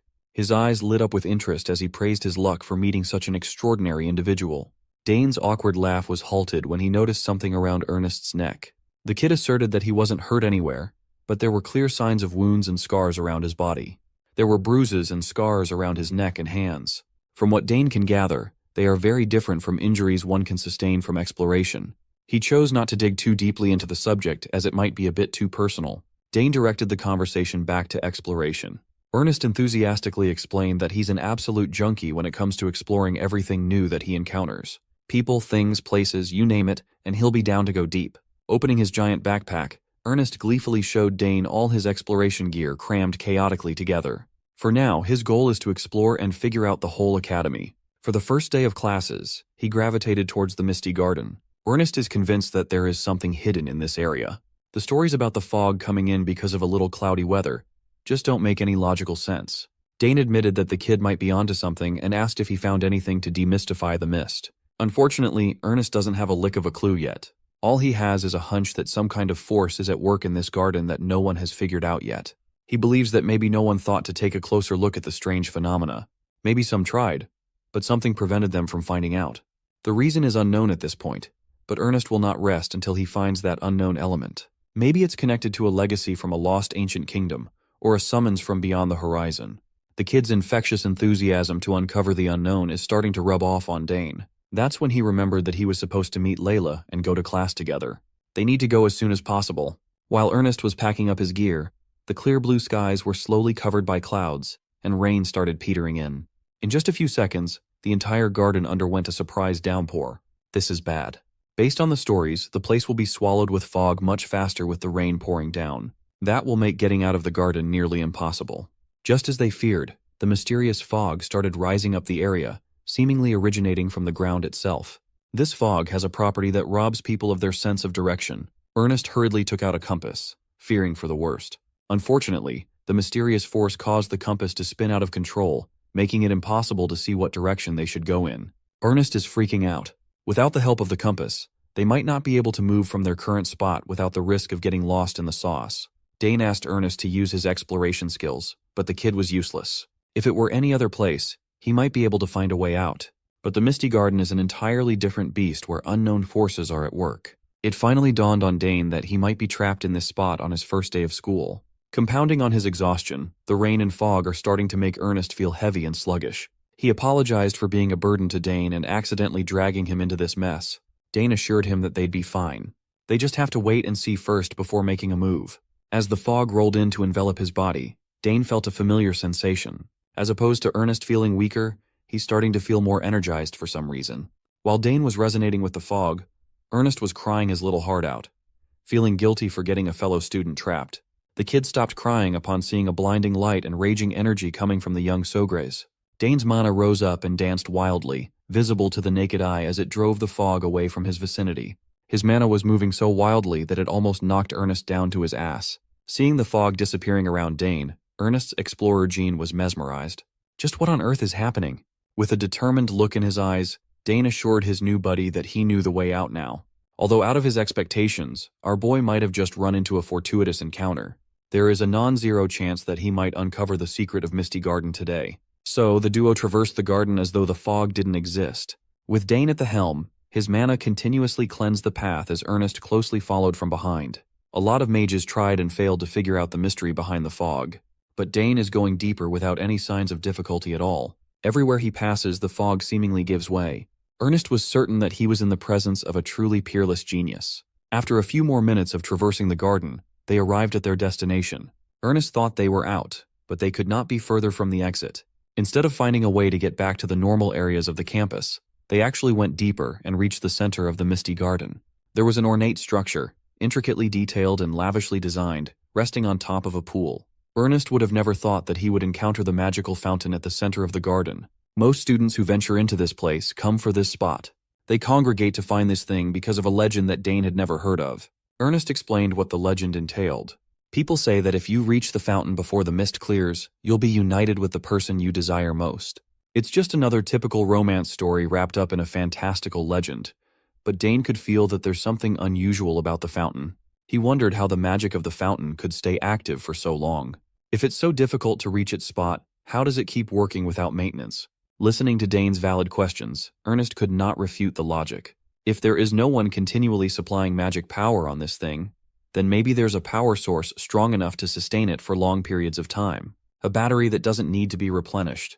If that's the case, it is possible that the entire garden itself is just one giant mechanism. Considering how unnecessarily complex and twisted the garden's layout is, Ernest's hypothesis might just be true. If the garden is one big mechanism powered by an unknown source, then this magical fountain in front of them might be an ancient relic. Considering all the unanswered questions, it's fair to assume that the mist might be related to this too. Dane walked closer to the fountain and rested his hand on the structure. Touching its surface and feeling its sensation against his skin made him certain of what it might be. Something inside his body was reacting. It was as though his mana was meeting an old friend. There's no doubt about it. This fountain is exuding ancient magic. Injecting his man onto the structure, unknown symbols and runes surfaced. Upon seeing the symbols, Ernest jumped in surprise. He recognized them as the ancient Secret language. Initially, he was not sure, given how blurry it was. But now that Dane touched it, the symbols grew clearer. This is the language used in the lost ancient kingdom of Secret. Given his background, studying ancient languages like this is essential for explorers of the Dylan family. After all, it would be frustrating to go all out on reaching an ancient ruin only to be stun-locked because you can't read what's written in ancient texts. Of course, Ernest has yet to master every language out there, but he vividly recalls learning the Secret language with his father from a very young age. Taking out his notes and pen, Ernest stepped up to the plate to try and decode the ancient symbols inscribed on the fountain's structure. Dane gave way. It looks like the kid's explorer instincts are really kicking in, so it's better to let him do his thing. The first character Ernest decoded was the word for qualification. He continued looking back and forth between the symbols and his notes, making sure not to miss any detail. After some painstaking translations, he finally uncovered a sizable chunk of the inscription. He combined the words he decoded and formed a completely legible passage and finished decoding the sentiment. If he wasn't mistaken, the message dictates that those who are qualified will prove their strength. The words qualification and proof seem to point to some sort of test. If that's the case, could this qualification test relate to ancient magic? Dane took a closer look at the fountain. The nearer he was to the center, the more the familiar feeling grew. Ernest scratched his head. By all accounts, if the qualification mentioned refers to ancient power, there should be no one who can fulfill the requirement in current times. But Dane begged to differ. Waving his hand once more, his pure mana gathered at his wrist, swirling in a dazzling gleam. Confused, Ernest asked what he was doing. Dane's focus was directed at his finely tuned control over the mana in the air. As far as he knows, runes hold power just in their shapes alone. If he uses the bracelet that he and Old Man Sidrain discovered, the ancient magical fountain might just react. As expected, the runes on the bracelet resonated with the symbols inscribed on the structure. The strange symbols appearing on the bracelet's surface were indecipherable, but just seeing a reaction made Dane smile in anticipation. With blind confidence, he inched closer to the fountain and reached his hand out to touch the Secret symbols. Much to his surprise, the structure seemingly beamed to life. The Secret runes and symbols danced as though they were illusory, moving along with the ebb and flow of water. Finally, the Secret runes lit up in conjunction with Dane's bracelet. The unlikely duo stood in anticipation of what was about to come. Ernest started panicking upon feeling the ground shake with the fountain at its epicenter. The gem-like structure in the center trembled. Panicking, Ernest asked Dane what he did to make the whole fountain sink into the ground. The young genius just smiled. He took a risk, and it paid off. He found the right answer to the cryptic test of the misty garden. Suddenly, mana converged on their position, nearly blowing the scrawny explorer wannabe away. From the mist to the activation of an ancient relic, he's been going through mental shocks one after another. Who would have thought that the one who would qualify for the ancient test would be Dane? With the water drained out of the fountain, something glowed at the center of the structure. The sun rose up, clearing the dark clouds and revealing a polished and beautiful jewel. Ernest reckoned that this thing must be the power source that operates the fountain. Scratch that. Maybe it's the cause of all the strange phenomena in the garden as a whole. Opportunities like this are rare, and Dane is ready to seize that shit even if he has to face an unknown and ancient power. The mysterious ancient power emanating from the centerpiece of the garden coalesced towards Dane's feet, forming an intricate formation of runes. He could feel remnants of ancient magic, just like the mysterious magic power residing inside his body. Much to his surprise, the indecipherable symbols surrounding the fountain slowly started making sense in his mind. Arcana flourished before a calamity caused its destruction. This is the Forgotten Empire's legacy. He was amazed. The unrecognizable scribbles revealed its true meaning in Dane's eyes. It was as though he was destined to understand the ancient language upon absorbing the legacy of the ruined magic kingdom of Arcana. Then he felt a sharp pang of pain in his chest. It tightened and caused a wave of agony to wash over his entire body. Dane gritted his teeth and focused his perception on his heart. He can't quite explain what it is, but something is happening in his heart. Tendrils of pure mana wrapped around the organ, constricting tightly and going into every little crevice. With one final push, the ancient mana completely burrowed into his being with a dazzling radiance. Once the pain started subsiding, Dane noticed that he just formed a magic circle. You see, a core and a circle can never coexist in harmony inside any practitioner's body. Their roles completely oppose each other, destined to be diametrically conflicting with one another. It is highly unusual to see anyone who possesses both. The efficiency is bad, and it directly harms the user's body.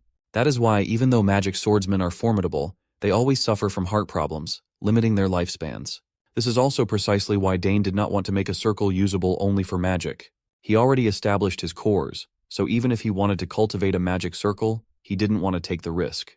Now the legacy of the ancient empire is forcibly implanted in his heart. Seeing his worried expression, Ernest asked if he was okay. His complexion had paled, and he looked conflicted. Dane forced a smile, assuring his new buddy that he'll be fine. He just has a lot to think about. The young explorer inquired if he really absorbed the torrential power from earlier. Even to Ernest's untrained eye, he can see that the mist and the runes seem to have formed an inexplicable connection with Dane. It's only natural that Ernest is full of questions. He saw the entire process after all. But for now, it's better for this kid to stay in the dark. Dane used his magically gifted sister as an excuse, telling Ernest that he handled the bizarre incident the way she taught her. After today's events, Ernest can feel his explorer's blood boiling with the desire to discover. He proposed that they should look for more mysteries in the academy together sometime soon. They can stay in contact with each other to share any strange phenomena or places they discover.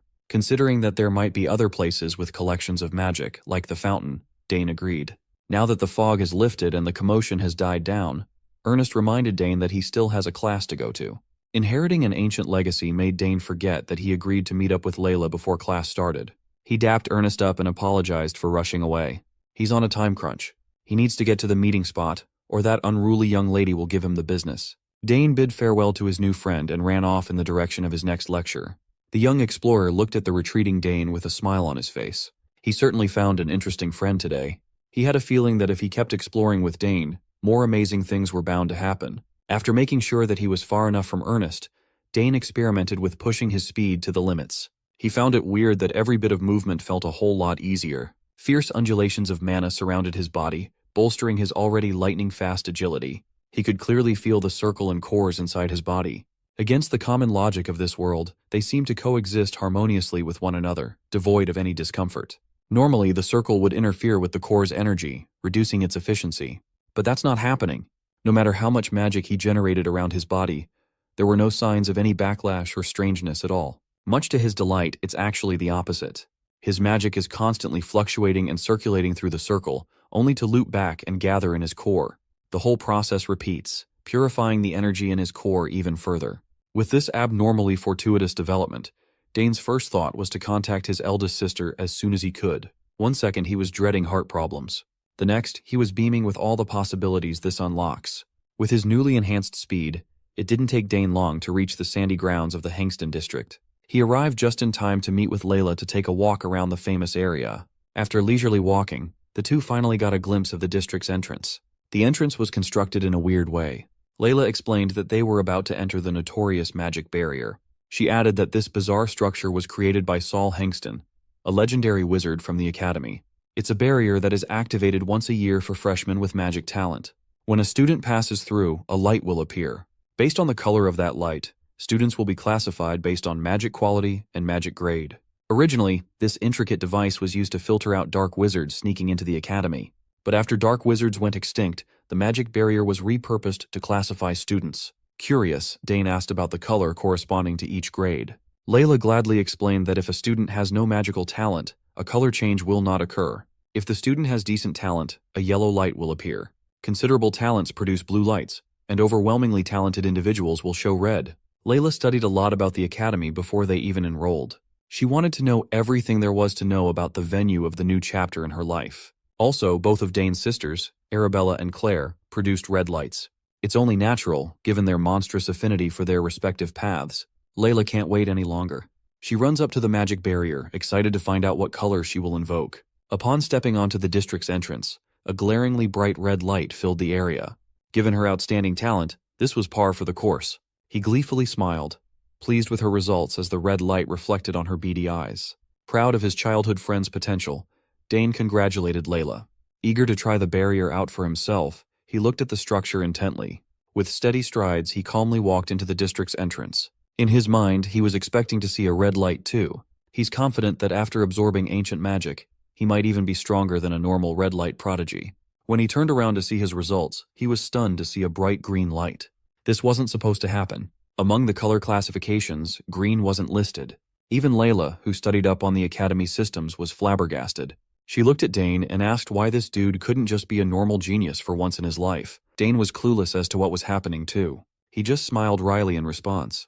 After entering the district, Layla and Dane quickly made their way to the lecture hall, where all sorts of students from other departments gathered. It is widely known that magic department lectures are extremely popular. Students from all sorts of backgrounds usually stay for the first day of orientation and leave afterward. Among today's unusual guests was a senior named Arthur. Based on other people's reactions, it sounds like the big man is a big deal. Magic Department's fifth-year representative, Arthur Diomet, had stopped by to meet one particular person, the sole interdisciplinary student in the academy, Dane Sogris. The juniors were notified ahead of time that Dane would be attending the class, but there were no signs of the man of the hour yet. Arthur tasked his juniors to direct Dane directly to him once the kid arrived. Since Dane is Arabella's younger brother, those who idolize her, including Arthur, are paying very close attention to the young Sogris. Suddenly, a commotion occurred as two students entered the lecture hall. Most students who hadn't seen Dane before clamored to get just a glance of the boy's wonder. They were awed by his handsome face and emerald eyes. Standing next to him was the infamous Layla Thermion. Dane was not used to this type of attention at all. Seeing him freeze up under scrutiny, Layla added fuel to the fire by teasing him about his popularity. Arthur Diomet turned around and smirked upon seeing his senior's little bro. He was the first one to walk up to Dane and give a grand greeting. He praised Dane's commanding presence at the entrance ceremony. Confused, Dane wondered why an old-ass upperclassman was trying to act all familiar with him all of a sudden. Dane hit the big man with the stinging question, "Who are you?" He asked what this guy was doing in a magic department intro class. Displeased at Arthur's gaze, Dane stood his ground and urged the big man to introduce himself first. The easily irritable fifth-year representative did not like the cut of Dane's tongue. Their first impression of each other was poorer than poor. The juniors who knew who Arthur was held their breaths. They knew that messing with a senior was practically academic suicide. Arthur clapped back. He explained that he came over to see Senior Arabella's little brother as a sign of respect, only to be met with arrogance right from the get-go. Arthur asserted that Dane's attitude could harm the Sogris family's reputation. Dane refused to back down. From his perspective, the one being rude is this big oaf demanding respect while being unpleasant. Arthur gritted his teeth in frustration. This is not going the way he wanted it to go. If he lets this encounter go, word will quickly spread, and it will hurt his reputation. He's already devising a plan to deal with Dane without pushing the fearsome Arabella's buttons. Bro is worried about the wrong Sogres. Without prompting, Arthur escalated the situation by summoning mana in his hands. He intends to dish out some discipline to a mouthy junior. Dane noticed the coagulation of mana in the senior's hand and readied a response. Before they came to blows, a textbook slammed to the lectern, and an imposing voice demanded to know if there was a problem. It was the professor. Upon seeing a faculty member interfere, Arthur excused that he just stopped by to greet the freshman. Magic Department Head. DeNavo scolded Arthur to reserve the socializing time after class and to stop interrupting. Arthur dismissively excused himself, seeming unfazed. After the unpleasant encounter, Layla warns Dane to be careful since that Arthur guy looks like he's up to no good. As he walked away, Arthur whispered to one of his cronies in order to bring Dane to a particular place once they got a chance to do so. His crony hesitated. He's loyal to Arthur, but touching Arabella's younger brother might provoke a calamity. Arthur swore that he'd explain the situation to their venerated senior properly. He just wanted to teach the little Sogres a lesson. Proceeding with the class, Professor DeNavo explained that this first day would be a simple orientation, and everyone would be dismissed afterward. Since this is a practical combat course, it's imperative that they measure everyone's mana first. He plopped a mana measurement device on the table, and every student's eyes focused on the ornate artifact. The mana measurement device is pretty straightforward. They just have to place their hand on top of it and channel mana. As a demonstration, Professor DeNavo circulated his own mana on the artifact, making it light up with bright blue light. Behind him appeared 8 fully formed magic circles. He's practically on the same level as a Tower Master.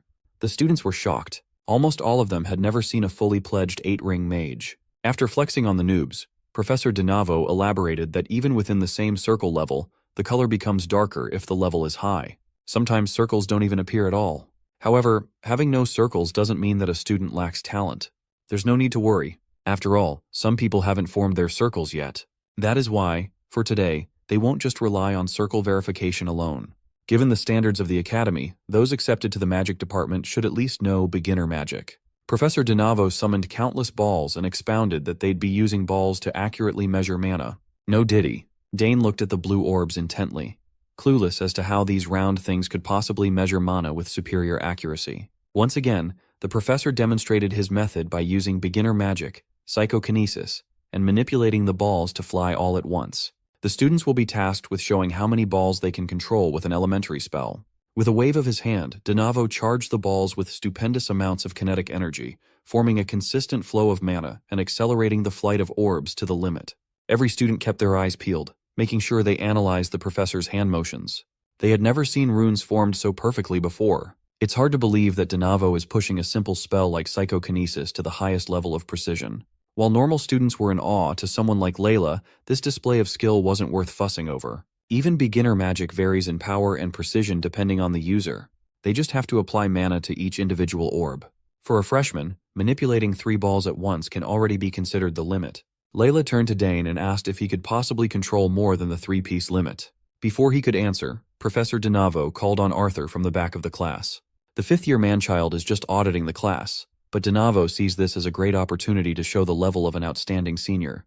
Given the chance to show off his skills in front of noobs, Arthur lit up and gladly accepted. He intends to display his superiority to that arrogant first year. Similarly, Dane was looking forward to seeing the manchild's performance. Arthur walked up to the lectern and circulated his mana through the measuring device.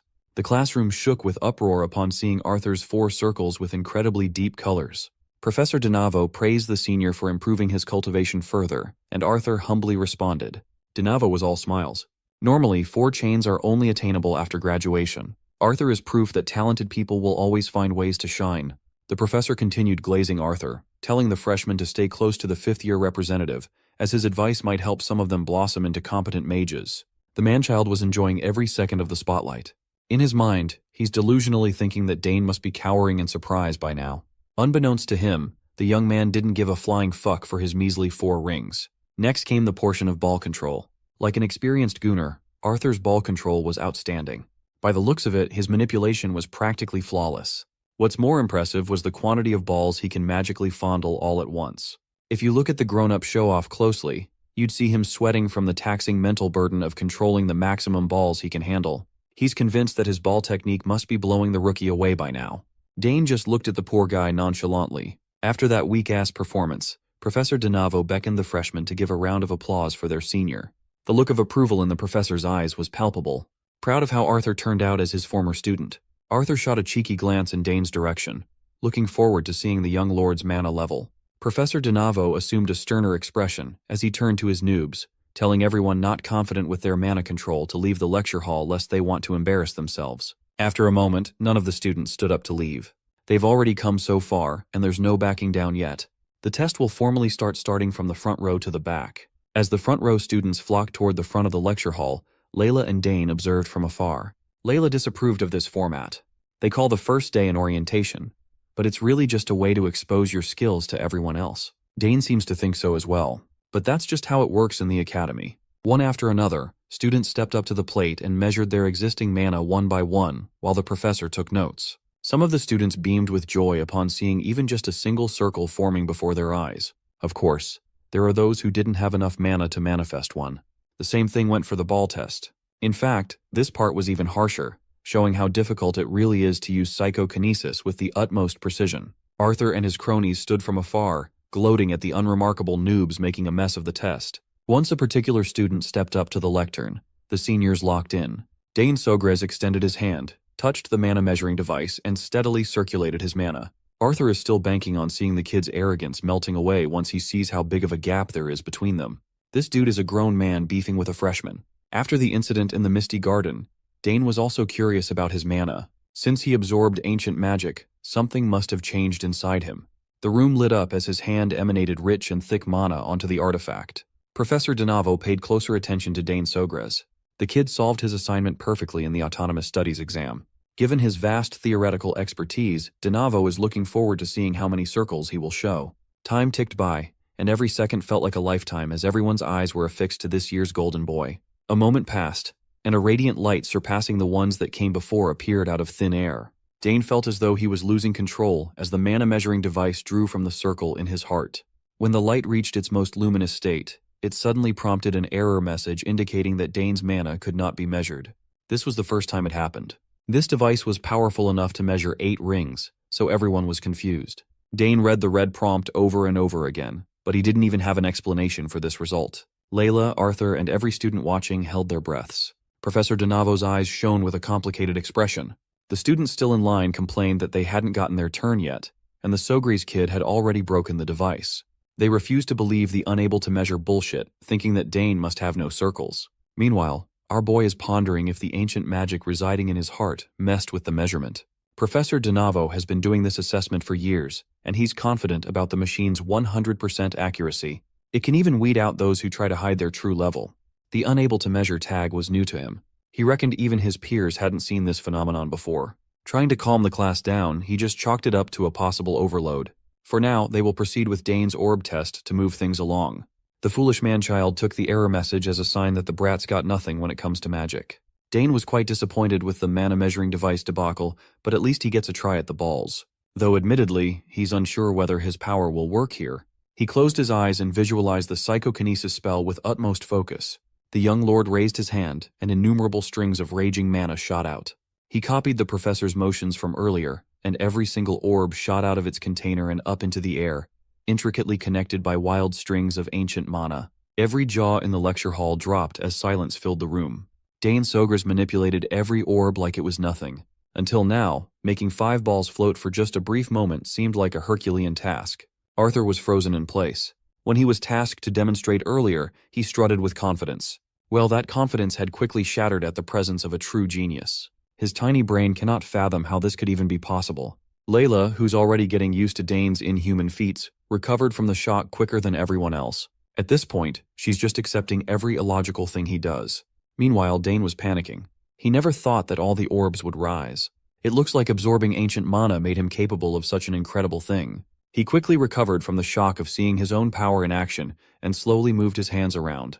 Since he's already in the spotlight, he might as well try something cool. He stimulated the balls with ancient mana and made them speed up to the point of turning into flashing lights. At this point, he's doing shit that even Professor Donavo hasn't seen before. With the professor's innate sensitivity to magic, he was the first one to realize that the kid was rearranging the orbs with precise intent to draw some kind of picture. Finally, the mana swirling around the balls grew in various shapes and sizes, eventually connecting and forming an image in the air. It depicted a vivid illustration of a lion and a snake.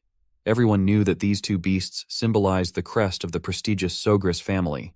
Dane smiled, pleased with his work of art while Professor DeNavo was shitting his pants. Even Arabella, a consummate genius mage, wasn't this amazing. Layla was irked by Dane showing off. Since she's up next, it's guaranteed that her performance won't even compare to Dane's. After dropping the balls back to their container, the professor gave Dane high praise. Now he can see why Tower Master Sidrain, an old bat who never took a single student, took such interest in the kid. Dane humbly bowed and thanked the professor. Hearing their exchange, the noobs almost fainted upon hearing that Dane was taught by a Tower Master. The public image of the Golden Boy is slowly turning favorably. One of Arthur's cronies asks the big boss man-child if their plan is still on after seeing Dane's performance. Arthur clenched his fist. He blamed the Sogre's family for being too much and raising monster after monster. If Dane is at such a high level, they would have to change plans. As frustrating as it was, Arthur admitted that there was a chance that they'd lose if they picked a fight and lost by skill. There would be no coming back from that humiliation. His brain finally churned out a single plausible idea. If they can't beat the kid with force, they'll just have to win Dane over. Arthur didn't see any other options other than to bring Dane into the student council. Since he's a student council officer, he can put the young master under his control. But the kid is still in his freshman year. Even for seniors, getting into the council is not easy. There's no precedent for first years joining the student council, so they'll have to break that rule boldly. Arthur is confident that he can leech off of Dane's talent to raise the prestige of the magic department. Of course, Arthur's own status and career would soar. Professor DeNavo pulled Dane to the side of the lecture hall to shower him with more praise. If he had known the kid was this talented, he would have fought the other professors to keep Dane in his department. The sly professor used Dane to rile up the rest of his students with the kid's magical talent. Before letting him go back to his seat, DeNavo urged the rising star to come see him any time. Dane is not one to turn down an opportunity to learn. After class, Layla and Dane walked out of the lecture hall. As usual, she's calling him out for hogging all the spotlight. He replied with a sly grin, blatantly teasing the young lady. If it wasn't for his anomalous performance, Layla's 5-ball manipulation would have been the standout. Given how competitive she's always been, she sulked away from Dane. At that moment, Arthurs and his goons entered. His tone completely made a 180 as he praised Dane for his outstanding skill. He just came by to talk with the young master for a moment.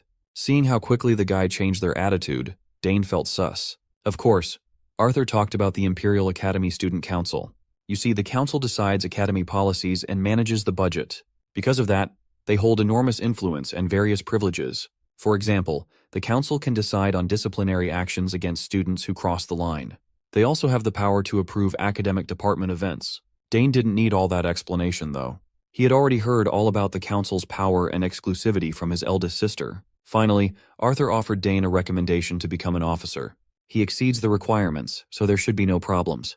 In addition to all the perks, being an officer automatically inducts a student as a part of the Danterre Hall. Arthur must have forgotten that this year's top student is already in Danterre Hall. As the annoying senior continues to prattle on about the benefits of joining the council, Dane wonders if these people are gods with all their privileges. After Arthur's impassioned speech, Dane rejected his pitch. If Dane was interested in the council, he'd rather get in through his own strength instead of a back channel. Besides, he believes perks always come with a price. Arthur's goons can already see their plan crumbling in real time, so they resorted to reiterating the prestige of the council, talking up their recommendation offer.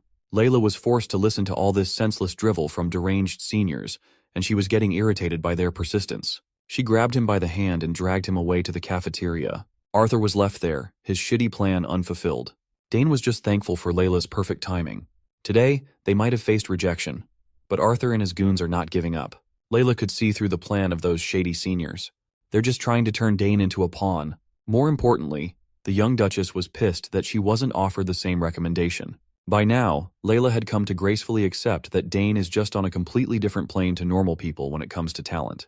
And so, the two headed for the Imperial Academy's cafeteria, hoping that sweet tarts were still available. Meanwhile, Arthur came by to meet with Professor DeNavo. According to the professor's estimation, Dane might be more talented than even his eldest sister, Arabella. With how vast the field of magic is, it's hard to say for sure. But in terms of potential, Dane is a monster. Hearing that the kid is more talented than a senior he venerated, Arthur's head spun. The professor wants Arthur to subtly persuade the young Sogres to become a magic department exclusively. Since Dane arrived, everyone has just kept on seeing the same thing. They're all enchanted by the young phenom's undeniable talent. Arthur confessed that he already tried to convince Dane to join the student council, but was rejected. DeNavo just can't let it go. The kid's monstrous potential is too precious to give away. Changing the subject, Arthur asked the professor about some sort of recommendation letter for himself. The professor dismissed the matter, saying that he believed that magic towers would line up for Arthur by graduation in 2 years' time. But Arthur can see through the professor's intentions. If he gets an early magic tower placement, Denavo will lose his favorite student to boss around, his errand boy. Arthur heard murmurs that Denavo was the one who cut off 2 magic towers offers way back in his 3rd year. Knowing that his future is in this egotistical professor's hands, Arthur continued accepting his orders. He doesn't have a choice. On the way to the cafeteria, Dane noticed how congested the area was due to club events. Every club is scrambling to avoid being disbanded. The duo tried some of the booths and won a lot of prizes. It was a great detour. In Dane's bag was a haul of 20 mana storage stones, 15 lunch coupons, 5 general meal tickets, 8 convenience store vouchers, and a treasure map. The senior running the booth said it was bought at a blind auction at the Arkender auction house. Hearing the name Arkender made Layla's eyes shine with the possibility of a real treasure. Dane's dad once clued him in on the Arkender auction house, the hub for rare and beautiful wares from across the entire empire. The best appraisers in the country thoroughly examine everything, ensuring the authenticity of everything sold. The treasure map's seal is still intact, without any sign of tampering. Given how well-known tales of secret places and mysteries are in the academy, a treasure doesn't seem too unbelievable. Looking at the map, Dane thought of the person who would love this thing the most, that exploration nerd, Ernest. The Demetra Hall is where most general education lectures are held. Currently, Dane is heading inside to attend his Imperial History class. Before coming to the academy, the head butler of Sogra's house had already taught him most of the material, so Dane felt confident. Suddenly, a familiar voice called out to him with excitement. It was none other than Ernest, the nerd. Since Imperial History is a required lecture for freshmen, it looks like they'll be sharing a class. With concern, Ernest asked Dane about the changes in his body after the incident. It's a bit complicated, so Dane dodged the subject. Just as he was about to share the juicy news about the treasure map with his ditzy friend, they were interrupted by a bunch of copy-and-pasted thugs. Based on Ernest's terrified reaction, Dane could see that there must be some history here. The head thug, who looked like a grown-ass man with a wife and kids, gave Ernest a cheeky greeting. Four Eyes here didn't even know how to respond. In Dane's eyes, he looked like a soldier suffering from trauma. When Ernest finally managed to speak, we found out the name of the head thug, Braun. Braun is bullying children. How will this affect our glorious king's legacy? Head thug grabbed Ernest's head like a basketball while he mocked him for shaking like a leaf. The copy-and-paste villains weren't even paying attention to Dane. Since they reunited with their errand boy, they might as well reignite their busboy and boss relationship as Braun demanded a sandwich. When Ernest tried to refuse, the thugs laughed, and Braun shot him a sharp glare. Finally, the grown-ass man cosplaying as a student acknowledged Dane's presence with arrogance. Since Ernest called Dane a friend, Braun assumed that he was a bitch boy just like his buddy. This attitude reminded Dane of the scum of the earth he saw on the battlefield. Before things could escalate further, a hall monitor spotted them and yelled at them to get to their classes. Like an expert bully, Braun smiled and responded politely. Before moving, he side-eyed Ernest and invited him for a little talk after class. Four Eyes recoiled in fear, his past issues resurfacing. Braun, on the other hand, is just glad that his academic life is about to get a lot less boring. Even with Braun out of the view, Ernest is still trembling in terror. Dane helped him up, and the poor boy apologized for getting his new friend mixed up with some bad people. Ernest admitted his tumultuous history with Braun back home. He thought that with the size of the academy, he wouldn't bump into him for his whole school life. Dane reassured him that it was all good. In truth, he couldn't bear to see his new friend be so tormented by trash. So he volunteered to walk with Ernest for now. He can tell that this ditz would go back to being an errand boy, listening to whatever Braun says. If that happens, Ernest will just relive his younger days. He saw Dane's transformation at the fountain. There's no need to worry about safety or all that nonsense. Even though he knows just how strong Dane is, Four Eyes still feels hesitant to implicate him in his personal issues.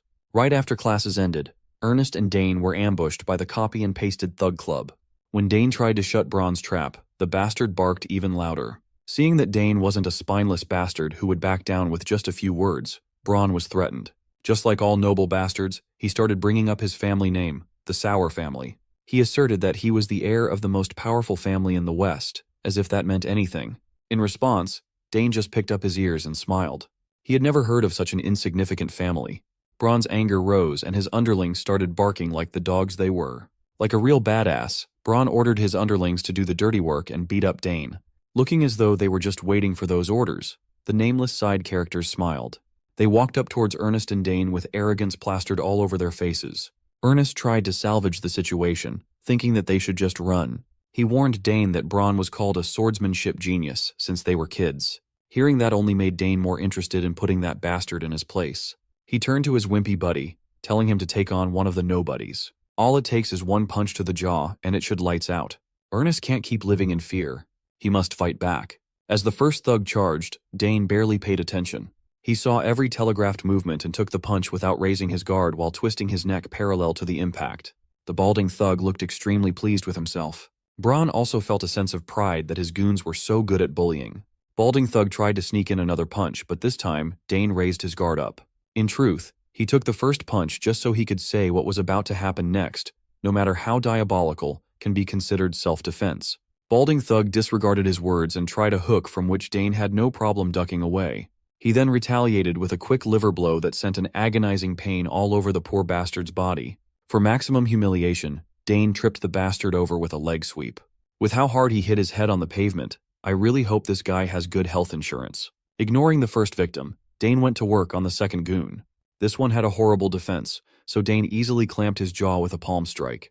With a shoulder bash, he sent the goon flying to obstruct the third one. While still a few meters away, Dane summoned a manosphere in his hand. He sent that blue ball slapping against the third goon's face. In just a few seconds, 3 goons were dealt with efficiently. They all hit the ground and passed out. Dane broke the silence with a complaint. He hit the third guy a little too hard. He's still not fully accustomed to his ancient mana core. Ernest was slack-jawed while Braun and the rest of his goons couldn't believe their eyes. Head Thug blamed his lackeys for being stupid and incompetent, while they warned their boss that this white-haired kid was far from ordinary. Braun told them to shut their bitch asses up. Being bodied by a freshman is shameful enough. Adding fuel to the fire, Dane goaded the big guy to back up his loud boasts from earlier. The only thug with a functioning brain tried to warn Braun to stop and back away, but the dumbass is not listening. Braun cannot see himself bowing down in front of a little brat. So, he stimulated his mana and opened a portal. Dane looked less than impressed by the flashy showing. From the portal, Braun retrieved a shitty-looking sword and brandished it around like he was the shit. Since they're in an isolated place, he can use his blade to cause a little bloody accident without any witnesses. Ernest shrieked, and Dane didn't even flinch. They're in a spot where the weather gets extremely cloudy. Sometimes it gets so foggy that authorities can't even find a murdered body. The only smart thug in the group tried to talk his boss down. Braun yelled at him to stop yapping and beat Ernest up. So, it finally came down to a 2 versus 2. Dane assured Ernest that in a head-to-head clash against some third-rate thug, he can win. Think about it. This kid is an exploration junkie. His lower body strength should be through the roof. All he has to do is time the strike correctly and send the enemy flying. Ernest doesn't think he has that dog in him, but Dane believes that he does. Finally, the clash proceeded, and Dane jumped away to isolate Braun from Ernest. Braun is used to mage nerds who try to keep their distance from swordsmen. Dane just smiled at his grossly inaccurate judgment and continued to string the big dumbass along. Meanwhile, Ernest is starting to internalize Dane's words. He can't continue living life like a perpetual victim. The thug slowly walked up to him with a mocking smile. He thought the kid wouldn't swing, even though he was clenching his fist. Teasing Ernest more and more, the thug cracked his knuckles and advised Four Eyes to just lay down quietly and get hit a couple of times, since it's hard to shake years of trauma in just a few moments. Ernest just thought of what Dane would do in his situation. His mind flashed back to the dodge his friend made earlier and committed it to memory. When the thug threw the first punch, Ernest emulated Dane's movements. He didn't do it fast enough, so he got hit on top of his head, but he also dished out a punch of his own for the first time in his life. Squaring his shoulders up, he locked, loaded, and shot another strike straight to the thug's face. The old Ernest is gone. The scared boy is now a man. Caught off guard, the thug was knocked out and sprawled on the ground like a worm. Looking at the damage done, it seems like Ernest really does have that dog in him. Once the adrenaline wore off, his knees buckled, but he felt a cathartic sense of relief. He finally fought back. Meanwhile, Dane and Braun have run off a few meters away. After sensing that Ernest won his fight, Dane finally stopped running. Braun looked behind and cursed at his thugs for being so garbage. Dane's eyes darted around and saw some broomsticks lying around. Those should be fun to use. He picked one up and snapped off the handle. Braun was insulted that this kid was trying to fight his sword with a literal wooden stick. For Dane, this thing should be more than enough. What better way to deal with trash than a broom?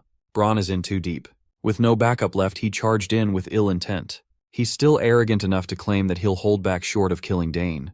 With his blade, he'll just leave a slight scar on the pretty boy's face. A scar that'll remind Dane of the fear he'll have for Braun every time he sees it in a mirror. Bro is embarrassing himself at this point. You're not that guy, pal. When he entered the effective range of a sword, Braun unleashed a series of slashes and stabs with a confident smile on his face. With every attack thwarted away by a stick, he slowly realizes that Dane is just toying with him. Meanwhile, our boy is just having fun fucking around with Braun's predictable attacks. Big Guy doesn't like it when people insult his swordsmanship, so he increases his intensity. He'll only take criticism from Duke Thermion or someone of that level. While Dane infused mana into the stick, it won't last long against real steel. Braun still believes he has the upper hand. As he prepares to unleash his strongest sword strike, Dane calmly focuses mana at the tip of his stick. With one continuous and glorious movement, he stabbed Braun's body with his tip. A wave of pain that he'd never felt before washed over the big guy. This level of power transmitted through an ordinary stick shouldn't be possible at all. Ernest watched the whole sequence with trepidation. He knew Dane was strong, but he didn't think the guy was this strong. While Braun coughs his guts up on the floor, Dane dares him to get up. Since he drew a real weapon in combat, he has to fight it out to the end. His father always says that outside of a fair duel, drawing a real weapon must be fought to the end. Finally, Braun had the crumb of the brain to ask who he was fighting. Dane Sogris calmly introduced himself as the only son of Count Sogris, a first-year autonomous student. It finally clicked in Braun's thick skull. This is the golden boy that everyone's been talking about. The youngest and brightest genius in the entire continent. Still, he wouldn't have thought that someone like Dane would hang out with a dunce like Ernest. Dane was relentless. Since Braun drew his sword and lost, it would be within honorable rules if Dane decided to take his life. From a duelist perspective, he's well within his rights to kill right now. Looking straight into the kid's eyes filled Braun with dread. That unflinching indifference made him feel like Dane would really kill him at this rate. So, he swallowed his pride, got up from the floor, and got on his knees to profusely apologize. While he rattled off humble words, Dane looked at him with disgust. This guy is really beyond saving. Even after all the beating, Braun still can't comprehend that he should be apologizing to someone else. Instead of prostrating in front of Dane, he should be kissing Ernest's boot instead. Quickly correcting his mistake, the spineless bully clung to Ernest and stuttered an apology. With tears in his eyes out of fear of being killed by Dane, he apologized for all those years of torment and bullying. Ernest looked him straight in the eyes, something that he would never dare to do before. He remembered all those years of living under fear, all the trauma and pain Braun had inflicted. He felt like the most terrifying person in Ernest's world. Now that menace is crawling on the ground, begging with snot dripping out his nose. Dane gave Ernest the final call as to what they should do. He can beat Braun up within an inch of his life or end things with that apology. Desperate to keep his life, Braun begs his former busboy to beat him up until they're even. Ernest really wanted to do that to let off years of repressed anger. But considering the circumstances, he felt that it would not be satisfactory at all. In the future, he wants to beat Braun on even ground. Forgiveness will come after that. Dane felt incredibly proud of his friend's decision. It took guts to come to that verdict. As the duo walked off, Ernest thanked Dane for changing the trajectory of his life. They encountered a worried Layla on the way back to the campus. Seeing the gash on Dane's cheeks, Layla immediately knew that he got into a fight. She looked at the goons that they scuffled with, and a smile of recognition appeared on her face. Braun also recognized Layla, fear taking hold of him once more. Since they're both from the swordsmanship department, they must have come across each other at some point, but Layla doesn't really remember his name. Disregarding the beaten party, she asked who this Four Eyes was, and Dane properly introduced Ernest Dillon of the exploration department. Knowing that Layla is the daughter of the Duke Thermion, he kept on referring to her as Miss Layla. She assured her that Dane's friends are her friends too, so they should drop the honorifics. Dane bragged that Ernest's family is famous for exploration of ruins and secret plains. Since that's the case, Layla enthusiastically brought up the map they won.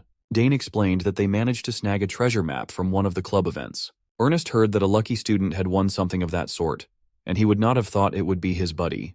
With the mention of the treasure map, Ernest's timid demeanor completely vanished as madness took its place. Walking over to a more private area, the trio opened the map for assessment. Even with Ernest's expert eye, he could hardly make sense of it at first glance. What he can tell is that it's pointing to a specific area inside the academy. Furthermore, there are strange scriptures all over the parchment. It must be some kind of coded writing. For now, the best course of action is figuring out who drew the map. It would be possible to make a rough decoder by analyzing the creator's tastes and style. The only thing certain for now is that the map depicts a place within the academy, as the forms used are exclusive to the campus. The problem is the architectural style coded in esoteric magic that only Saul Hangston could use. By Saul Hangston, Ernest means the legendary mage who founded the academy itself. In other words, they are dealing with ancient magic that hadn't been seen in forever since Saul never took in any direct disciples. While Layla figured that making use of the map would be hard, she didn't think it would be this hard. In the end, all they can do is dig deeper and do some research regarding the map's creator so they can get started on deciphering the code. Once they do that, they can work together and find the real treasure. Ernest is always game for adventure, and Layla had never traveled outside of her family's control.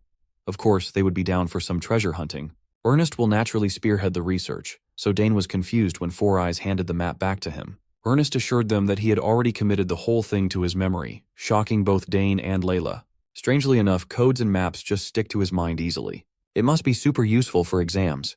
This is the first time Ernest is diving deep into a mystery with someone other than his father. He felt supremely grateful for Dane.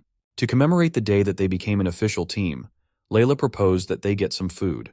Just like that, the long day passed and Dane had retreated to his dormitory. He did some light cleaning and unloaded personal belongings, making sure that things that came from his family were always within sight. The only item he can't seem to place is the familiar egg. He can't put living beings in his subspace after all. Upon lifting the giant egg, it started wriggling furiously. Over the past 7 years of steadily supplying the egg with mana, this has never happened. That mana around the academy is mysterious, but it can't be much different from back home. The only significant change is the ancient magic he absorbed in the garden. Testing this hypothesis, Dane tried pouring more mana into it. The thought of hatching the familiar filled him with excitement. After a few minutes of mana feeding, Dane felt as though he was trying to fill an endless well, even though he had been fed it for the past 7 years. He was emitting so much mana that it was starting to threaten his dorm room's stability. However, stopping now could mean missing out on a golden opportunity. So, he quickly wrapped the egg up and brought it to Claire's lab. His sister is a genius when it comes to summoning, but she was stumped by how the egg was reacting. Even after he stopped injecting the thing with mana, the odd vibrations did not stop. While they are solving the mystery of the egg, Claire is worried that his brother will miss the roll call at the dorms.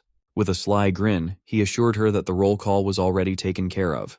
Back in the hallways of Danterre Hall, Albert, the stickler from the disciplinary committee, stormed in just in time to check the students' attendance. The outstanding students of Danterre Hall neatly lined up outside of their rooms. Roll call is uniformly conducted in all dormitories within the Imperial Academy. Trap Boy Arnold felt anxious since there were no signs of Priscilla and Dane for the attendance check. Albert proclaimed that arriving late for a monthly roll call equals a 1-point penalty. A no-show is 2 points. 3 late arrivals in one semester are subject to disciplinary action and voluntary dorm service. 2 absences are punished by forced demotion. Albert demands that no one moves and everyone shuts their mouths. Even if they're in Danterre Hall, rules will be enforced. To aid the committee's job, they actually installed magic surveillance cameras recently. Interestingly enough, Priscilla, a student from this floor, had already been caught trying to slip away. It has been confirmed that she left the dormitory grounds 5 minutes ago. The committee usually doesn't check bedrooms, but with a stickler like Albert at the helm, bedroom checks are now the norm. That means there's going to be a storm of point deductions coming this semester. Upon thoroughly checking Priscilla's room, she was appropriately penalized for being absent without permission. The only other person absent from the preliminary roll call is freshman Dane Sogris. Some of Dane's new Danterre Hall buddies tried to cover for him, but Albert is relentless. When he and his team entered Dane's room, they were greeted by the young man. Dane scratched his head and apologized for missing the lineup since he was so busy unpacking. Albert couldn't really find fault in that sentiment, so he got off with just a mere warning. In truth, Dane is still in Claire's lab. He just used an illusion generator MK1 that Arabella built. He can project his form in the dock in his room through a convenient generator. Since it's controlled remotely, the connection can be spotty at times. If the flow is disrupted, it shows right away. Dane tested it several times for fun and found some amusing use for it tonight. Claire doesn't approve of her little brother's hijinks, but she is a little impressed. Back to the egg, all signs point to a high possibility of hatching tonight. She can't be 100% certain, but the reactions are a step in the right direction. In that case, Claire proposed that they put the egg into a magic stabilizer first, before injecting it with more mana. Since her lab is reinforced with magic shields to protect confidential research materials, this is the best place for egg hatching. After placing it on top of a magic stabilizer, Claire installed some magic filters, even though Dane's mana was already unnaturally pure. For the second time tonight, Dane devoted himself to pouring every bit of magic he had into the egg. It's sucking him off too hard. Just what on earth is inside? While anyone with a bit of money can get a familiar egg, hatching one is another story entirely. No one knows the exact conditions for every egg possible. The only thing certain is that the user's mana and the unknown familiar inside must have matching magic frequencies. In other words, it's a gacha game that needs a lot of luck. Whatever happens now is up to Dane's fortune. Claire knew that her little bro was talented, but seeing him in action and feeling his mana filled her with trepidation. Finally, Dane's efforts were rewarded with the sound of cracking. Claire yells at him to keep it going and push harder until it comes out. As Dane reached his limit, his brilliant blue mana danced around the lab. Finally, the egg exploded, sending the shattered shells all over the place.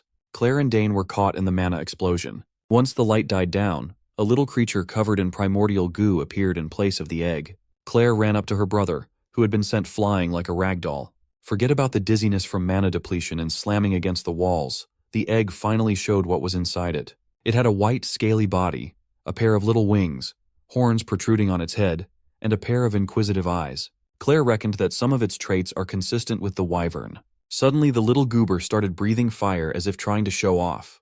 Claire pushed her little brother to come closer to his familiar. There have been cases where families recognize the first person they see as their owner. And so, the white-haired boy and the white lizard looked each other in the eyes. Dane gave his new familiar a smile and a greeting. He properly introduced himself, and the two immediately formed an unbreakable bond. Claire is gushing about how cute the little critter is. She praised her brother for making it look so easy when she knew how hard the hatching process was. Finally, she can study an unfamiliar newborn life form closely. After a few minutes of careful observation and looking for any clear indicators, she became certain that this goober had been summoned from beyond the horizon. Only a select few summoners can even come into contact with that place. Even Claire herself can only summon a few inconsequential spirits at the moment. Being able to call a whole-ass familiar from beyond the horizon is a monumental achievement.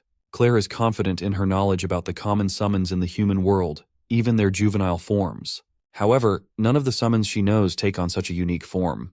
The wyvern is a little similar, but the finer details are clearly different. For now, they can't be certain of what this little creature really is. Claire promised to conduct more research, but she doubts the Academy even has any literature that can help. One clue as to what this familiar is would be its relationship with ancient mana. Before leaving, Claire advised Dane to collect the eggshells, since some species eat the shells they come out of for nutrients. As for day-to-day upkeep, Dane must keep a record of everything about the little beast. Its likes and dislikes, how much it sleeps, how aggressively it behaves, its rate of growth, and everything in between. It's a lot to keep up with, but Dane felt as though it would be worth all that trouble. Somehow he feels a need to protect and raise this little guy with everything he has. Claire proposed keeping the familiar in the lab to avoid unnecessary trouble in public, but Dane can't just hide his little buddy forever. Besides, if people give him shit, he has two overpowered sisters he can turn to. Also, it would be best to let the little one be free outside instead of being cooped up in a lab. Claire added that Dane should get an official summoning sign issued. Even though he's still a beginner summoner, he already has the talent to ask for a sign. Even though he's busy with all his other commitments, now should be the perfect time. Tomorrow is the orientation for summoning classes under Professor Temeric's piano. Claire assured Dane that he just had to show his talent and that the special recruitment would come. There will be a faculty meeting, but Claire is certain that he'll be granted special qualifications. Before finally leaving the lab, he wonders what he should name the little goober. When he arrived back at the Danterre Hall, he was grilled by one of his new buddies for almost missing the roll call earlier. According to Purple Four Eyes here, his sisters were also infamous for pulling off daring stunts like he just did. Anyway, at least he has evaded punishment for now. As soon as he got back into his room, Dane slumped down to his bed. When he looked up, he saw the little lizard flying in circles like he was having zoomies.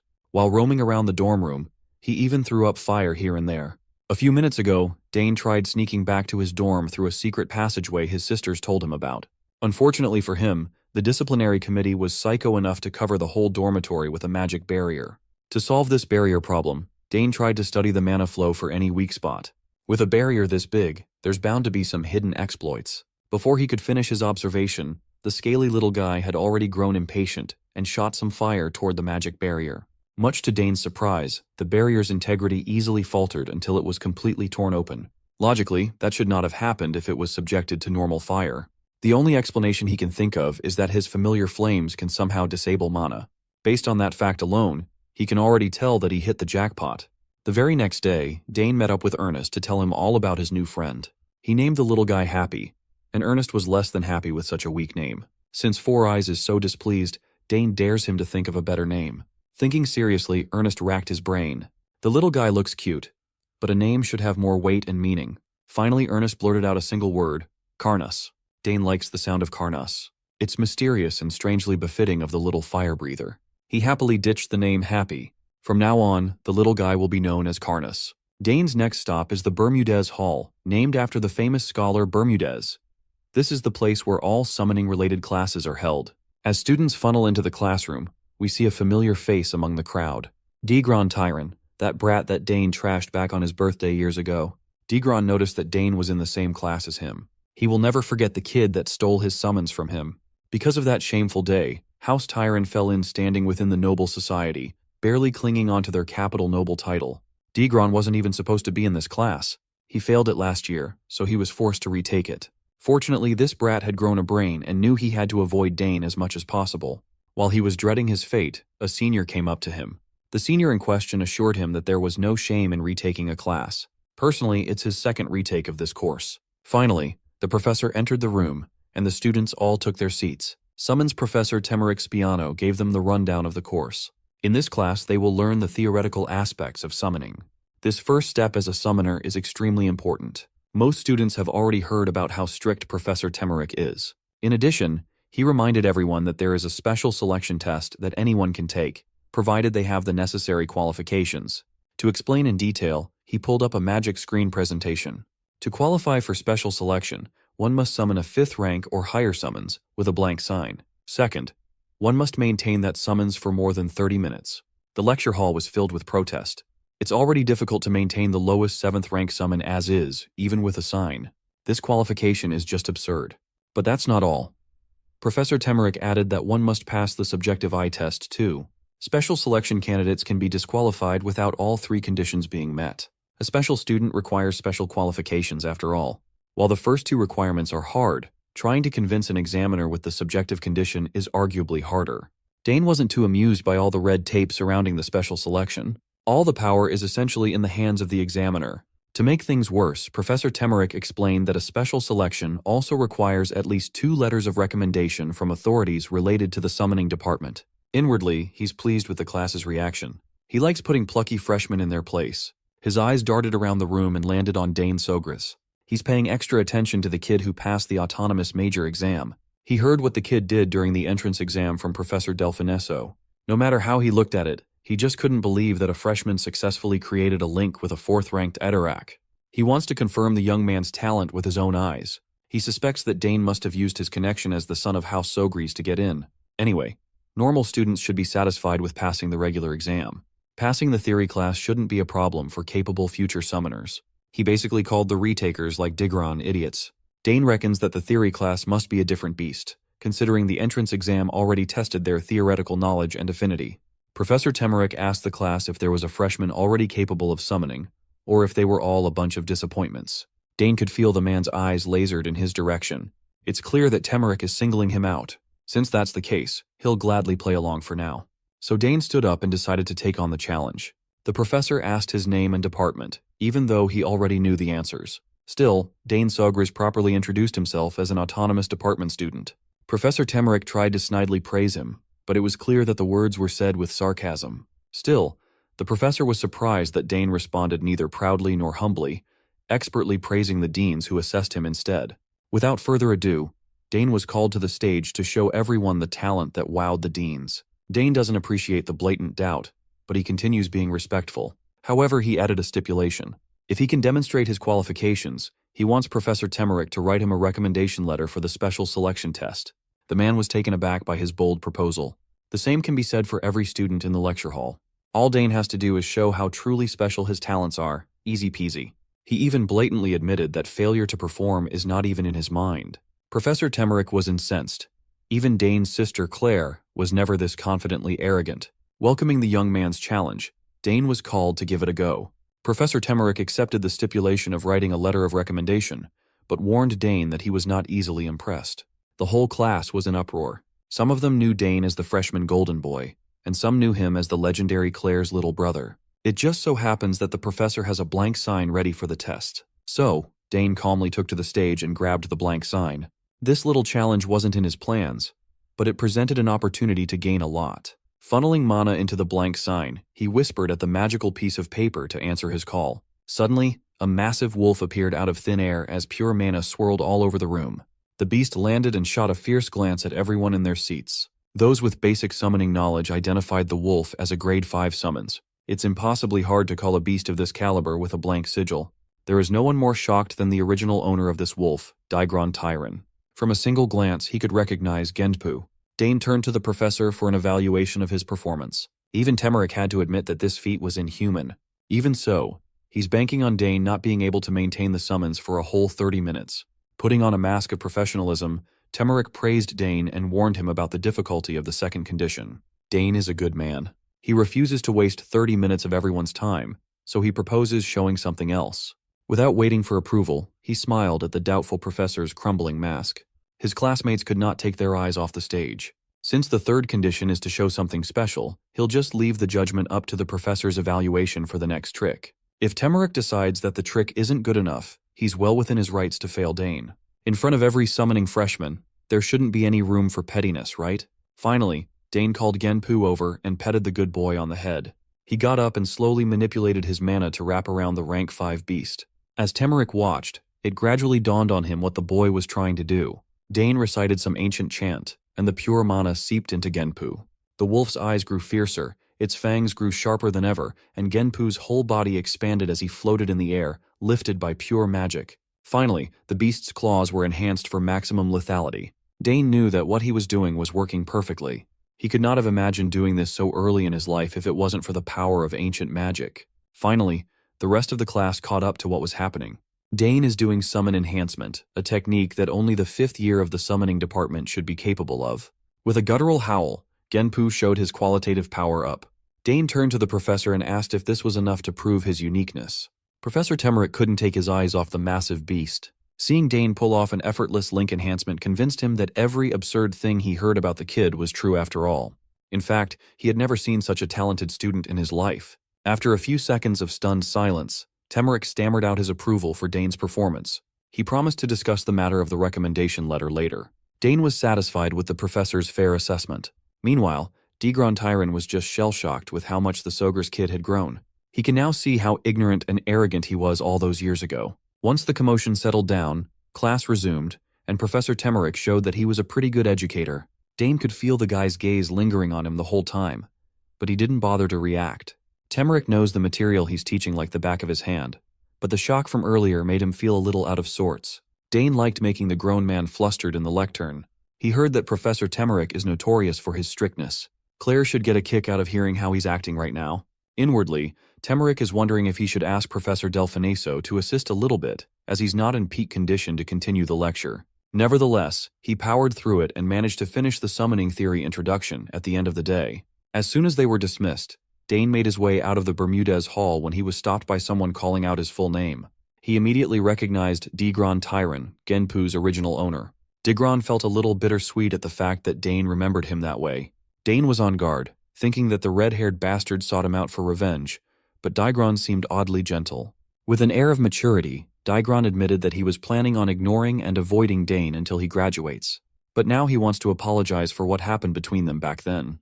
He lowered his head and profusely expressed regret for acting like an ass when they were kids, taking full accountability. He maintained that bow for a long time, and Dane smiled. Seeing how sincere Degron was, he waved off their bad blood. Degron assured Dane that he wouldn't cause trouble anymore. He must have thought Dane would report him and get him expelled or something. When the Golden Boy accepted his apology, Degron lit up with relief. He even told Dane to never hesitate to ask him for help with anything. After that long lecture, Dane felt some movement inside his blazer. It looks like Karnas just woke up and is already going wild. The poor little goober must be hungry after taking a long nap. Since Degron should be familiar with the summoning department, his being here is perfect timing for Dane, who needs to pick up some supplies for familiars. Degron smiled and offered to escort him to a store he frequents, Use and Bowden. It was a shop started by 2 alumni 30 years ago. Degron even yapped about the trend in familiar food these days. Dane could feel no hostility coming from the guy, so he lowered his guard. Meanwhile, Karnas is making increasingly rowdy movements inside his jacket.